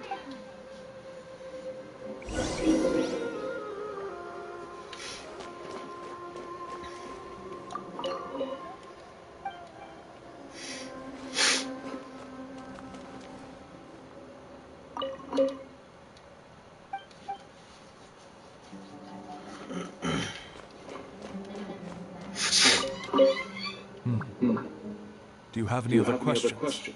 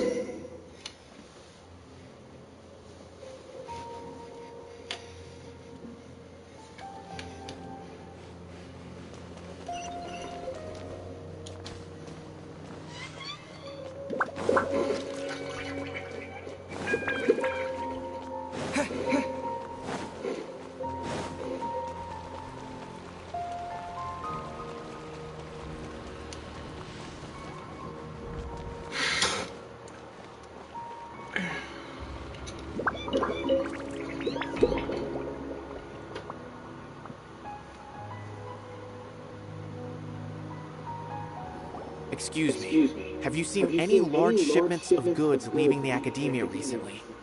Huh. Well, yes, but isn't that pretty normal? The academia consumes so many resources each day. Everything from cooking ingredients, raw materials, even equipment for experiments. It's normal for goods to be coming in and out. Right, but We're looking for shipments with a Matra seal. Have you seen any like that? That I'm not too sure of. I normally wouldn't notice whether the goods have any seals or not. Maybe you should ask someone else.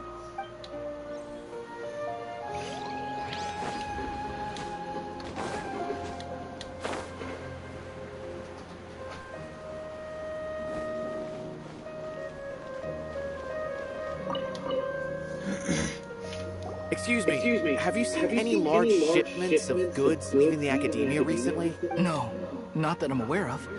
Perhaps you could ask someone else?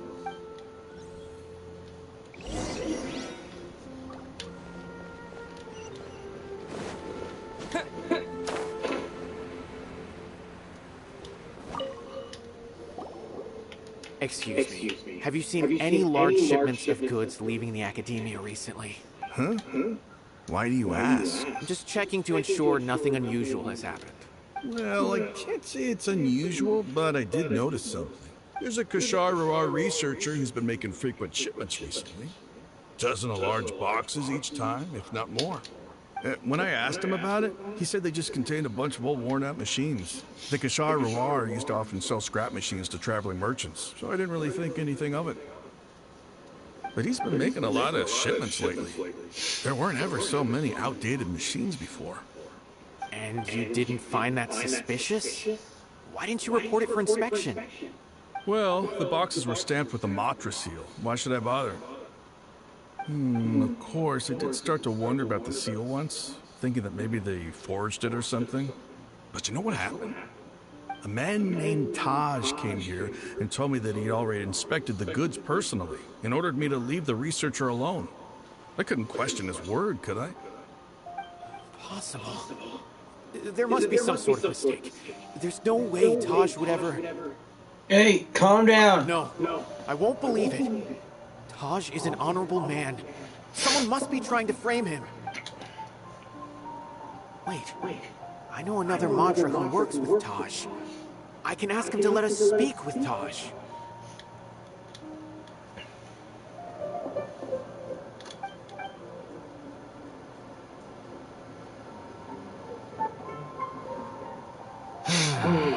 As I've already told you, I don't have any way to contact Taj.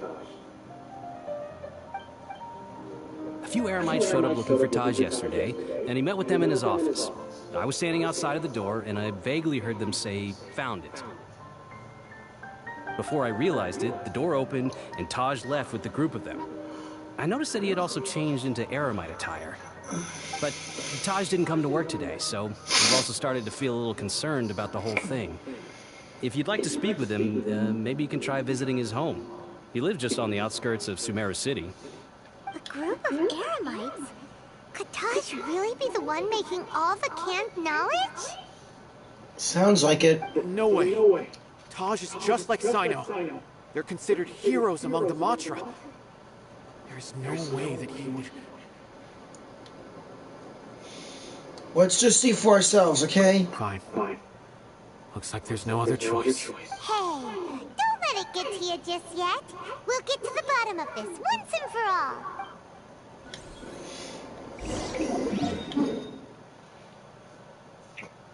Hopefully soon, because I have a bunch of stuff to do.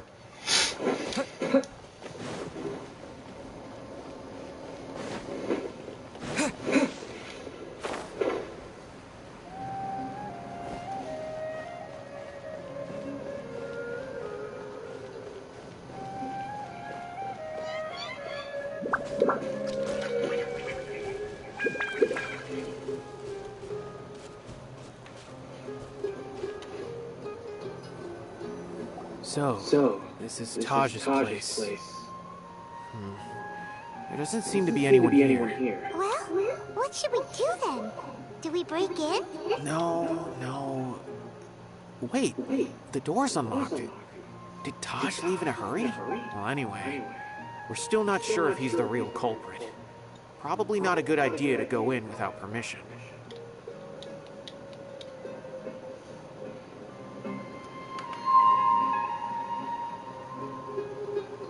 No other option, though.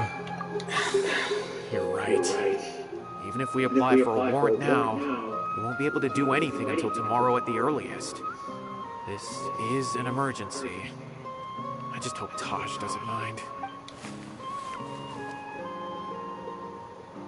What's this? It's a paper full of names written on it. Oh, and a map! Nabil, can you make any sense of this? Yes.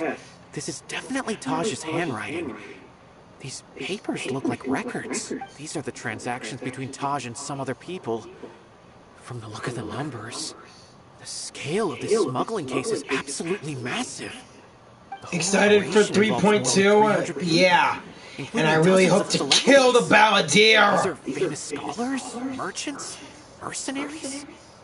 I have a feeling that Cyno might be unaware of what he's up against. There's no way anyone could face such a large organization on their own. Even so, he won't back down. You're right. That's just who he is. As for the map, it appears to indicate the location of the Court of Desolation. Let's take it to Cyno and let him decide how to proceed.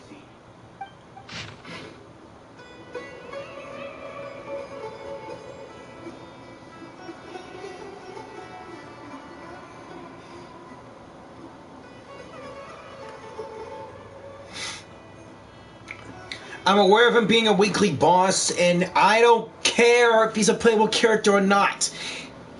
Tartaglia is a good person. Unlike the Balladeer, he's a boatload of crap. I mean, I understand he went through a hard life, but it doesn't mean that he has to turn evil and try to get rid of all human emotion. Taj really has turned on his honor and committed these terrible acts. And I suspect that he might already be at the Court of Desolation. Wish A didn't make him to begin with. I don't want to suspect him, but I also don't know him very well. Maybe Cyno will know what to do. Alright, we'll give these to Cyno and see. Let's go!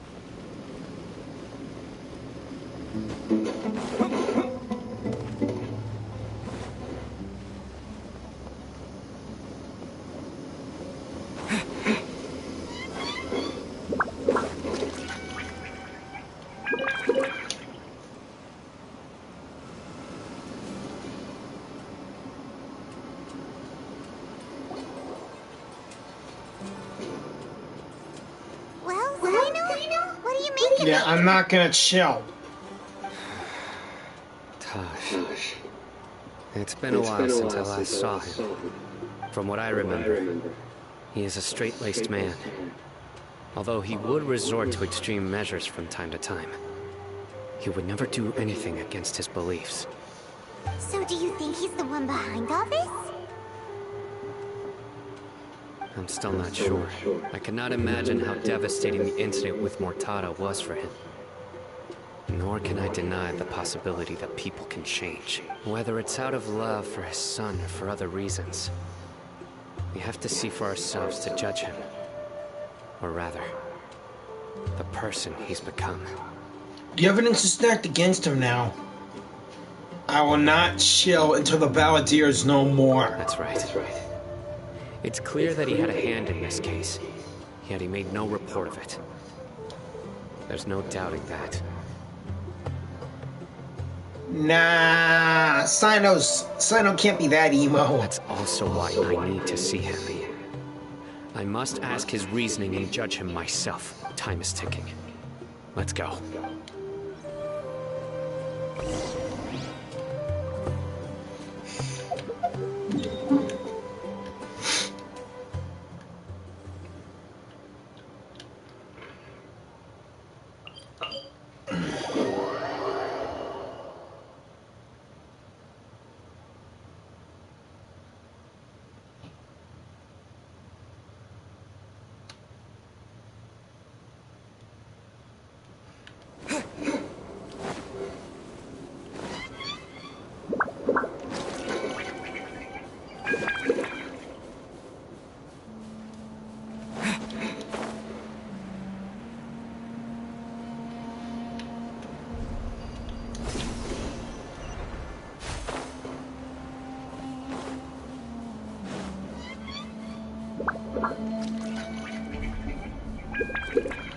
My favorite UN.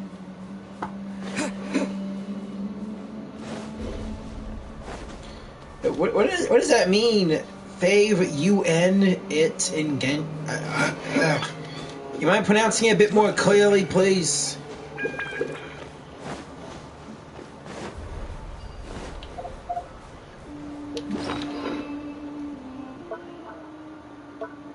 Favorite units? Ow. I would go with the Knights of Favonius.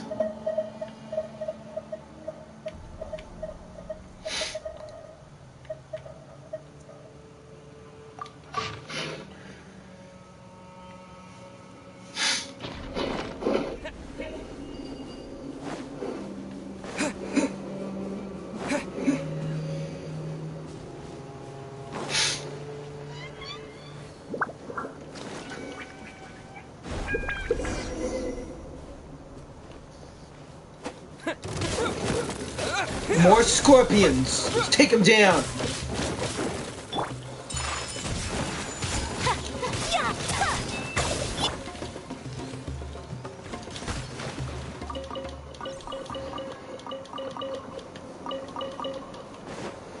My favorite character?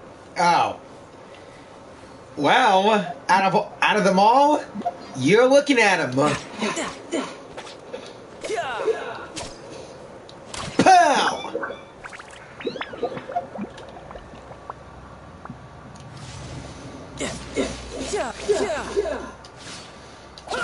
Yeah. Tartaglia's my man. It's Tartaglia. You see the name right there, right? Tartaglia. Say it! Loud and proud!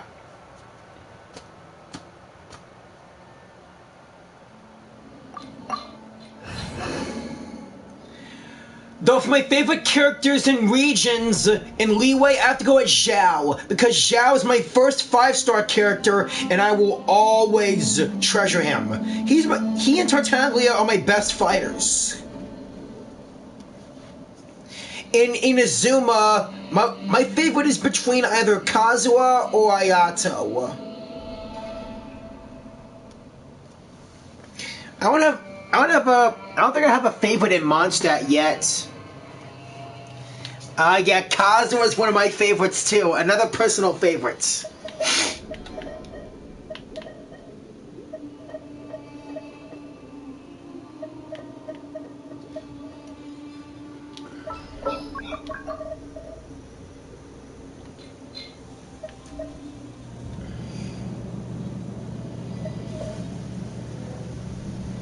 Let's do this thing.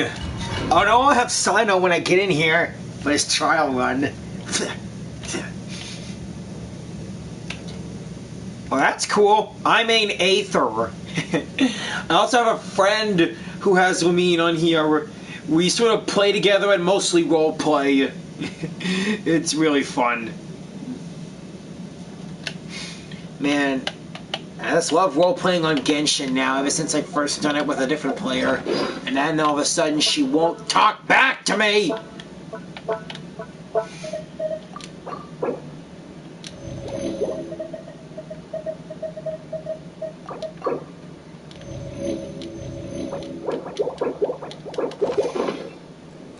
Time for you to do your thing, Cyno.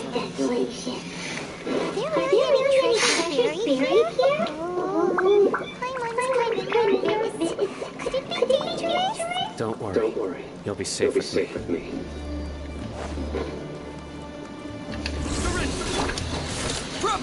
Propagate!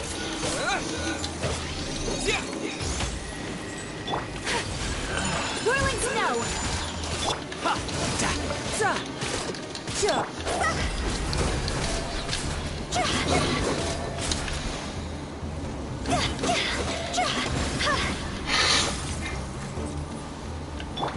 Nowhere to run! Come on!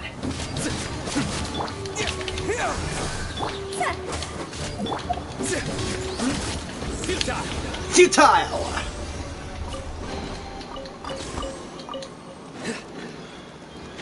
Look, these walls have definitely seen better days.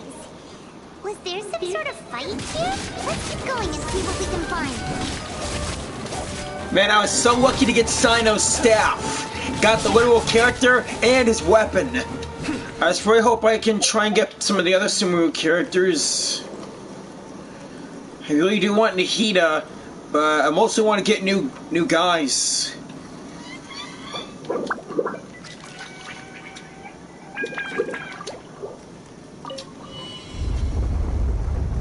What the heck? Whoa, is it just Paimon? Or did that passageway just rotate? It's not gonna start moving again, is it?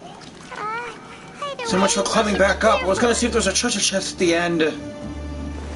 Let's make this quick, my friend's waiting. I just really love the whole roleplay game.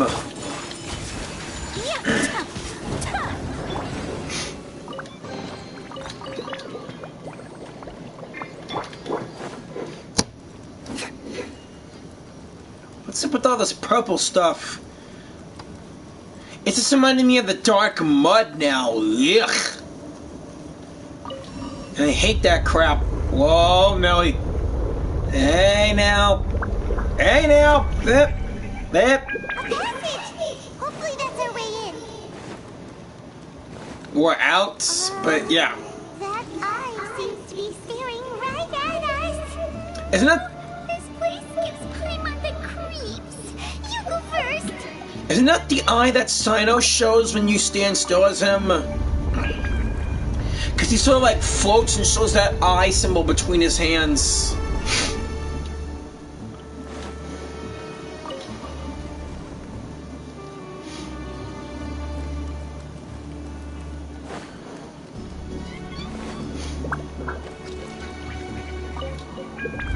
Of course.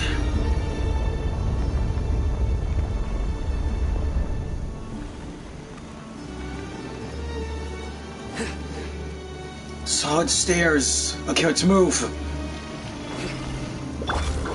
Now is not the time for this crap! Germinate! You're mine. Surrender. Your sins weigh upon your soul. Your sins weigh upon your soul! Your penance is due. Your penance is due!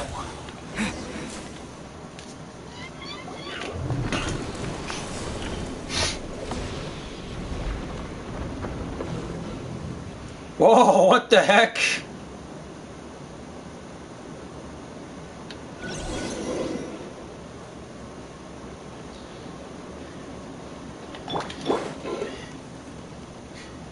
Could that be...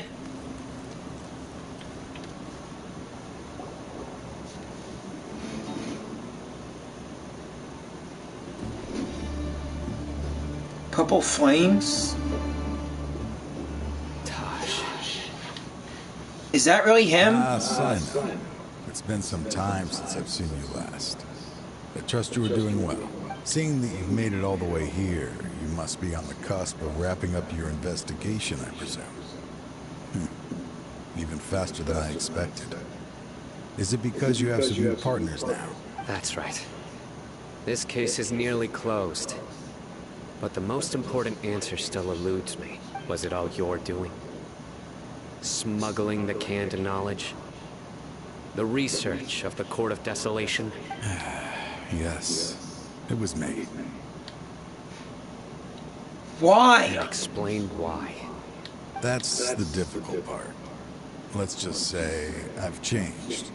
I've become a selfish coward who only wants to pursue his own interests. I find that hard to believe. Oh, really? Way I see it, every person will end up like me sooner or later. Oh yeah, I remember that Pokemon episode. Ash, Iris, and Styling were trapped in this mansion along with Team Rocket, and the Litwick were trying to send them to the underworld. When you're young, you press forward, unattached, living solely for the justice in your heart.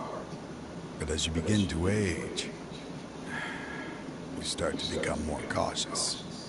You know, I was the same. Dang I it, never didn't mean to questioned do my that. actions until Murtada died. I could feel the justice that I once strived to uphold slowly crumbling in my heart. Those big torches, they need like some sort of technological piece or something to let them light up those special original flames. But the ceiling torches, yeah, it's purple flame. I was completely dedicated to all that I did, but as I grew older, I found myself feeling alone, miserable. Can you imagine what it feels like to not have the will to live, but not be able to die? Murtada was sent to prison by my own hands. I set myself on this painful path. My son hated me till the day he died, and now I must live with that pain and regret. I failed him as a father. But now I have a chance to make it right. A chance to reunite with him. He's not wearing any Aramite clothes. Those are like the core of 30. The Court of Desolation. Here lies the key to overcoming life and death. The power to even bring the dead back to life. So, did you already find what you needed here? See this door behind me? Behind it lies the treasures that I seek. I'm so close, Cyno. If only you hadn't arrived now, I could already have... Enough conjecture. What has happened is already part of the past. You cannot bring the dead back to life. In the end, the treasures you seek are nothing but myths and legend. Since you're so sure, why don't you just let me open the door and see them? No. I sense danger behind that door. There will be dire consequences the moment you open it. I beg you, as an old partner, can you let me fulfill my last wish just this once? Surely you get it by now. Doing your job without mercy will only drive people away from you. I'm the prime example.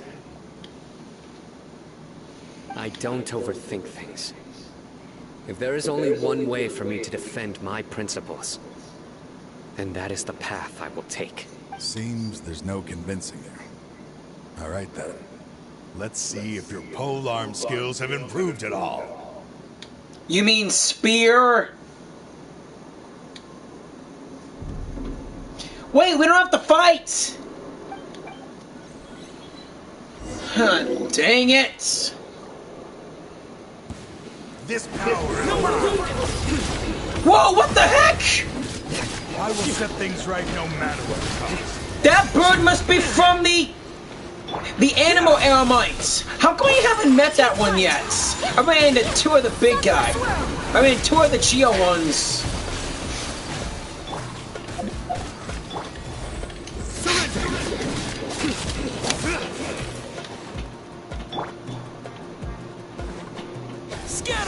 Weird. Did I already take down the croc? Let me...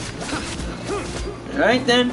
Back to this. Nowhere to run. Nowhere to run.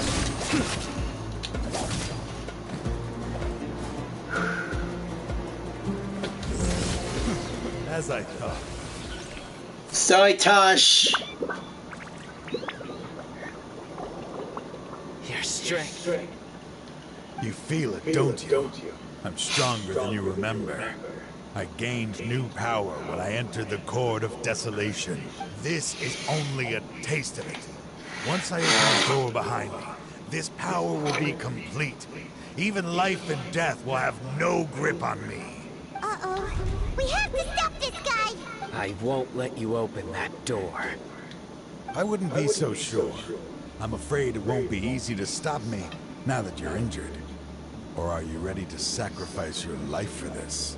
I'll do what I have to.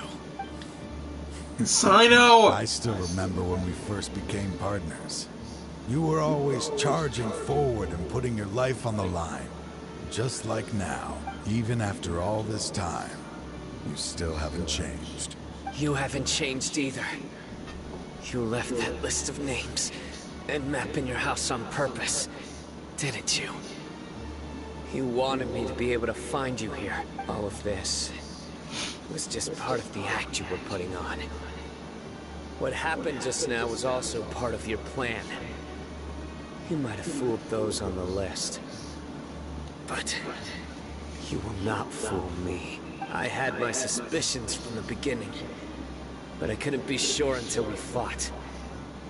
If he really had changed, your fighting style wouldn't be as it was before. Huh? What do you mean, Cyno? He never planned on opening the door. His true intention was... What's happening? Ah, crap! Seems our time is running short. Let me make this quick then. After Mortada died, my spirit was crushed. For a long time, I was hoping this reality was just some terrible nightmare. I hoped I would just wake up and be able to see his smiling face again. That is when I was approached by someone who wished to collaborate and find the Court of Desolation together. I did some investigation of my own and discovered they were part of a massive organization. People from every walk of life are involved. They are relentless in their search, pouring countless more into secret research, even sacrificing lives in hopes that the Court of Desolation would appear. You talking about the Eremites or the Fatui? No wonder banning the research wasn't enough. A full-scale operation was already in motion. I'm a flesh and blood human like anyone else, so I obviously hesitated and considered it. The thought of bringing my son back tugged at my heart, but in the end, I came to my senses. I knew that I could not let myself go down that path. I suddenly came to a realization amidst my suffering. The Court of Desolation, a place that once drove people to tragedy, was still doing so, even centuries later. As long as this place exists, people will recklessly seek it out, just as Mortada did, generation after generation, regardless of the cost. Let it be buried beneath the sand forever. Once the Court of Desolation is gone, there will no longer be anyone obsessed with seeking it out. You're going to destroy the Court of Desolation? I acted as if I had abandoned my convictions just so that they would cooperate without raising any suspicion. This was the only way I could find and destroy this place. But that wasn't enough. I needed someone I could trust to bring the organization to justice. The Academia forbids the research of the Court of Desolation, so they would never approve my plan in the first place. To add to the problem, the organization is so powerful that they even have members working within the Academia. If I wished to destroy the organization, I couldn't just count on the Academia alone. So, you pretended to be the one behind all this, as a test for me. Yes. I'm sorry, but now I am assured. You haven't changed at all. You are still as you always were, fearless, and making no compromise. Anyway, this place is collapsing. You must leave now. Not without you! Aren't you leaving too? There are still loads of bad guys to catch outside! His fate is already sealed. There is no life left inside him. He is like a candle with no more wick to burn. To open the Court of Desolation, one must sacrifice... You planned it off in the very beginning, didn't you? Risking being treated as a traitor to collaborate with them. Sacrificing your own life to open and destroy the Court of Desolation. Regardless, I made a grave mistake by allowing the smuggling and the research of this place. Let this be the final judgment on myself. I was always so busy with work that I never made time to fulfill Mortada's wishes. Finding this place was his biggest wish. Since I'll be reuniting with him here, I can only hope he won't have anything more to hold against me. I know. All those people on the list to you. It was a bit longer than the one. Sorry. It's Yeon. For all I the wish, trouble I'm you starting to regret getting Yeon, though I hardly even use her. There's nothing to be sorry for. We are partners. If you see Mortada, send him my greetings. Goodbye, old friend.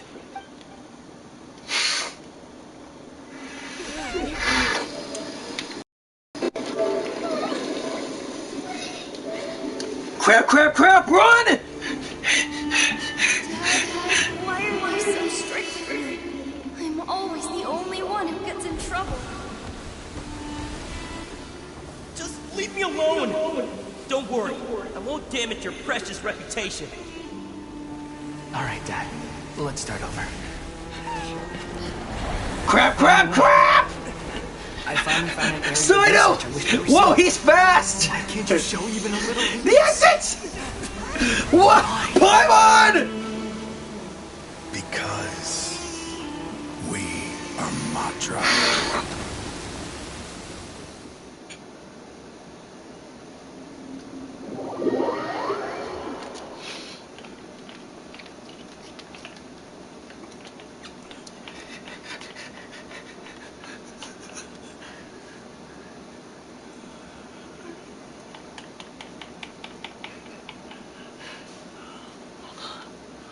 What?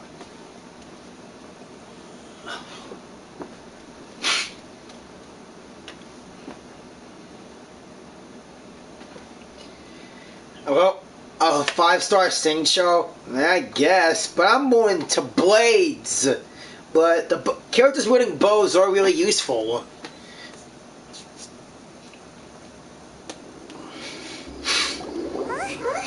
The Court of Desolation has... Disappeared. Just as Taj said, that place had caused too many disasters and tragedies. Being buried in quicksand is its rightful end. What about this organization? To them, as long as there's more to be made, they will disregard the Academia's rules. Whether it's the Court of Desolation or anything else. Their only goal is to make massive profits off of dangerous research.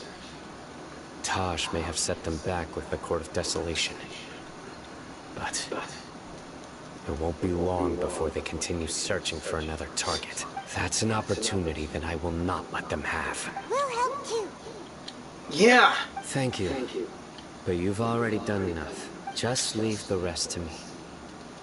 I will bring them to justice myself. Besides, I promised you that I would sweep away any potential danger. Ganyu, Fischl, Diona, Yoimiya.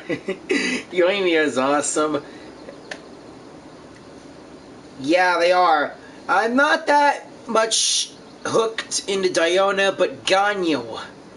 Oh, man, Ganyu's something. She's amazing with a bow. She's gorgeous. She's... It's so perfect. So, that's what I'm going to do. Wait for me at Caravan Rebop 4 days from now.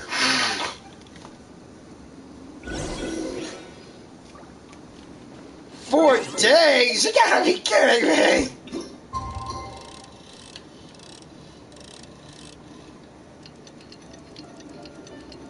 God almighty, this is gonna be a long wait.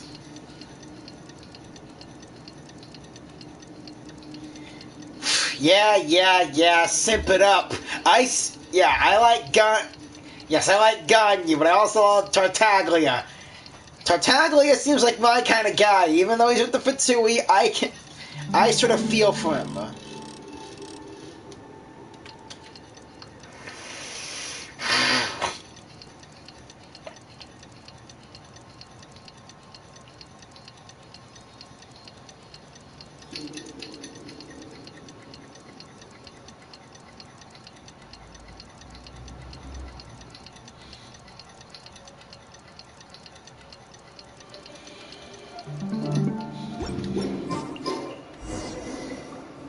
Yes, it's been 4 days!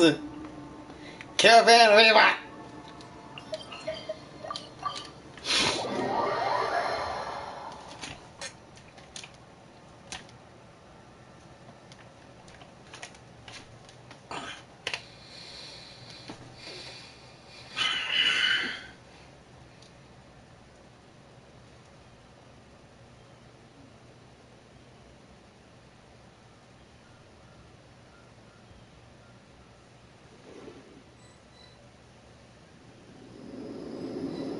we meet again. Thank you so much for all your help. No problem. Nabil, what are you doing? Convicts from the desert are being escorted through Caravan Repot, so I'm here to keep an eye on things. This should be the last group of them, so I'll be heading back to the Academia once they're cleared. What happened these last few days? The last few days have been quite the ride, but fortunately, I can say with confidence that this case is finally coming to an end. At first, the mercenary groups on the list were putting up quite a fight. They made several desperate attempts to cover up the truth. However, word is that someone crossed the desert and took out their main camp overnight. Cyno! After that, people on the list started to put pressure on the higher-ups within the Academia. Everyone was on edge, and the case came to a standstill. And? Then what happened? Well, then we received word that Taj Radkani had sacrificed himself on the case. The news really stirred up the members of our ranks. The Matra then moved together against the enemy. We cleared out the traitors from within the Academia and arrested all the researchers on the list. At first I never liked A, but now I do. Venti's my first Archon, and I will always love him. He's like my best friend. He's like the best friend. I mean, he's like my best friend in Mondstadt. Hey, that's who I like the most in Mondstadt now. Venti! The Animo Archon, my #1 element. Animo! Go at the wind! Some of them managed to get out of the Academia, but still failed to escape. Scattered criminals were captured all across Sumeru by the mysterious person who had defeated the mercenary groups. Windstrider! I even heard that someone was about to escape to Fontaine, but was still apprehended just at the border. Having more than 300 prisoners apprehended for interrogation has definitely shaken things up recently. Again, Cyno! That's the end of it. Catching everyone on the list means no more smuggling canned knowledge and no more victims. But what about the people who were doing their jobs for their loved ones? Like It was a lot of work, but fire, classic. That's right. Thanks again for your assistance. As for the mysterious person who hit the mercenary camp, that must be Cyno, right? He's the only one I can think of who could accomplish such a feat. Speaking of which, have you been in touch with Cyno these days? I think I just saw him when I was on watch nearby. He was walking with someone I didn't recognize, and then before I knew it, they were nowhere to be seen. If you happen to see him, please send my regards. Sure thing, Nabil. You be careful too. Don't let any of those bad guys escape. Don't worry about me. If anything happens, you can find me at the Academia anytime. Farewell then.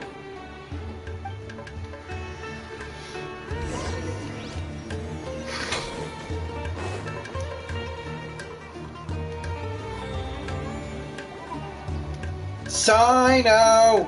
Trying to single-handedly bring people to justice must feel pretty exhilarating. But I can assure you this is certainly not the best solution. I'm aware. However, I learned something unexpected during interrogation.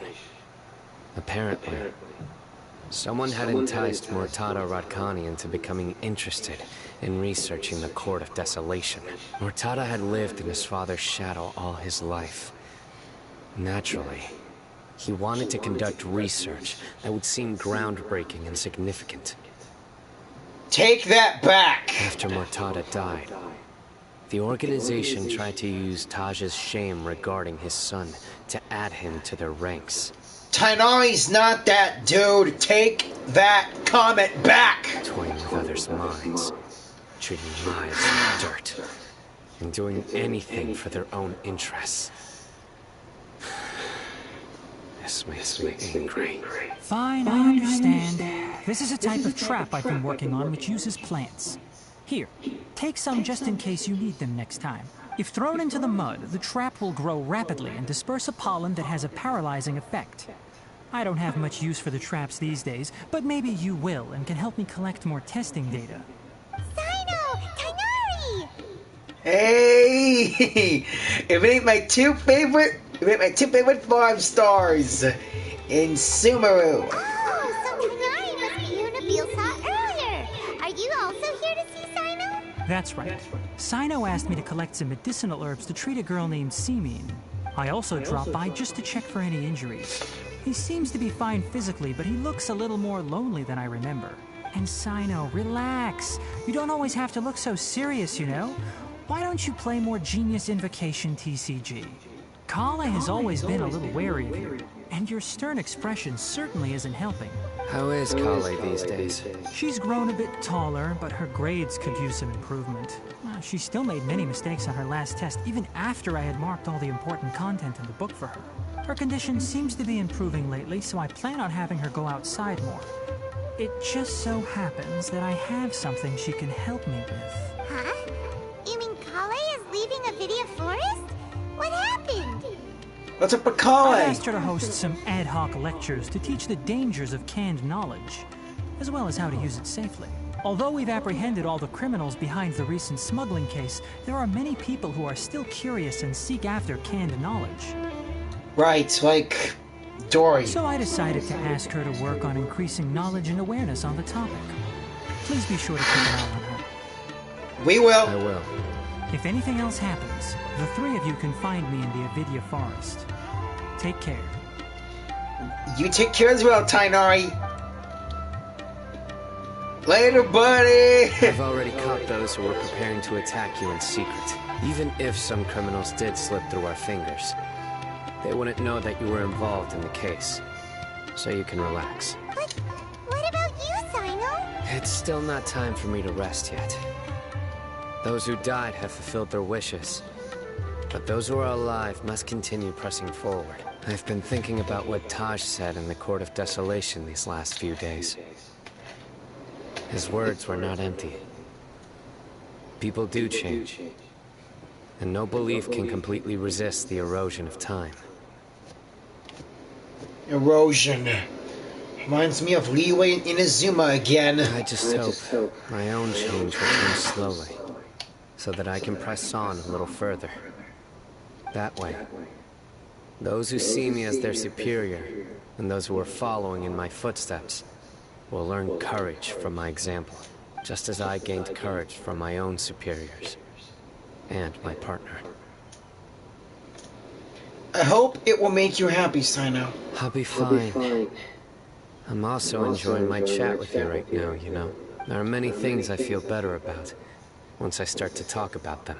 Many people want to go to the desert to offer condolences for Taj. But I didn't share details with anyone. I'd prefer to avoid revealing the location of the Court of Desolation. One day, I'll gather some flowers that grow in arid desert conditions. And then, I was hoping you'd join me in planting them on the remains of the Court of Desolation. Sure, buddy. It's a deal.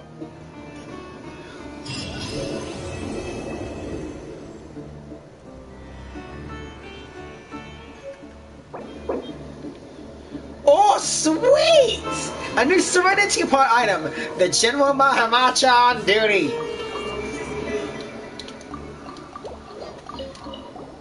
By the way, something strange happened a few days ago. A merchant approached me and requested that I cover the cost of a desert travel kit. 1,250,000 mora. I didn't remember owing anyone mora, especially not that kind of amount. So I arrested the merchant on charges of provocation and disturbing the peace. Do you know anything about this? Nope. Paimon has no idea what that could be. Paimon, keep quiet, please. If Cyno ever learns about Dory, she will be dead. Wait. I wonder what Cyno would do if he realized that that Dory is a little girl who does all these merchant stuff, does all this stuff for Mora. I know Cyno won't hurt a little kid, right? But still, he won't show any mercy on arresting Dory.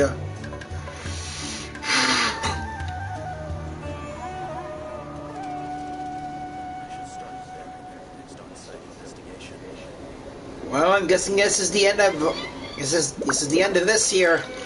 Please like, share, And don't forget to subscribe. And I will see you all in my next Genshin video. Hopefully, when I try to get Nahida and save Sumeru from the Balladeer.